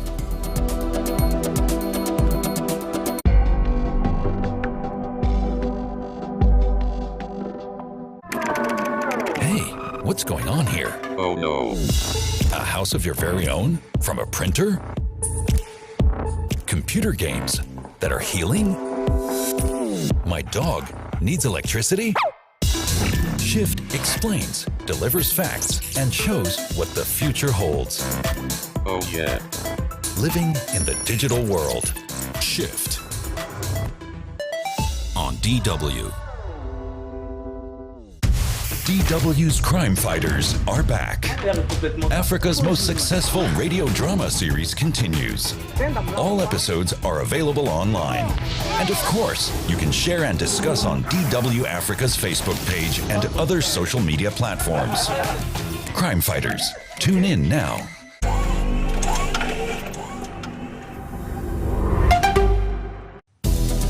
This is DW News Africa. On the program today, hoping for the best but preparing for the worst. South Africa is battling an aggressive second wave of COVID-19 that's being fueled by a more infectious variant of the virus. The country's top scientific advisor says the third wave could spell even more trouble. If we see a new variant, it's likely to be much worse. We are preparing on the basis of a worst-case scenario. And we'll get reaction from Kenya, where doctors had been forced to drop some of their reproductive services because of a lack of donor aid from the US. Now the new US president has just reversed that policy. Plus, we've got the story on what is behind the turtle hatchling boom in Kenya's southern beaches.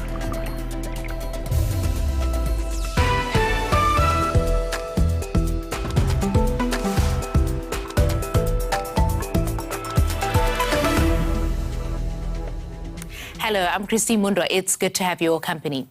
South Africa's chief pandemic advisor says a third wave of COVID-19, which is expected in the second half of the year, could be even worse than the current second wave. South Africa is the worst hit country on the continent with 43,000 deaths and 1.4 million cases. Now, the number of infections has soared because of a new variant of the virus that is said to be 50% more transmissible. Now, the country is expecting its first delivery of 1 million doses of the AstraZeneca vaccine that's meant to arrive on Monday. I'll be talking to Professor Salim Abdul Karim after this report. Healthcare workers at the front line of South Africa's coronavirus crisis. They'll be the first to be inoculated when the country starts its vaccination program. But the initial delivery of 1 million doses won't even be enough to vaccinate half of South Africa's health professionals. It's still not clear when more vaccines will arrive and how many South Africans will get the jab. Only 2/3 want to be inoculated, a recent survey found. That is far below the global average. When one of the parliament people injects in something like that, or a sick person injects and he becomes okay, I'll be sure. And then I'll be good with that I will also vaccine.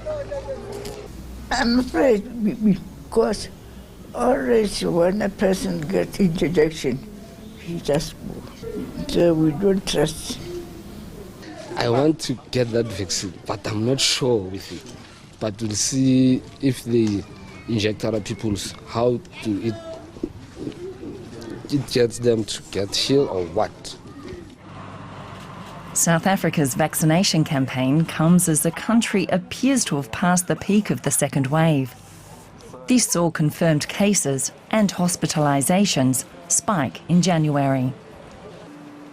Deaths from the coronavirus also soared to triple the level seen during the first wave last year. COVID has put pressure in the whole country. COVID has put pressure on the funeral industry. We're not immune from that. The decline in confirmed cases, says the Health Minister, is partly due to the stricter lockdown brought in at the end of December. But the country is still on high alert, with a new, more infectious variant of the virus circulating in South Africa, making it more pressing than ever for the country to finally kick off its vaccination campaign. I'm now joined by Professor Salim Abdul Karim. He is an epidemiologist and infectious disease specialist. He is the South African government's top scientific advisor on the pandemic. Welcome back to the program, Professor. So South Africa is expecting its first delivery of COVID-19 vaccines on Monday. When will you actually start vaccinating people, and how many people are first in line? Yes, good day to you, Christine, good day to the viewers. We are expecting delivery to take place on Monday. There are some procedures that need to be followed, including a release of the individual lots following lab assays. So I think it would probably take another 7 to 10 days for those procedures to be done. So you can expect that the first vaccinations will be sometime close to the middle of February. Professor, is this the right time to be talking about and perhaps preparing for a third wave of the virus and perhaps even more mutations or variants? So what we have seen so far of this virus, it's been quite surprising. We had thought that this is a very stable virus. There were very few mutations, and every month I look at the sequences and I see occasionally 1 or 2 mutations. All that changed in November, when suddenly we have a new variant with 23 mutations, and that is quite a concerning observation. When we look at that, we did not anticipate that that variant would be able to spread so much faster. It's estimated that it's about 50% more transmissible. And that's what drove our second wave. We anticipated our second wave would only be in January, but instead we ended up with it being about 5 to 6 weeks earlier. Based on what we know now, we can anticipate that we will see a third and fourth wave in the course of this year. Probably the third wave occurring when we get into our winter months. That's usually when people spend more time indoors with the windows closed. And we can anticipate that that's the likely time. If we see a new variant, that would be even more concerning if it had immune escape, because it would mean that there would be a higher proportion of our population that would be susceptible. As things stand, we are in the midst already of planning for the third wave, of doing some estimates of what that third wave might look like, when it might occur, and we use that for planning the number of beds and the amount of oxygen and supplies. Is it going to be worse than the second wave, do you think? Do you think it will be worse, the third wave, than the second one that you're currently experiencing? So based on what our current models, it could go in either direction. If we see a new variant, it's likely to be much worse. If we see the current variant, it's likely to be similar, if not less severe than our current second wave. We are preparing on the basis of a worst-case scenario.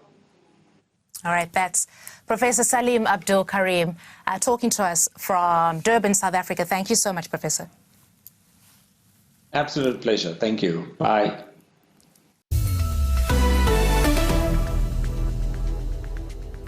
US President Joe Biden has reversed a ban on US foreign aid going to organizations that perform or promote abortions. The policy prohibited organizations from counseling women about abortion or referring them to offer health providers if the organization wanted to receive US aid. Now, the policy, commonly known as the Global Gag Rule, indirectly cut African women's access to health services and affordable contraception, according to studies.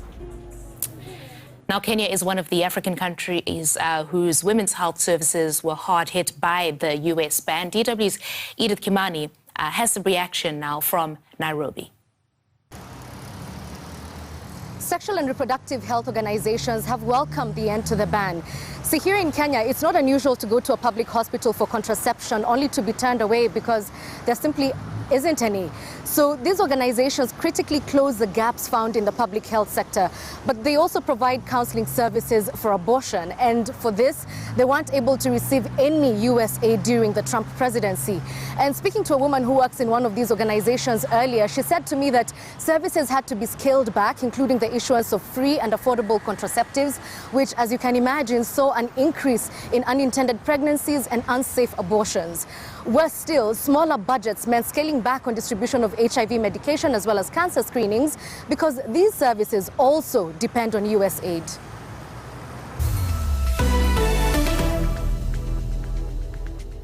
So we're staying in Kenya, which is seeing more green turtles hatch on its southern shores. It's welcome news because the green turtle is listed as endangered on the red list of threatened species. Now, a local conservation group is one of many trying to protect the turtles and their hatchlings from a wave of threats. Making a break for the ocean. A newly hatched green turtle leaves its nest on Tiwi Beach on Kenya's south coast. Its journey monitored by fishermen from a local organization, the Tiwi Turtle Police. They're happy that the green turtle numbers are bouncing back. Humans were the biggest threat the turtles faced because people used to eat them. But we mobilized ourselves here in Tiwi, and turtles and turtle eggs are no longer being eaten.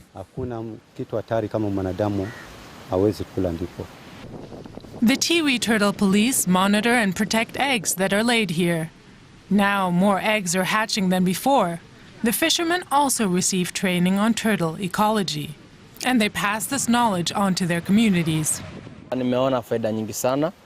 I've seen a lot of benefits for the turtles because since 2019 we haven't heard any reports of anyone eating turtles or killing them or injuring them.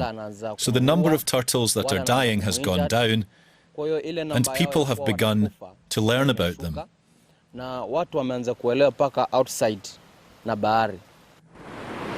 The fishermen also benefit from the conservation project.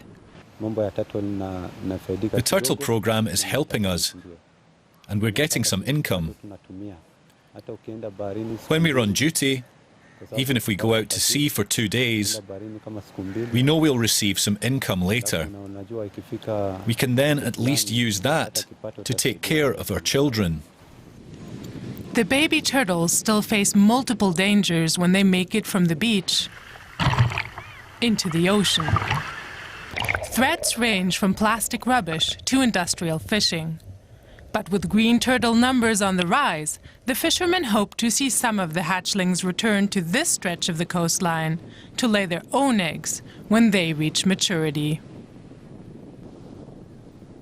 And that is it for now. There is, of course, more on dw.com/Africa. You can also check out our Facebook and Twitter pages. Today, we're going to leave you with footage of a giant fresco spray painted on the ground in Cape Town, done by the French artist Zyper. It's part of a global project that he hopes will foster unity. He's painted similar images in other parts of the world, including in Burkina Faso and in the Ivory Coast. We'll see you next time. Bye-bye.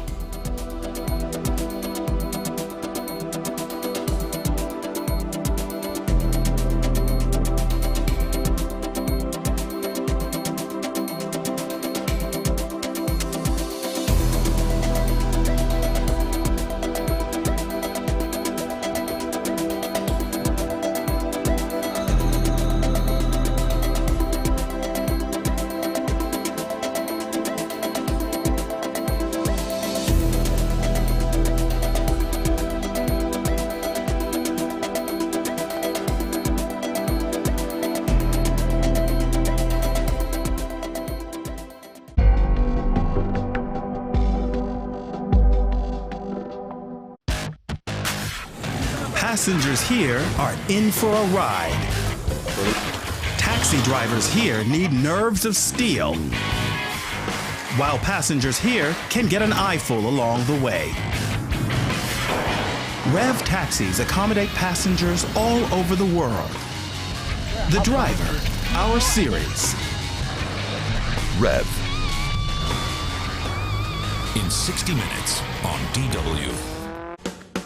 So you want to know what makes the Germans tick? News just in. The Germans love beer and banning things. Step away from the sponge. What? I'm not even allowed to wash my own car. No. And everyone wears lederhosen every single day. Just kidding. Are you ready to meet the Germans? Then join me, Rachel Stewart, on DW.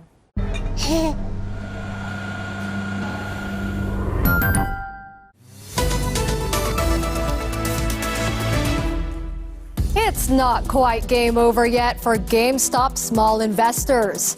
Apps have reversed their ban on buying up the stock at the end of a wild week on Wall Street. And normally the World Economic Forum meeting is a gathering of the elite at a Swiss ski resort. This year, it was entirely digital. We look back at the top stories from the meeting. This is DW Business. I'm Janelle Dumalaon in Berlin. Glad you can join us. GameStop stock is rising again after it dipped following a ban on buying the shares on some trading platforms. Now at least some of those curbs have been lifted. It's just the latest twist in the thriller that's captivated the finance world. Shares in GameStop have rocketed over just a few days, gaining over 2,000% thanks to small traders. This is GameStop, a brick-and-mortar retailer specializing in video games. It's pretty popular with gamers, even though much of the market has moved to streaming, a trend that will likely continue, threatening to put GameStop out of business, just like record stores and video rental chains. Some big-time investors on Wall Street have foreseen this and tried to make a buck on the obvious trend. Hedge funds have been short-selling the stock, which means they have borrowed shares and sold them, hoping to later buy them back at a lower price. And that's where things got out of hand, and gamers and hobby investors came together to go after Wall Street. Yeah, my name's Colin McClellan. I'm here in Houston, Texas. I'm 31 years old, and I've been in the stock market for the better part of the last 10 years. And I bought GameStop earlier this week on Tuesday when I saw some traction around it in the Wall Street Bets forum on Reddit. Wall Street Bets is an online forum where users discuss their big plan to buy up as many GameStop shares as possible, driving up the price and hurting those hedge funds who had bet against it. Their plan worked. And looking at an insane rally in the stock price, multi-billion-dollar hedge funds found themselves in the squeeze.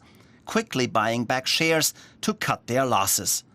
Among them, high-profile names like Melvin Capital, Citron Capital and Point72 Asset Management. Wall Street cried foul and warned the new investors about the danger of losing their money in the long run. Turns out they already knew. That's what it is. It's the regular Joes versus Wall Street. And that's what, when I put money into it, I said, even if this goes to zero and I lose everything, I like being a part of it. And that I think that sentiment is shared amongst a lot of people. So it's not only about money, it's a David versus Goliath fight. The craziness continues as we close the trading week. So here to help us take stock is Jens Korte, our financial correspondent. Jens, this has obviously been a huge story. What's it actually done to the market?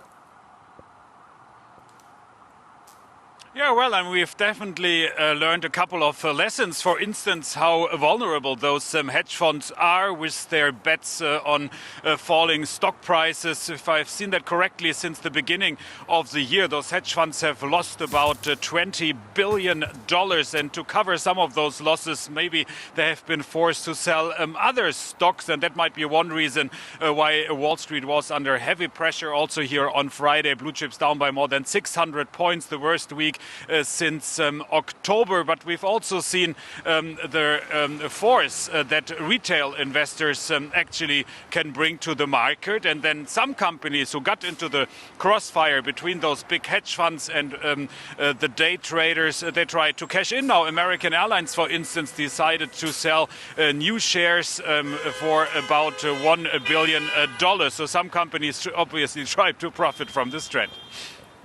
Yes, but could this spark a trend where companies start then courting these retail investors directly?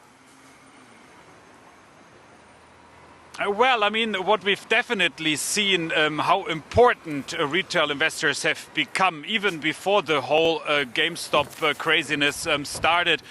Retail investors basically stood for about 20% of trades on Wall Street. That's more than double than what we've seen a couple of years ago. But I'm not sure if you really want to go after those Reddit investors directly. What you basically want also as an online broker, for instance, or as a bank or as a trader, you want some calm. You don't want unpredictable movements that we've seen in the past couple of days and weeks. But obviously, once the stampede started, it's tough to stop it. And well, we heard it earlier, David against Goliath. Here, some people even called it the French Revolution. So let's see where this revolution leads us next. Revolution in the air. Jens Korte there in New York for us. Thank you very much for your reporting all week. Time now for a look at some of the other business stories making news. A Dutch court has ordered oil giant Shell to pay compensation in a case brought by 4 Nigerian farmers. They allege that the Dutch firm was responsible for widespread pollution on their land. The farmers first sued Shell in 2008. Chinese airline operator HNA has declared bankruptcy following a risky expansion. The conglomerate was involved in numerous other industries, including stakes in Hilton Hotels, Deutsche Bank, and in several air carriers. The pandemic travel slump was the death knell for the company. General Motors says it's planning to phase out all gasoline and diesel engines by 2035. The largest U.S. car maker is aiming to be carbon neutral by 2040. GM sold around 2.5 million vehicles in the U.S. last year, but only about 20,000 were electric. The boss of Germany's financial regulator is set to be replaced. Felix Hufeld was head of BaFin during the recent Wirecard scandal and was accused of failing to investigate the fraudulent fintech firm. The German finance ministry said it was looking for a fresh start at the top of the regulator. The World Economic Forum is 50 years old this year, but its golden anniversary event wasn't bigger and better than ever before. With the coronavirus pandemic making in-person gatherings a no-go, world leaders came together over the internet. As well as driving the forum online, the virus also dominated its agenda. Davos hasn't been this quiet in decades. No signs of the usual hustle and bustle. Instead, a thick blanket of snow. The locals like it that way. I enjoy it. There are no gradings, there is little traffic, it is quiet, there's fewer guests. I would be happy to not have the WEF here anymore.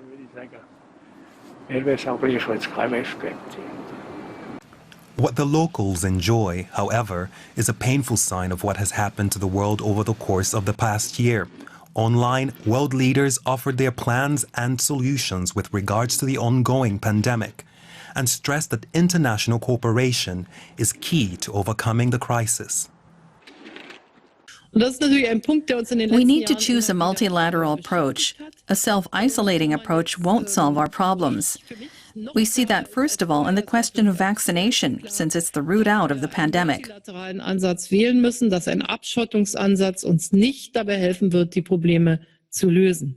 But poorer countries say wealthier nations are not looking for global solutions to the crisis and only thinking of themselves.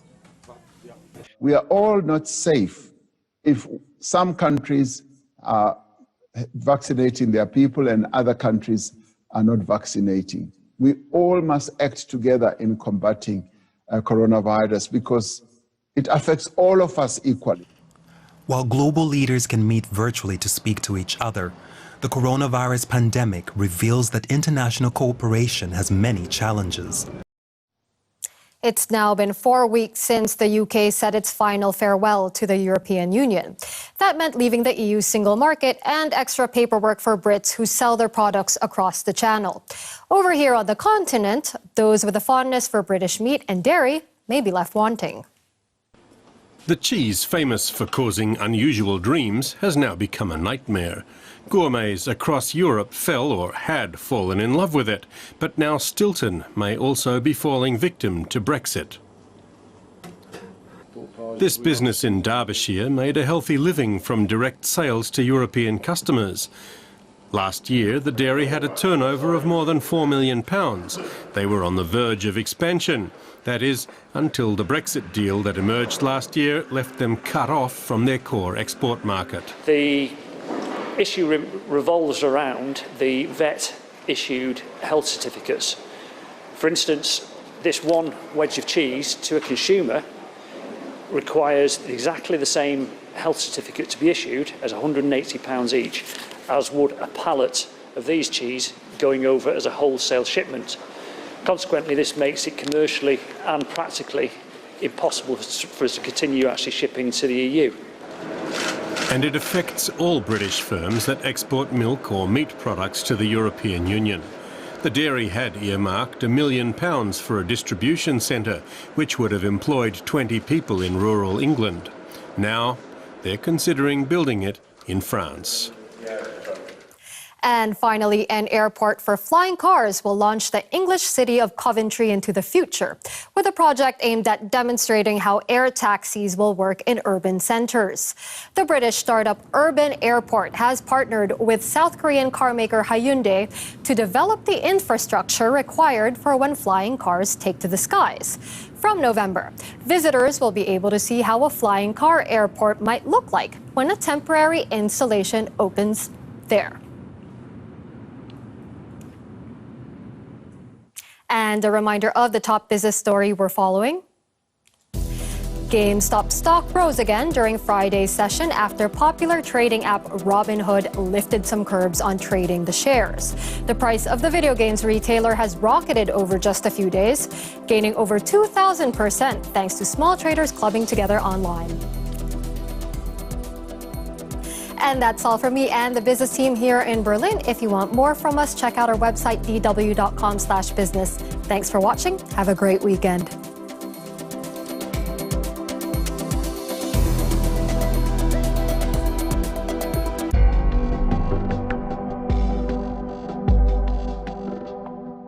On the green fence. Hi, I'm Neil. And I'm Gabe. Did you know that 70 billion land animals are killed worldwide each year? So that we can eat them. But it's not just the animals that are suffering, it's the environment. We went on a journey to find ways out of the meat machine. If you want to know how a weightlifter, a priest, and a huntress changed us as meat eaters, listen to our podcast, On the Green Fence. What do we want? Justice! When do we want it? Now! 80% of Americans at some point in our lives will experience hardship. Listen up. Global news that matters. DW, made for minds. Some people don't care about me because they don't see my beauty. Some people don't care about me because they think I have nothing to give. But 2 billion people do. To them, I am everything. Their home, their food, their livelihood. But day by day, I disappear. And so does everything I give. 2 billion people care about me, need me. And now, I need you.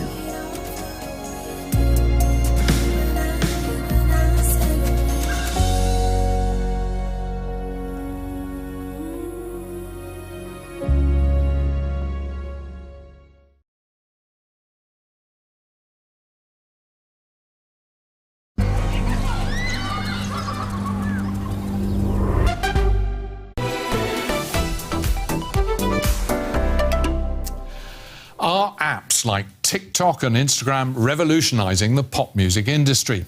Is it all about 15 seconds on social media? We'll be discussing that and more in a minute. Welcome to Arts and Culture, also coming up today. Immerse yourself in the natural paradises created by American artist Claire Celeste, who illustrates the fragility of our planet with her installations.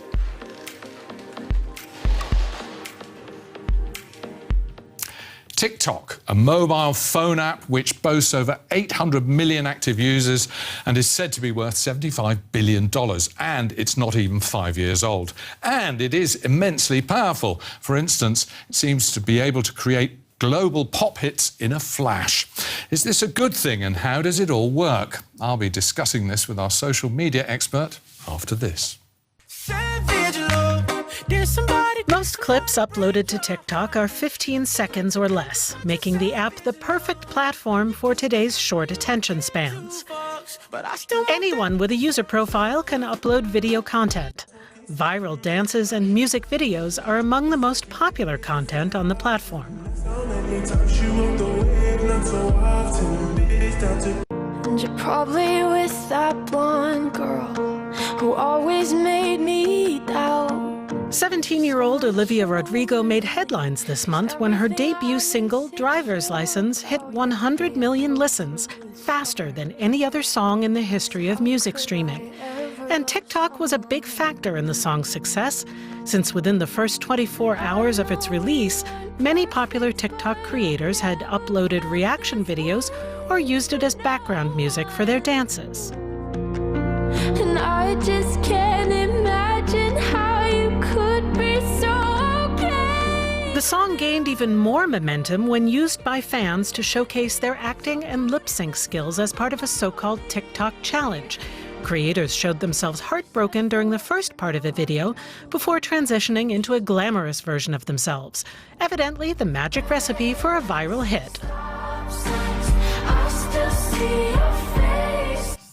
Now, I'm not a social media expert, but my colleague Johanna Rudiger is. So, Johanna, Driver's License went from 0 to the top of the charts in a matter of days, and all because of TikTok? Well, you know, she is a Disney Channel actress, so she is a bit famous, but that doesn't explain the huge instant success. So what happened? On the day the song came out, a girl on TikTok, just a random TikTok user, used that song in her video and created a challenge. And lots of people participated in that challenge. So now we have over 1 million videos using that song on TikTok. And I mean, even I used that song on one of my TikToks on my account, so it was everywhere. And then, you know, Taylor Swift commented on the Instagram post, and so it became this huge pop cultural moment, really. Yeah, OK, so this is not the first time, though, that there's been a TikTok challenge has pushed a song to the top of the charts. I'm thinking of Fleetwood Mac. How have the likes of TikTok and Instagram, though, changed how the charts are in the last year? Well, TikTok and Instagram Reels, which is the new video feature Instagram uses, that's kind of a TikTok clone, really. But they encourage users to upload their own content, but use someone else's music. So these people become really multipliers. And that's new for social media because, you know, as you remember, Facebook was very much about copyright violations, even taking users' videos down if they used popular music. So, I mean, it's a bit ironic that now these huge TikTokers get paid to use a song. For instance, Charli D'Amelio, she is one of the biggest TikTokers, and reportedly she gets paid $40,000 just to use a song in a video and dance to it. So, of course, all in the hope that this goes viral on the app and then goes viral in the charts and you have a #1 hit.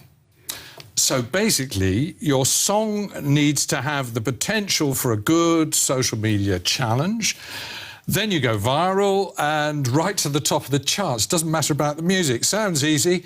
So why doesn't every pop singer do it? Well, it's actually not that easy because you can't plan a viral moment. It has to be authentic because social media users, they can spot a fake a mile away. And that's actually what happened this week to Jennifer Lopez. She uploaded a video on her Instagram and her TikTok and Twitter channel because she wanted to recreate the almost iconic beach scene, Love Don't Cost a Thing, the music video. And so we see her strolling down the beach and she's throwing off her expensive watch and her sunglasses, and you know, then she is posting and saying, "Can't wait for your recreation's new challenge." But social media users, they didn't like it. They even criticized her for it. Why? Because they called her tone deaf. It's winter. We're in the middle of a pandemic. I mean, how are we going to recreate this beach scene? We don't have our own private jet to fly to the beach, and we're not supposed to travel. So they criticized her and made quite a few funny memes around that, making fun of the challenge. So it's not that easy, not even for Jennifer Lopez. Oh, what a shame. I was going to do a swing number. I'm sure that would go viral. Thank you very much for being with us today. Thanks for helping us out, explaining all that. Now a look at some other cultural stories from around the world, and we begin in New York, where a masterpiece by the Italian Renaissance painter Botticelli has just fetched a record price for a work by that artist at auction.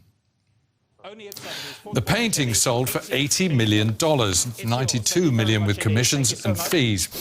Young Man with a Roundel is thought to depict a young nobleman showing off his own prize art possession, a decorative medallion bearing the image of a saint. It is considered one of Botticelli's finest portraits, probably dates from the 1470s or 1480s. To Paris, where British designer Kim Jones's debut collection for Fendi brought some bookish glamour to his first haute couture show. The collection was inspired by Virginia Woolf's novel Orlando, and Jones recruited as many superstars and superstar models as possible.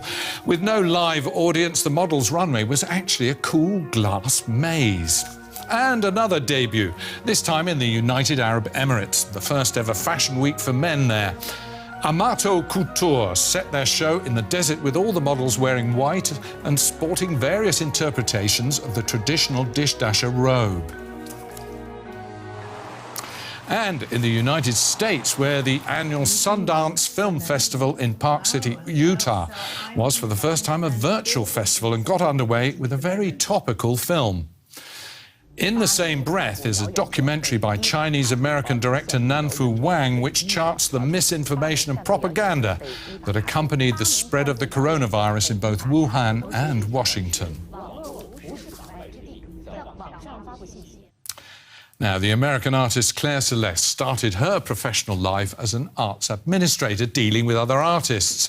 But she soon changed sides, as it were, and meanwhile, now based in Berlin, she exhibits her work around the world. Her raw material is simply paper, but she creates extraordinary immersive collages that bring the viewer into a natural paradise. And there's an environmental message in all her work, too.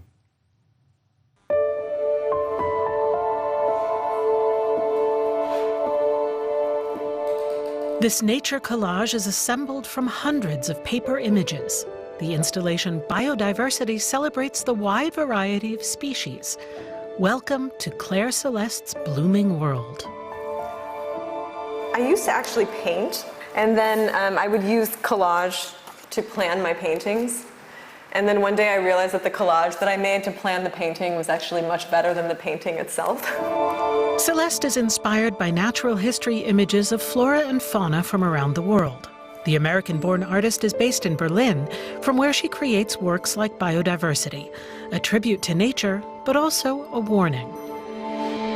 It was originally only about nature, but then when I realized just how many species in my artwork are vanishing or have already vanished, it became impossible to ignore and has since become, I think, the most important part of my artwork.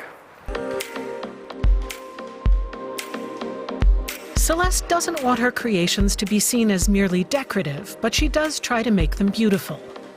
Her works are shown in international galleries, such as these canvas collages in Sweden. This mural adorns a department store in Munich. Illustrations, installations, and glass sculptures are all part of her portfolio. The artist draws inspiration from places with lush vegetation like Berlin's Botanical Garden. As a diplomat's child, she lived in many countries such as Thailand, Brazil, Italy, and the United States, exposing her to the joy of nature's great diversity. The threat to the environment is a source of worry for her. During quarantine, the first 2 or 3 weeks, I remember looking at my artwork and thinking that the planet doesn't need this at all. I think it's sometimes my glues and the inks are perhaps not very environmentally friendly, and this is a question that I have. But I've recently decided that I'm going to continue making my art because I think it's really important as a vehicle for change, in that I'm giving people a message of ecological urgency and ecological hope, or I'm trying to. Her art is based on vintage, naturalistic drawings of animals and plants mixed with present-day photos. I like the idea of birds from 200, 300 years ago coexisting with contemporary ones. I like that there's sort of this seamless timeline that's connecting the older drawings to the contemporary photography. She began by cutting out suitable images for her collages, and in the process realized that quite a few of the depicted species are now extinct. Nowadays, Celeste uses online archives. She starts by composing her nature collages on the computer, then she prints them on recycled paper and cuts them out. Her latest work using that approach is a kind of chandelier. Claire Celeste is still working on this hanging installation, which she plans to illuminate with a lamp. Her original plan was to burn the work after its completion, as a protest against the extinction of species. I think it's important to have a message of hope as well. We have the tools to make the changes that we need to save ourselves, and I want that to be part of the message as well. So perhaps I won't set this on fire. Instead, the flames are made of paper and can be attached or removed depending on the message. Claire Celeste hopes that her beautiful artworks will raise awareness of how endangered that beauty is. Finally, tributes have been pouring in for the pioneering American actress Cicely Tyson, who has died aged 96. She turned down stereotypical roles for black women, agreeing only to play characters that were strong, positive and realistic, long before it was popular to do so. Here she is in the autobiography of Miss Jane Pittman. Bye-bye. You think I'm crazy? Yeah?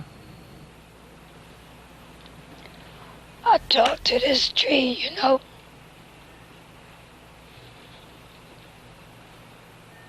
Oh, Sister Oak. Look at me. I'm more than 110 years old. Now if it ain't the Lord that's keeping me going.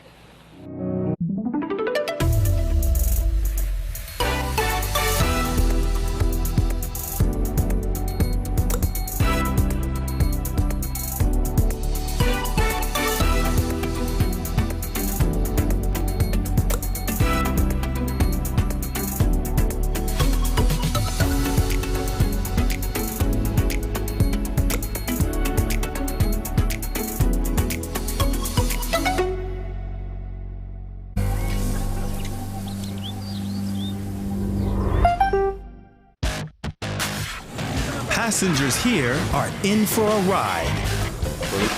Taxi drivers here need nerves of steel, while passengers here can get an eyeful along the way. Rev taxis accommodate passengers all over the world. The Driver, our series. Rev. In 30 minutes on DW. Lots of snow. Now that's winter fun. Oberstdorf is located over there. It's the winter sports center of the Allgäu region. Lukas Stege is on his way to the top. Coming down is easy enough. Nicole Fröhlich has also come to this alpine winter wonderland to snow hike through Berchtesgaden and explore some of the best Bavaria has to offer. Check in 90 minutes on DW.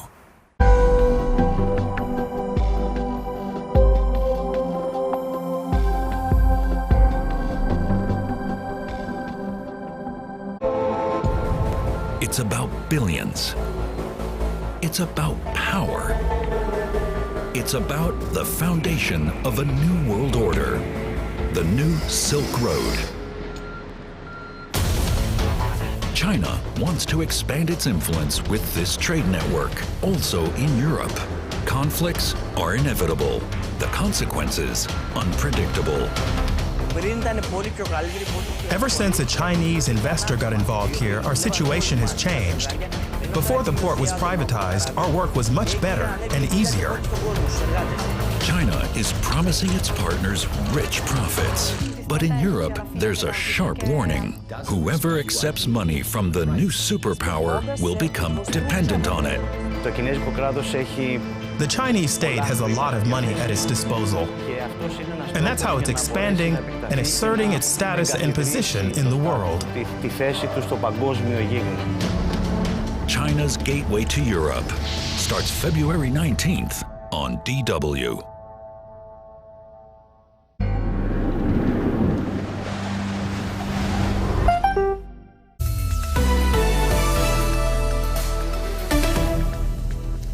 This is DW News, and these are our top stories. Germany is imposing a travel ban on countries most affected by new coronavirus variants. The measure comes into effect on Saturday and will remain until at least mid-February. Berlin says the restrictions are necessary to prevent a surge in infections. Starting Sunday, France will close its borders to non-essential arrivals from outside the EU.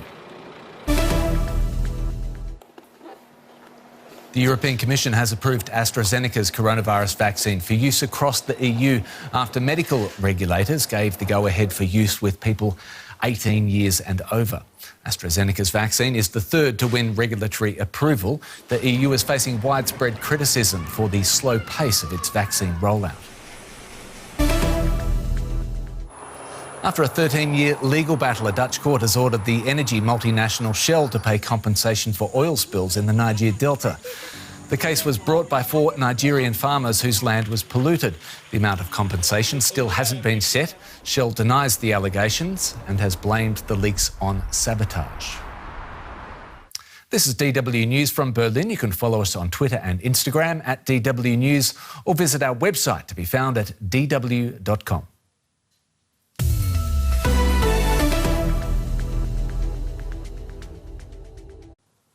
The row between the European Union and vaccine manufacturer AstraZeneca took an ugly turn today as the world's largest trading bloc gave member states the power to ban the export of vaccines.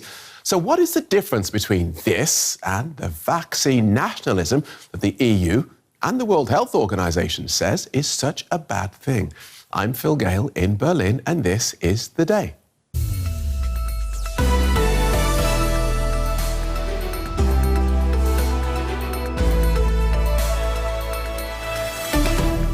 We paid these companies to increase production, and now we expect them to deliver. If we hoard vaccines and if we're not sharing, there will be 3 major problems. The aim is to provide us immediately with full transparency. 1, I said it will be a catastrophic moral failure. The protection and safety of our citizens is a priority. And 2, it keeps the pandemic burning. We have been very mindful of fully honoring our humanitarian commitments. And 3, very slow global economic recovery. Also coming up, the battle between small traders and the giants of Wall Street. But can anyone really win? That's what it is. It's the regular Joes versus Wall Street. And that's what, when I put money into it, I said, even if this goes